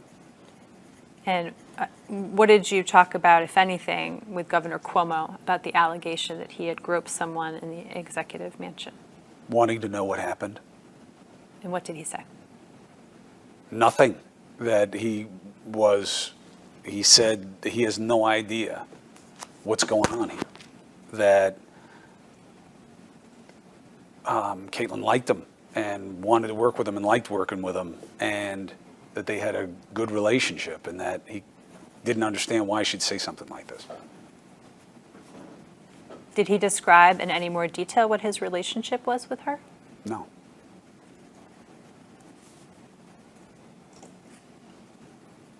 Were you part of any conversations with the senior staff or consultants where her allegations were discussed? I believe so. And tell us about those discussions. And just, it was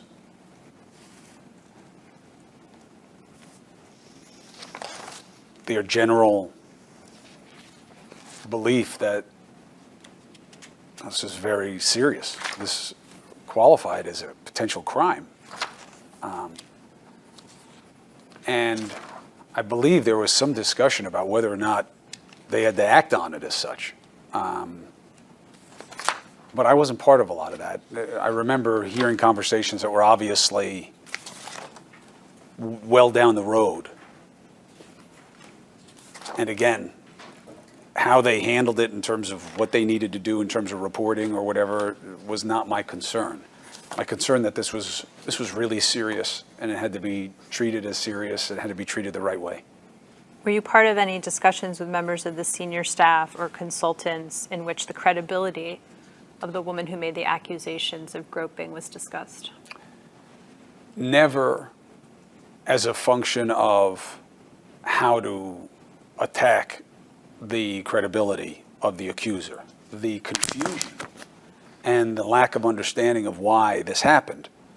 I guess generally that goes to whether or not these people believed it. But no. And again, I would never be a part of something like that. It is an impossibility of fact. And it is demonstrably false that I was ever even near a suggestion of anything like that. The confusion that was expressed by members of the senior staff and consultants about this accuser, what was the confusion based on? Why would she say this? Did anyone subscribe a potential motive to her? Not that I recall. You had told us about conversations about people subscribing certain motives to Ms. Boylan. Yes. Were similar conversations had about the woman who accused the governor of groping her in the executive mansion? No, I think Caitlin was seen very differently in terms of, disposition and circumstance. And what was different about her disposition and circumstance? Lindsay Boylan was running for office and a known antagonist, and Caitlin was not. Anything else you can remember about your conversations with either Governor Cuomo or the senior staff and consultants about the woman who accused him of groping her? Not specifically. Yeah, of course. Did anyone describe to you how this woman's allegations came to light? No, not that I can recall. Okay. Let's go back to the text messages, the ones Okay. between you and Mr. Rosa. So you see on March 9th at 3 p.m., Mr. Rosa sends you a link to a Times Union article. I'll represent to you that that's the article about the woman who accused the governor of groping her. And then you respond the next day and you say, why didn't you tell him about potential ATU, I think it's interview with 6. Can you tell us what that means? Why didn't you tell my brother that this might be happening? That this article might be coming out? That all 6 accusers at that time may be interviewed at the same time? Was your understanding that there might be an interview with the 6 accusers together? Yeah, I think that's what the piece before it had suggested, or Melissa had told me that. Okay. And then she wrote back, I asked you not to say anything until I talked to him. What did you understand her to mean by that? Exactly what it says. And the him is the governor? Yes. And had she asked you not to say anything to Governor Cuomo about a potential interview with the 6 women? That was not my recollection. What's your recollection? That I had not been told that. That she had not told you not to say anything to Governor Yes. Cuomo? Had you said anything to Governor Cuomo? Yes. What'd you say? Did you know that the Albany Times Union is sitting down with all 6 accusers? And what did he say? No, And what was done after that? nothing. Was there any effort to speak to anyone at the Albany Times Union that you were aware of? No. Were they, to your knowledge, anyone could try to convey the best facts to the Albany Times Union? No, I had nothing to do with anything like that. Were you part of any discussions where that was communicated? No. And then you wrote, Not that I recall. Again, yeah. so many conversations, so many different accusations, so many different media angles. And then the process started in terms of the investigation and emails, texts, and, and my focus was very narrow in terms of just kind of keeping my brother's head straight so that he could deal with what was in front of him and keeping my family calm about this. And that's really my entire motivation here. did you text with your brother? He doesn't text per se. He BlackBerry messages. 10 messages? You know what? They may be texts. They show up green. He has a BlackBerry. I'm Apple. We're blue. They're green. That's how I communicated him with from time to time, but mostly on the phone. Did you have any communications with him during this time period over message? Yes. Text message? Yes. But you didn't save any of those? No.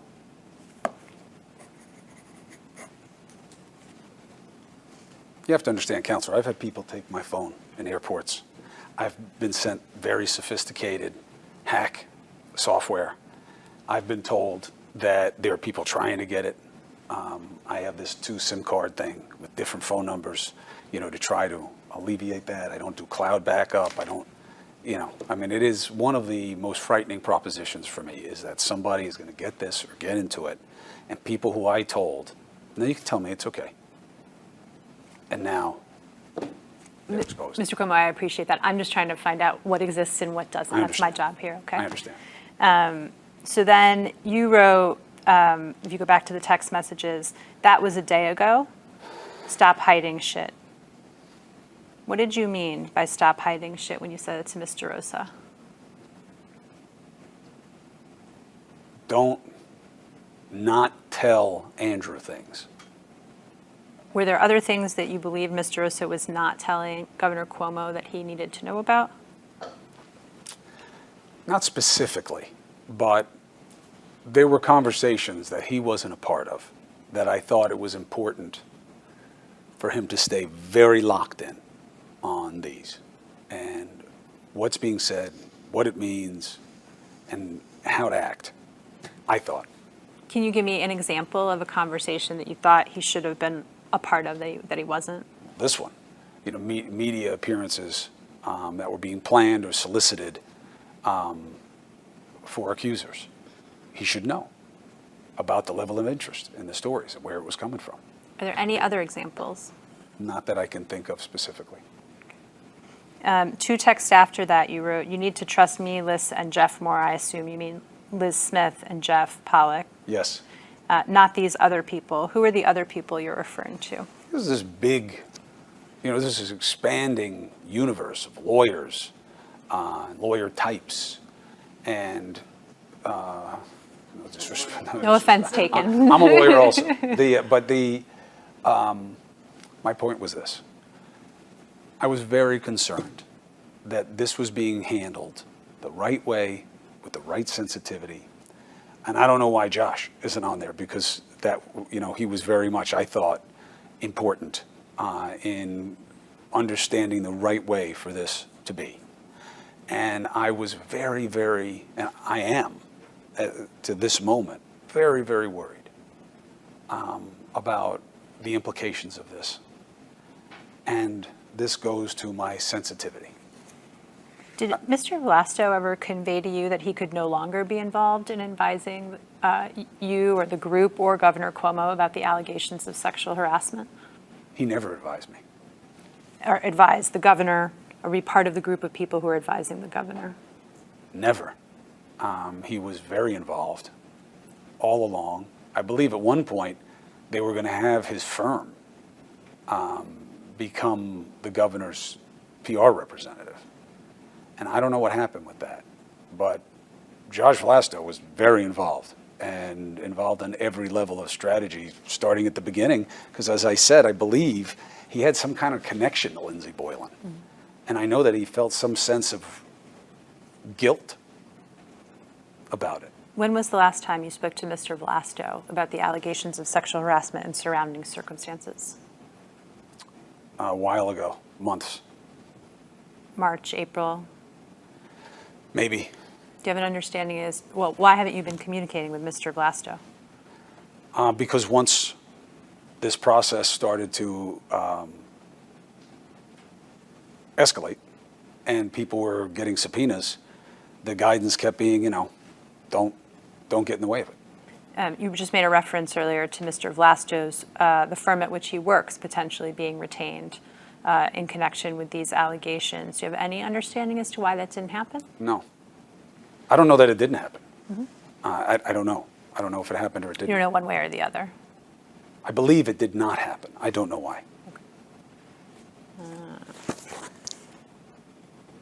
And then after you wrote, we are making mistakes we can't afford. And then she wrote, we heard last night, we all did a call. What did you understand Mr. Rosa to be talking about? I'm not sure. I think a piece coming out or something like that. And was this the Albany Times-Union piece? I'm not sure. I mean, all I know is that this was another event where I wasn't in the loop. Meaning you were not on the call that's being referred to? Yeah. And then you wrote, this will be a step back, not a huge one. What were you referring to? Sounds like my reckoning of some article that came out. Do you think this was in reference to the allegations of groping that were made against the governor? No. You don't think this was in reference to that Times-Union article? I'm not sure, but I was very concerned about the allegations. And why are you certain that this is not in reference to that article? I'm not certain. I don't believe it is, but it could be. But that is not how I felt about the allegations. How did you feel about the allegations that the governor had groped someone in the executive mansion? Devastated. Did you convey that to Governor Cuomo? Yeah. And what did he say? Didn't happen. Did he say anything had happened between him and the woman who had alleged that she was groped by him? No, nothing physical. Nothing inappropriate, I guess is the umbrella term. Did he ever discuss whether he had touched her in any way? No, not in any romantic way or anything like that. Did he discuss touching her in a non-romantic way? Not that I remember specifically. But he may have, because with some of these allegations, he would try to understand it and be like, well, I hug her all the time, or, I hug everybody who's there, or this, that kind of thing. I don't remember it specifically with her, though, no. Did Governor Cuomo ever discuss in your presence or with you conversations he might have had of a sexual nature or with sexual content with the woman who accused him of groping her? No, I never spoke to him about it specifically. Were you part of any conversations where that was addressed? No, I think I read about it. If you go down in the text messages, Mr. Rosa says, no interview, not talking to press, that is update. Did you understand that to be about the woman who had alleged that the governor groped her? No, I just remember that I was trying to understand what was happening. And increasingly, they were not including me. So what did you understand this to be about? No interview, not talking to press? I don't know. No, I don't understand it specifically. I would imagine it's something to do with one of the accusers. You don't know which one? I don't. And then you wrote, I think, few. Doesn't make sense, though. I am told lawyer got calls from 2 people saying she has problems with story and that may want to talk about her. Who did you get that information from? A journalist. But if you want to understand the whole thing, I'll tell you. That was my next question you anticipated. Go for it. So starting with the text before it, I didn't understand why any accuser wouldn't give an interview or why they wouldn't do the interview with the 6. I didn't understand why that would have gone away. It didn't make sense to me from a journalist's perspective. Unless they had a booking issue or couldn't get everybody together at the same time, it didn't make sense why the Albany Times-Union would let that go. It's such a powerful mechanism for having people understand. Having numbers of people coming and telling their story is very powerful. So there's that. Then I got a call from a journalist who said that he had heard this about it, about that Caitlin, and I don't say this with any judgment, but that she'd and that they, not surprisingly, there was some bad blood and that he might talk. And I asked, how do we know? And her lawyer was like some guy on a billboard or something like that. And it seemed shady to me that, I would pass along information when I got it, because they were in the dark all the time. They never knew that this other complaint was coming back. They'd say there are no more complaints, and then there was another complaint. So if I heard that one was coming, or I heard something about the nature of it, I would tell them, this is what I'm being told about this. I thought that was the only responsible thing to do. But very often I didn't believe it. You know what I mean? Like, just because I hear something about you doesn't mean it's true. So I would qualify things like that almost always on the phone. And sometimes these would reflect secondary or iterations or reiterations of a point that was a little shorthanded. And that's what was going on there. Did you speak to anyone on the phone about the information you learned from the journalist about the woman who had accused the governor of groping? My recollection is that yes, and that I didn't buy it. That I didn't think that, it just didn't feel right. Sorry, what part didn't you buy? I didn't buy that they knew something and was going to come out and talk. It just sounded to me like that's what you say when you're involved in something, to make yourself relevant. Like that was my suspicion. And I'm actually a little surprised they even put it in writing, because ordinarily I would say that to somebody. Because my concern is, once I write it to you, you are going to forget how I meant it, and you may now send it to somebody else. You may repeat it to somebody else, and you may add context that I never gave you or suggested to you. I like to control what I'm going to tell somebody. Is that why you told Mr. Rosa to delete the thread now? Yeah, delete it, delete it. But going back to the text message where it said, I am told lawyer got calls from 2 people. Right. Who did you understand the 2 people were?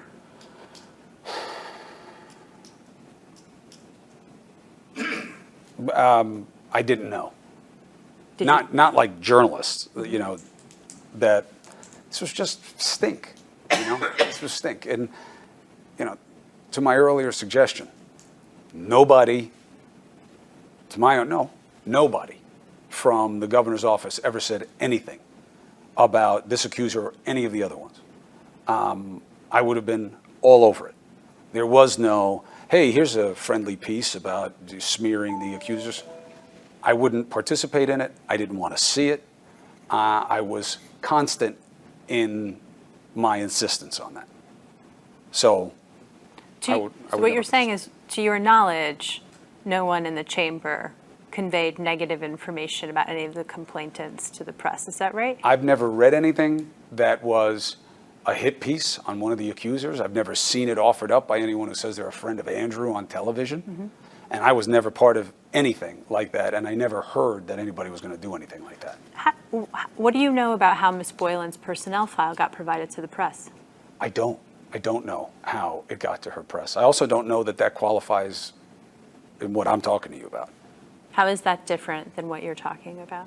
Because I think that too often we see in these situations that when you allege something, all of a sudden we start looking at you as a person. And I don't think that's right. If there was some kind of transaction or some kind of dynamic of something, then fine, that's going to be relevant to the consideration. But, you know, we all know what can happen in these situations about how the accuser now becomes a target. And I don't buy it and I don't believe in it. And I didn't want that for my brother. I wanted him to respect this process and let it play out. So I'm trying to understand how releasing Ms. Boylan's personnel file to the press would not fit into the category of what you're I don't know that that happened, and I had nothing to do with it, and I would never be in favor of it. What do you think, sorry, what do you think that was going to say? Something positive about her? No. Why would he So say how- something How positive? is this not conveying information about someone who potentially has something negative to say about the accuser? Because it was just informational that I had heard this. I never followed up on it. Nobody else ever followed up on it. But Melissa may very well. I know she did not. Because I had Were subsequent you forwarding it conversations. to her so that she didn't follow up on it? Were you sending it, giving her this information so that she wouldn't follow up on it? Presumably there's a chance you're sending it to her so she knows. I was relaying information that I had gotten in real time from a journalist. I was not doing it with any expectation of action. And I know for a fact there was no action. In fact, I later learned that there had been another iteration of this, that there might be a recording or something like that of this. And I told them to stay away from it and just focus on the process. And I've always been consistent on that, and I would never be any other way, and I would never be part of any other way. Well, wouldn't the best way to make sure that they stay away from it is not to actually convey this information?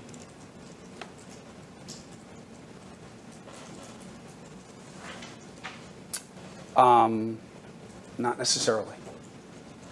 How does conveying the information? Because there was a lot of speculation often when accusations would come up. And my feeling is if I can have an influence on what I believe or don't believe, that is helpful.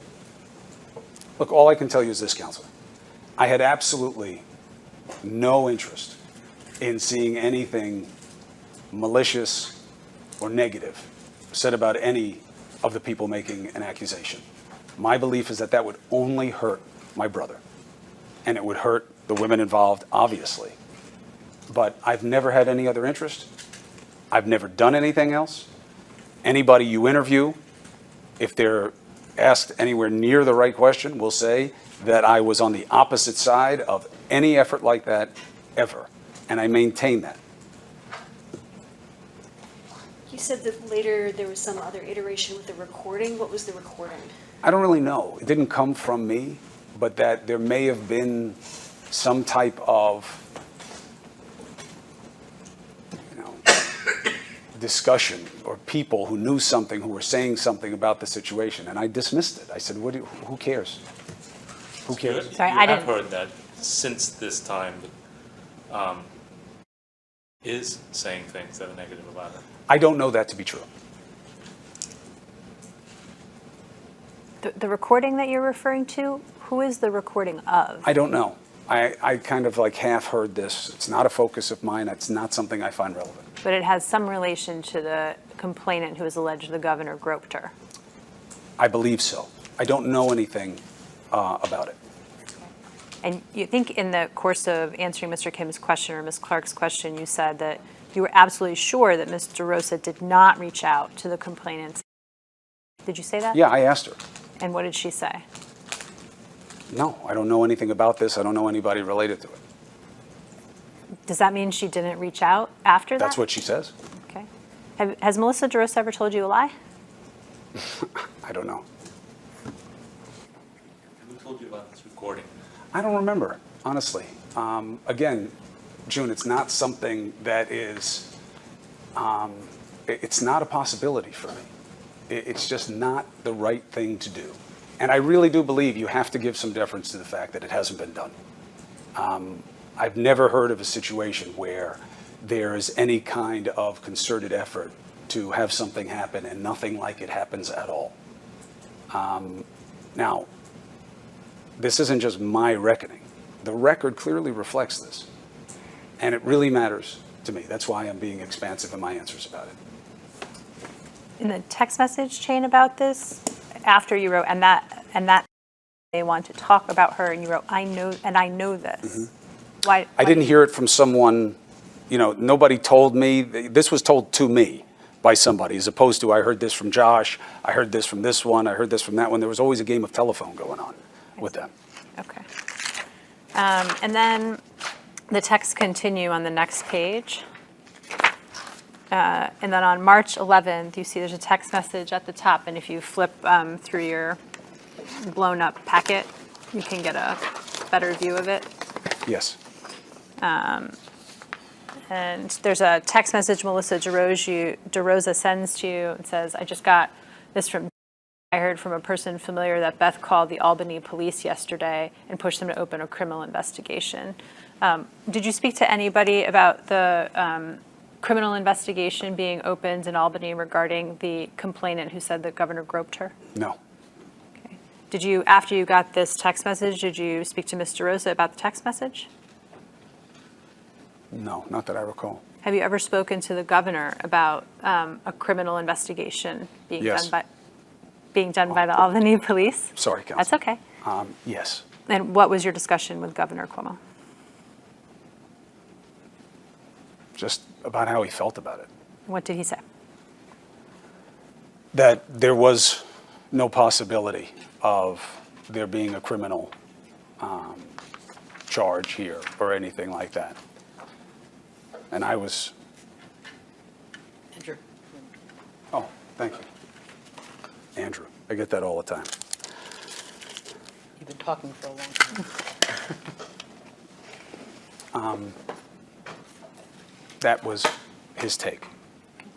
And then the next text message in the chain is on the 12th of March. And you wrote, read this, and there's a long recitation that appears to be something Governor Cuomo might say. What is that text message?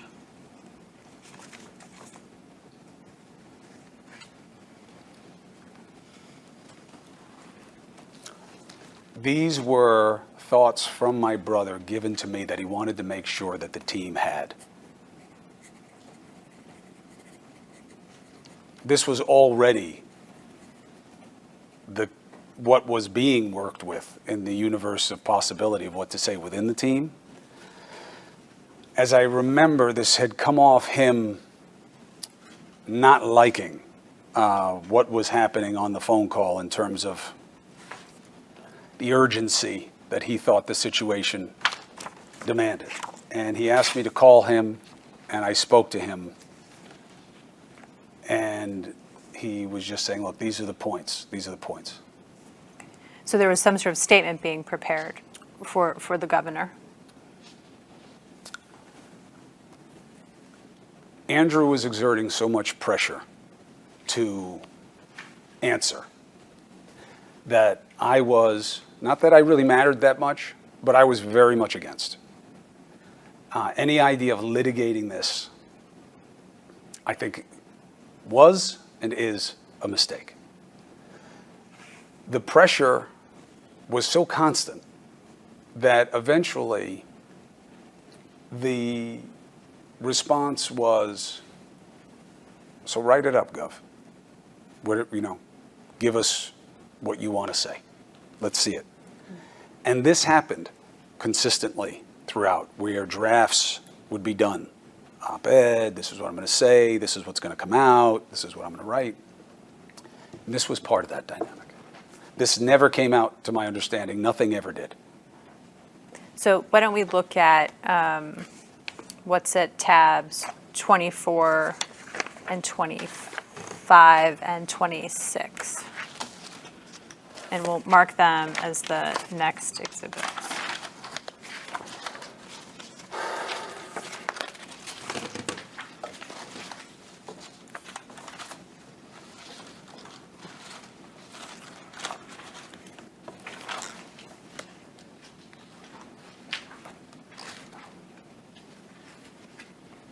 Okay?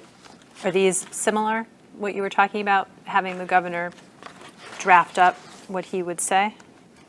Yes, in sum and substance, but I don't know that they all came from him. He could also ask one of the other people on his team to advance this, in the way I was doing that with the text, that he wanted these ideas put into the mix. And that's what I think these are also, at least in part. I see. So for 24, 25, and 26, you're not sure if any of these came from the governor, but what's in your text message to Mr. Rosek, that came from the governor? Yeah, in substance. I know that just because I had the conversation. I don't think any of these emails are from me. And then Or to me directly. you're included in them, if you want to Right, look at but I the two mean- line. If it was about you, you were first. You know what I mean? Like it would be just to you, other people would be CC'd, This was just a courtesy, putting me on these. And you said nothing like this ever came out, but can you look at what is at, we're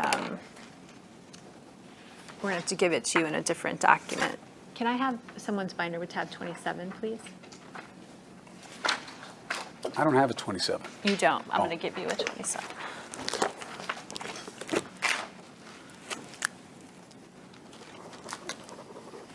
We'll redact that up later. We're going to mark this as the next exhibit, and maybe we can give. That's okay. Okay. So this Governor's is a conference call with the media. transcript that we've prepared of Governor Cuomo's conference call on March 12th. Okay? You see, he does make a statement about the allegations. Yeah, I didn't remember this. Okay. Does that refresh your memory about what the context was for your text message with Mr. Rosa and the draft documents we just looked at? No, because it was an ongoing, constant dialogue of things that he wanted to say, and this is not that. This is not where his head was and is about what he thinks the best way to respond in this situation is. This is just a nod to what is simply true, which is people put a politician in power. They get to remove you unless for cause. That is one point, but that is not his main point. His main point that he wants to do is to take on what he believes these allegations are really about. And I have been very consistent in my feeling that you don't talk about the accusers involved, and you don't talk about the allegations, and point for point, you defer to process. And when you say that the governor wants to take on what these allegations are really about, are you referring to earlier when you told me that Governor Cuomo conveyed to you that he thought that these allegations were part of political animus against him? Yes. And has the governor ever conveyed to you how the woman who has accused him of groping her has political animus towards him? No. Have you been a part of any conversation where it was discussed what the political animus of the woman who alleges the governor groped her might be? No, I have not. Okay. So how does she fit in to Governor Cuomo's narrative about what these allegations are all about? That's for him to answer. Have you been a part of any discussions with him about how she fits into that narrative? No. I don't participate, nor would I participate in anything where my brother is going to litigate this directly about the women involved. I don't think it's right. I don't think it's helpful. And I think the process has to play out. There's a line in the transcript that we were just looking at together. Yep. Which is on the very first page of the transcript. In the fourth box that begins with "Let me make a statement." Uh-huh. You see there's a sentence that says, "I won't speculate about people's possible motives, but I can tell you, as a former Attorney General who's gone through this situation many times, there are often many motivations for making an allegation." What was your perspective on including that in the governor's statement? I had none. Were you consulted or discussed or part of any conversations about that sentence? No. Were you part of any conversations with Governor Cuomo about the possible motives of the women making allegations? Yes. The ones we've just discussed, the political animus? Yes. Okay. Were you part of any discussions with Governor Cuomo about the possible motive for the woman who accused him of groping her? Ask me that again. Were you part of any conversations with Governor Cuomo about the possible motive for the woman who alleged he has groped her? Yes. And tell us about that. My brother speculates that it could be about money, that the divorce didn't give her the money that she felt she needed, and that this could be an act of desperation. And what did the governor convey to you about what he understands about her financial situation? Just what I said, That she may need money. because the divorce settlement or whatever, however it was resolved, as a function of that. Did he tell you who he got that information from? No. Did you ever discuss the possible motive for the woman who alleges the governor groped her with members of the senior staff and the consultants? No, not that I have any recollection of. Again, that is not a relevant discussion for me. Okay, I'll listen to it. You guys want to talk about it? Go ahead. But I'm not going to stay on for long. And it doesn't matter. Just tell the truth, get in front of it, act like a leader, respect the process, ask for process, respect the process. And then you do what you want to do. And they take my advice or they don't take my advice. He takes my advice or he doesn't take my advice. I understand your perspective on it. What I'm trying to understand is, do you remember anything that any member of Governor Cuomo's senior staff or the consultants said about the possible motive for the woman who accused him of groping her? I don't specifically remembering anybody talking about it. Okay. Do you remember anyone generally talking about that topic? No, I remember them being surprised by this and believing that she liked the governor. And do you remember who conveyed to you that they believed the woman who accused the governor of groping her liked the governor? Well, Stephanie Benton. And I'm not sure who else. Maybe Melissa. Do you remember anything else about what Miss Benton said? Yes. I remember her saying that there was, in fact, a dynamic where Caitlin wanted to work more and needed money and volunteered to work weekends with Andrew. Anything else Miss Benton said? That's what I remember. Was there any discussion you were a part of where it was, where there was a, strike that, were you part of any discussion in which whether staff members from the executive chamber should continue to come to the executive mansion? No, Anyone, either generally or specifically? not that I can recall. Were you part of any conversation in which the woman you understand to be Caitlin was discussed, and there was a discussion that she should no longer come to the executive mansion? No, not specifically.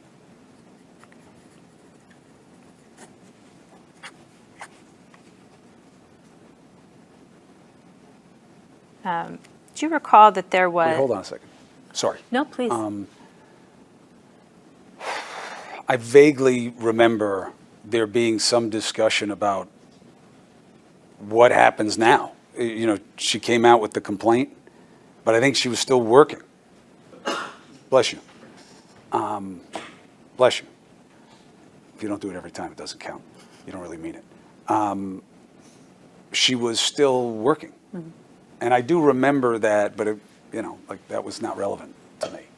I think that was with Stephanie and Melissa. Do you remember before the Times Union article about the groping allegations came out, there being any discussion about changing the way staff came to the executive mansion? Who came, who didn't come, when they came, why they came? No.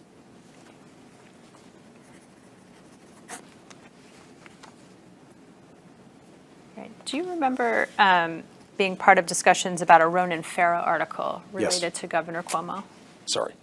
Yes. Okay. What do you remember about the Ronan Farrow article? They were very concerned, and it kept moving. What they thought it was about was moving. When it was coming out was moving.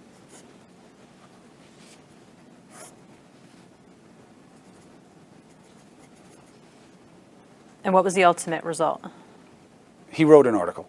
Okay. And did you discuss that article with anyone? Yes, after the fact. I mean, again, it was just, Ronan Farrow writes something, people in the media are going to talk about it. Did you discuss the Ronan Farrow article with Governor Cuomo? Yes. Tell us about that discussion. Just asking him, how he felt about what was in it, and him asking me what did I think the impact of it was. Can you tell us the substance of the conversation? He said that he didn't think the article was fair, that she was being propped up, and that's it. The she you're referring to? I'm sorry, Who's she? Lindsay Boylan. Let's look at the text messages again that are between you and Mr. Rosa.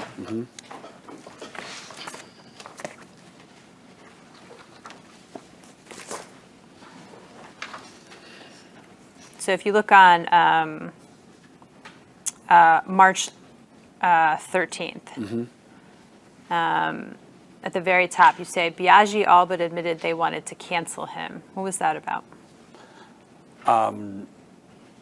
Ms. Biaggi saying on TV that they wanted Andrew out. They wanted him canceled. Was there any discussion you were a part of with Governor Cuomo about allegations Ms. Biaggi had made about her interactions with the governor? I've never, to my memory, discussed Ms. Biaggi with Andrew. Were you part of any discussions with his senior staff or his consultants about Ms. Biaggi? I remember hearing Melissa say that she didn't like Biaggi, Biaggi didn't like her, and Biaggi didn't like Andrew, and that she was being opportunistic. Anything else? That's all I remember. If you go down a few texts on March 14th, you write, if Ronan has nothing better than Boylan, that's a great sign. Yeah. What do you mean by that? The concern was that Ronan almost always has more people. You know what I mean? That's part of his currency as a journalist, is that people come to him to expand understandings. I know he has his critics, but to me, that's when he's at his best. So the assumption was he must have new people if he's waiting so long to have written about this. And then he didn't. So what the context is specifically is I had heard that all he was writing, the only person he was writing about was Lindsay Boylan. So that means that he didn't find more people to complain that once again I would have to experience this team being shocked that there was another person, which was this never-ending cycle that was very hard for a family member. That was the context. And then there's a dial-in circulated, and it's to discuss Ronan Convo. What do you remember about that call? I don't even know that I was on it. The allegations that are in the Ronan Farrow piece about Ms. Boylan, do you remember them being additional allegations Ms. Boylan made about her interactions with the governor in that piece? I don't recall. Okay. You don't remember any conversation with anyone about additional allegations she made in the Ronan piece? No, I don't recall. And then on March 15th, she wrote to you, did you get any more intel? And you wrote, story not ready for tomorrow. She wrote, can you talk? What was that about? They didn't know when the Ronan piece was coming out.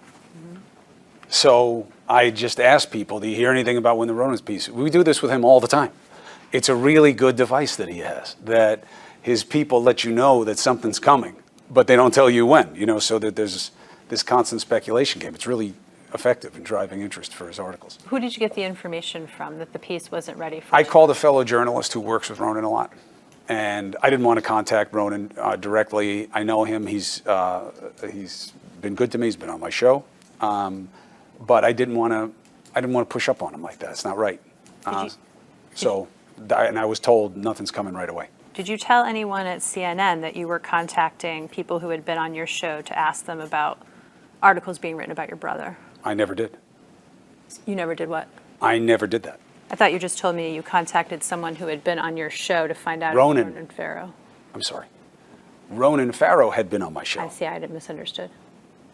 So who did you contact to find out when the Ronan Farrow article might be coming out? Another journalist. And did you tell anyone at CNN that you were contacting journalists about whether the Ronan Farrow piece about your brother would be coming out? No, not specifically. Generally? No, that's not something that would be out of the ordinary. Did you tell it wouldn't be out of the ordinary? To call other reporters about when reporting is coming out? Right, for you to make calls on behalf of the executive chamber or behalf of your brother to learn information, is that out of the ordinary? Well, I didn't see it that way. How did you see it? I wanted to know. And why did you want to know? Because there was going to be an article about my brother, so I'm interested. I wasn't going to call the person writing it. I wasn't going to try to influence any of the stories. And we know that that's true because you would have read about it, had I. It's not exactly a loyalty-based business. If I had tried to influence any of the reporting at CNN or anywhere else, I guarantee you people would know. And so would a lot of others. So the idea of one reporter calling another to find out about what's coming down the pipe is completely business as usual.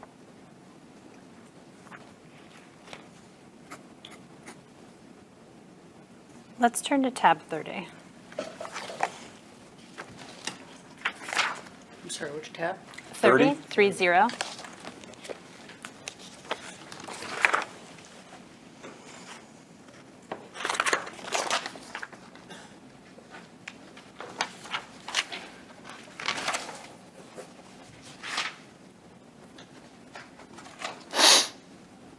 What is this? I don't know. I mean, it's me reaching out to them about something that I had seen or someone had sent me, and I was asking what I'm asking. This is what you're sending is someone sent to you. Is that right? Oh, that may be true. I don't know. I don't remember. Let me look at the second page. Oh. The text says,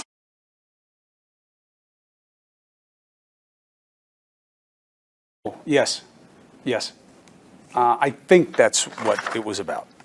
But I didn't know if these were the real documents or not. Mm-hmm. People put out fake things all the time that look so legit. And I wanted to make sure, I always want to make sure about that stuff. You got to get things right. why did you want to make sure it was real?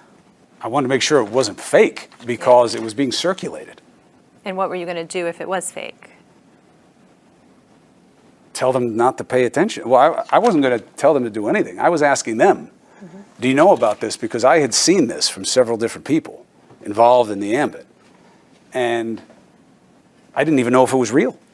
And what did they tell you? The senior staff of the executive chamber and the consultants, what did they tell you? I don't remember, but I definitely wound up learning that it was true. Okay. And I didn't know until that point. I mean, yes, I had heard that something happened to her in college and that she was assaulted. And that, I mean, I knew that, but I didn't know the depth and what it meant to her and what, where it had come from and what she had done already to deal with it in ways that people, don't want to do. So to me, I was very affected by the realities of Charlotte Bennett's situation. She's unlike anybody else involved in this situation, in my estimation. And I got the sense that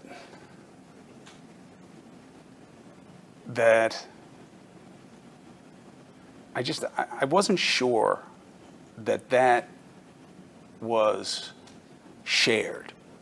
That this wasn't just somebody saying something happened or referring to something, that there was depth to this.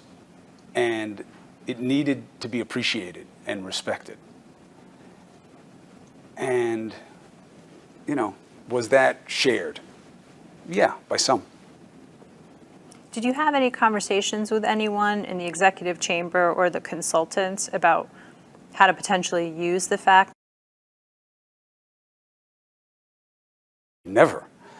On the contrary, my conversations were not to lump Charlotte Bennett in, which was the temptation, which went to my conversations about you need to marshal your facts and know who you're talking about and treat people the right way here. And that this situation had to be given tremendous deference and respect. I understand that was your perspective. My question was, were you involved in any conversations in which anyone in the executive chamber or the consultants discussed? Never.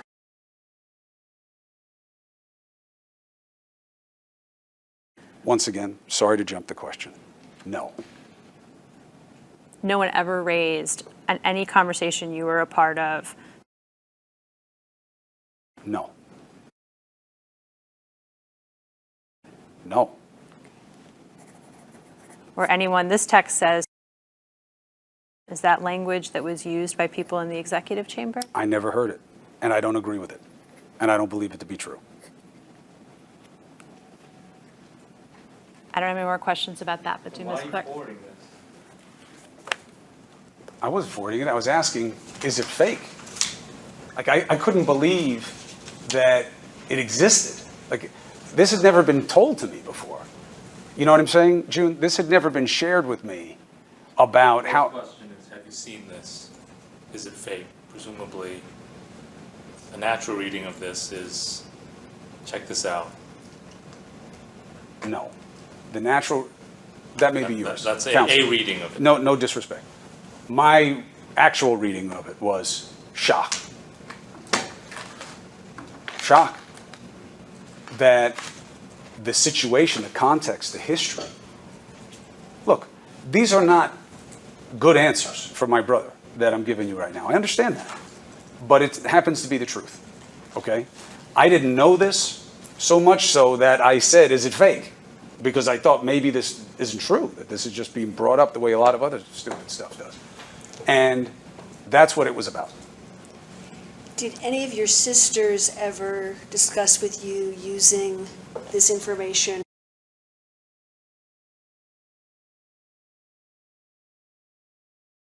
Not with me, no. Are you aware that your sisters had those conversations with anyone else? I have heard, I don't know about my sister, but I have heard that there were conversations about curiosity of what this was and what this wasn't. With whom? Steve Cohen, and maybe my sister Madeline. I have 3 sisters. But I was never part of any of those conversations. What do you understand Mr. Cohen and Madeline Cuomo did about that? Nothing as far as I know. Did they look into it? I don't know. Did they discuss it with Governor Cuomo? I have no idea. Were you part of any conversation with the governor, his senior staff, or his consultants about how he could have hired someone into the chamber who was a sexual assault survivor? No.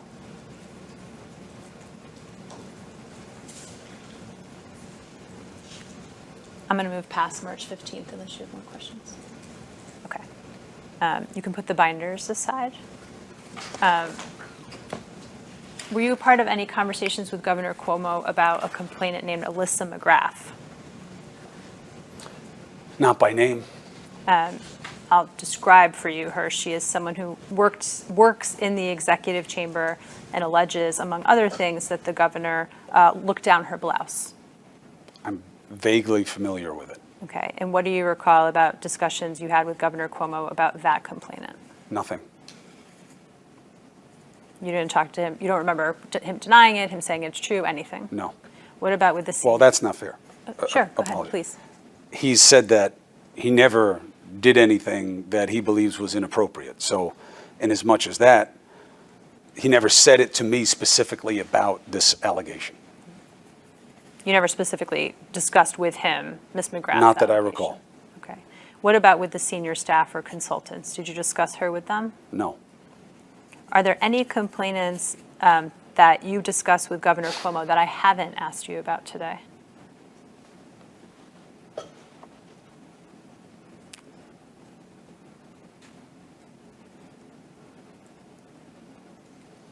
I don't think so.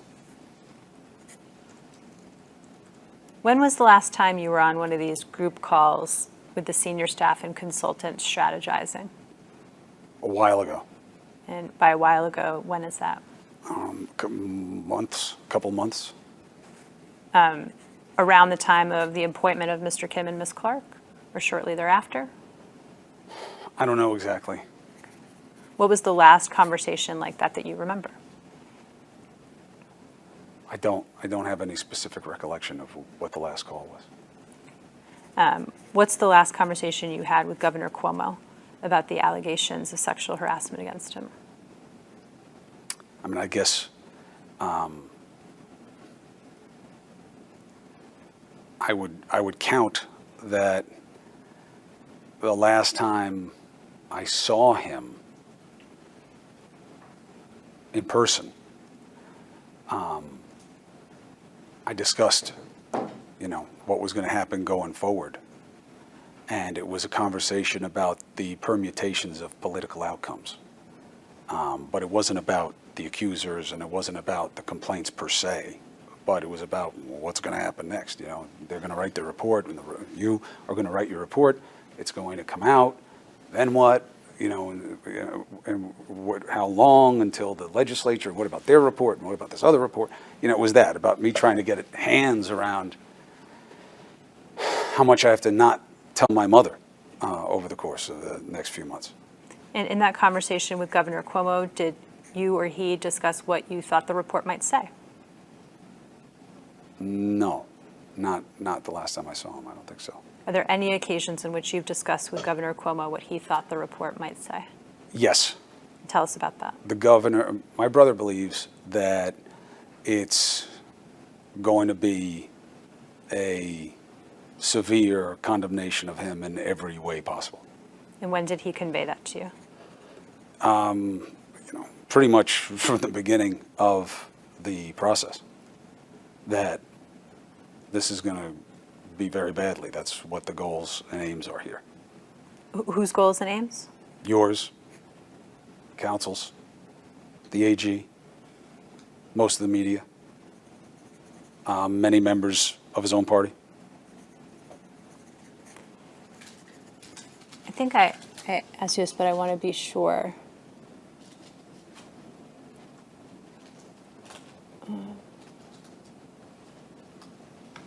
Are there any other We have 2 more minutes. I know, I have one last question.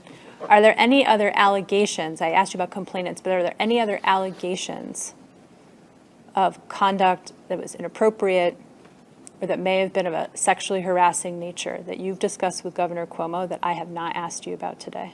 Not that I can think of. Ms. Clark, Mr. Kim? In talking to your brother about what he expects the report to be, has he discussed with you how he intends to respond if the report comes out as he expects? Yes. What has he said?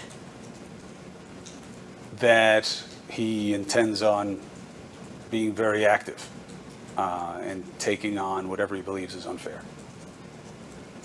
And has he said anything more specific about what he intends to do to be very active? No, I think it depends on what you guys say in the report and what he thinks about why you said it. And have you had any discussions with Melissa DeRosa about what the response might be to the report if the chamber doesn't like the contents? Not that I can recall. I mean, it's really I think Andrew is very much keeping his own counsel.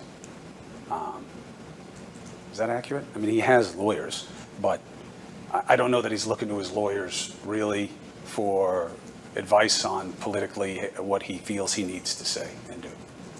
Do you know if he's still talking to any of the group of advisors, Steve Cohen, the Liz Smiths of the world, about how to respond? I don't know. I don't know.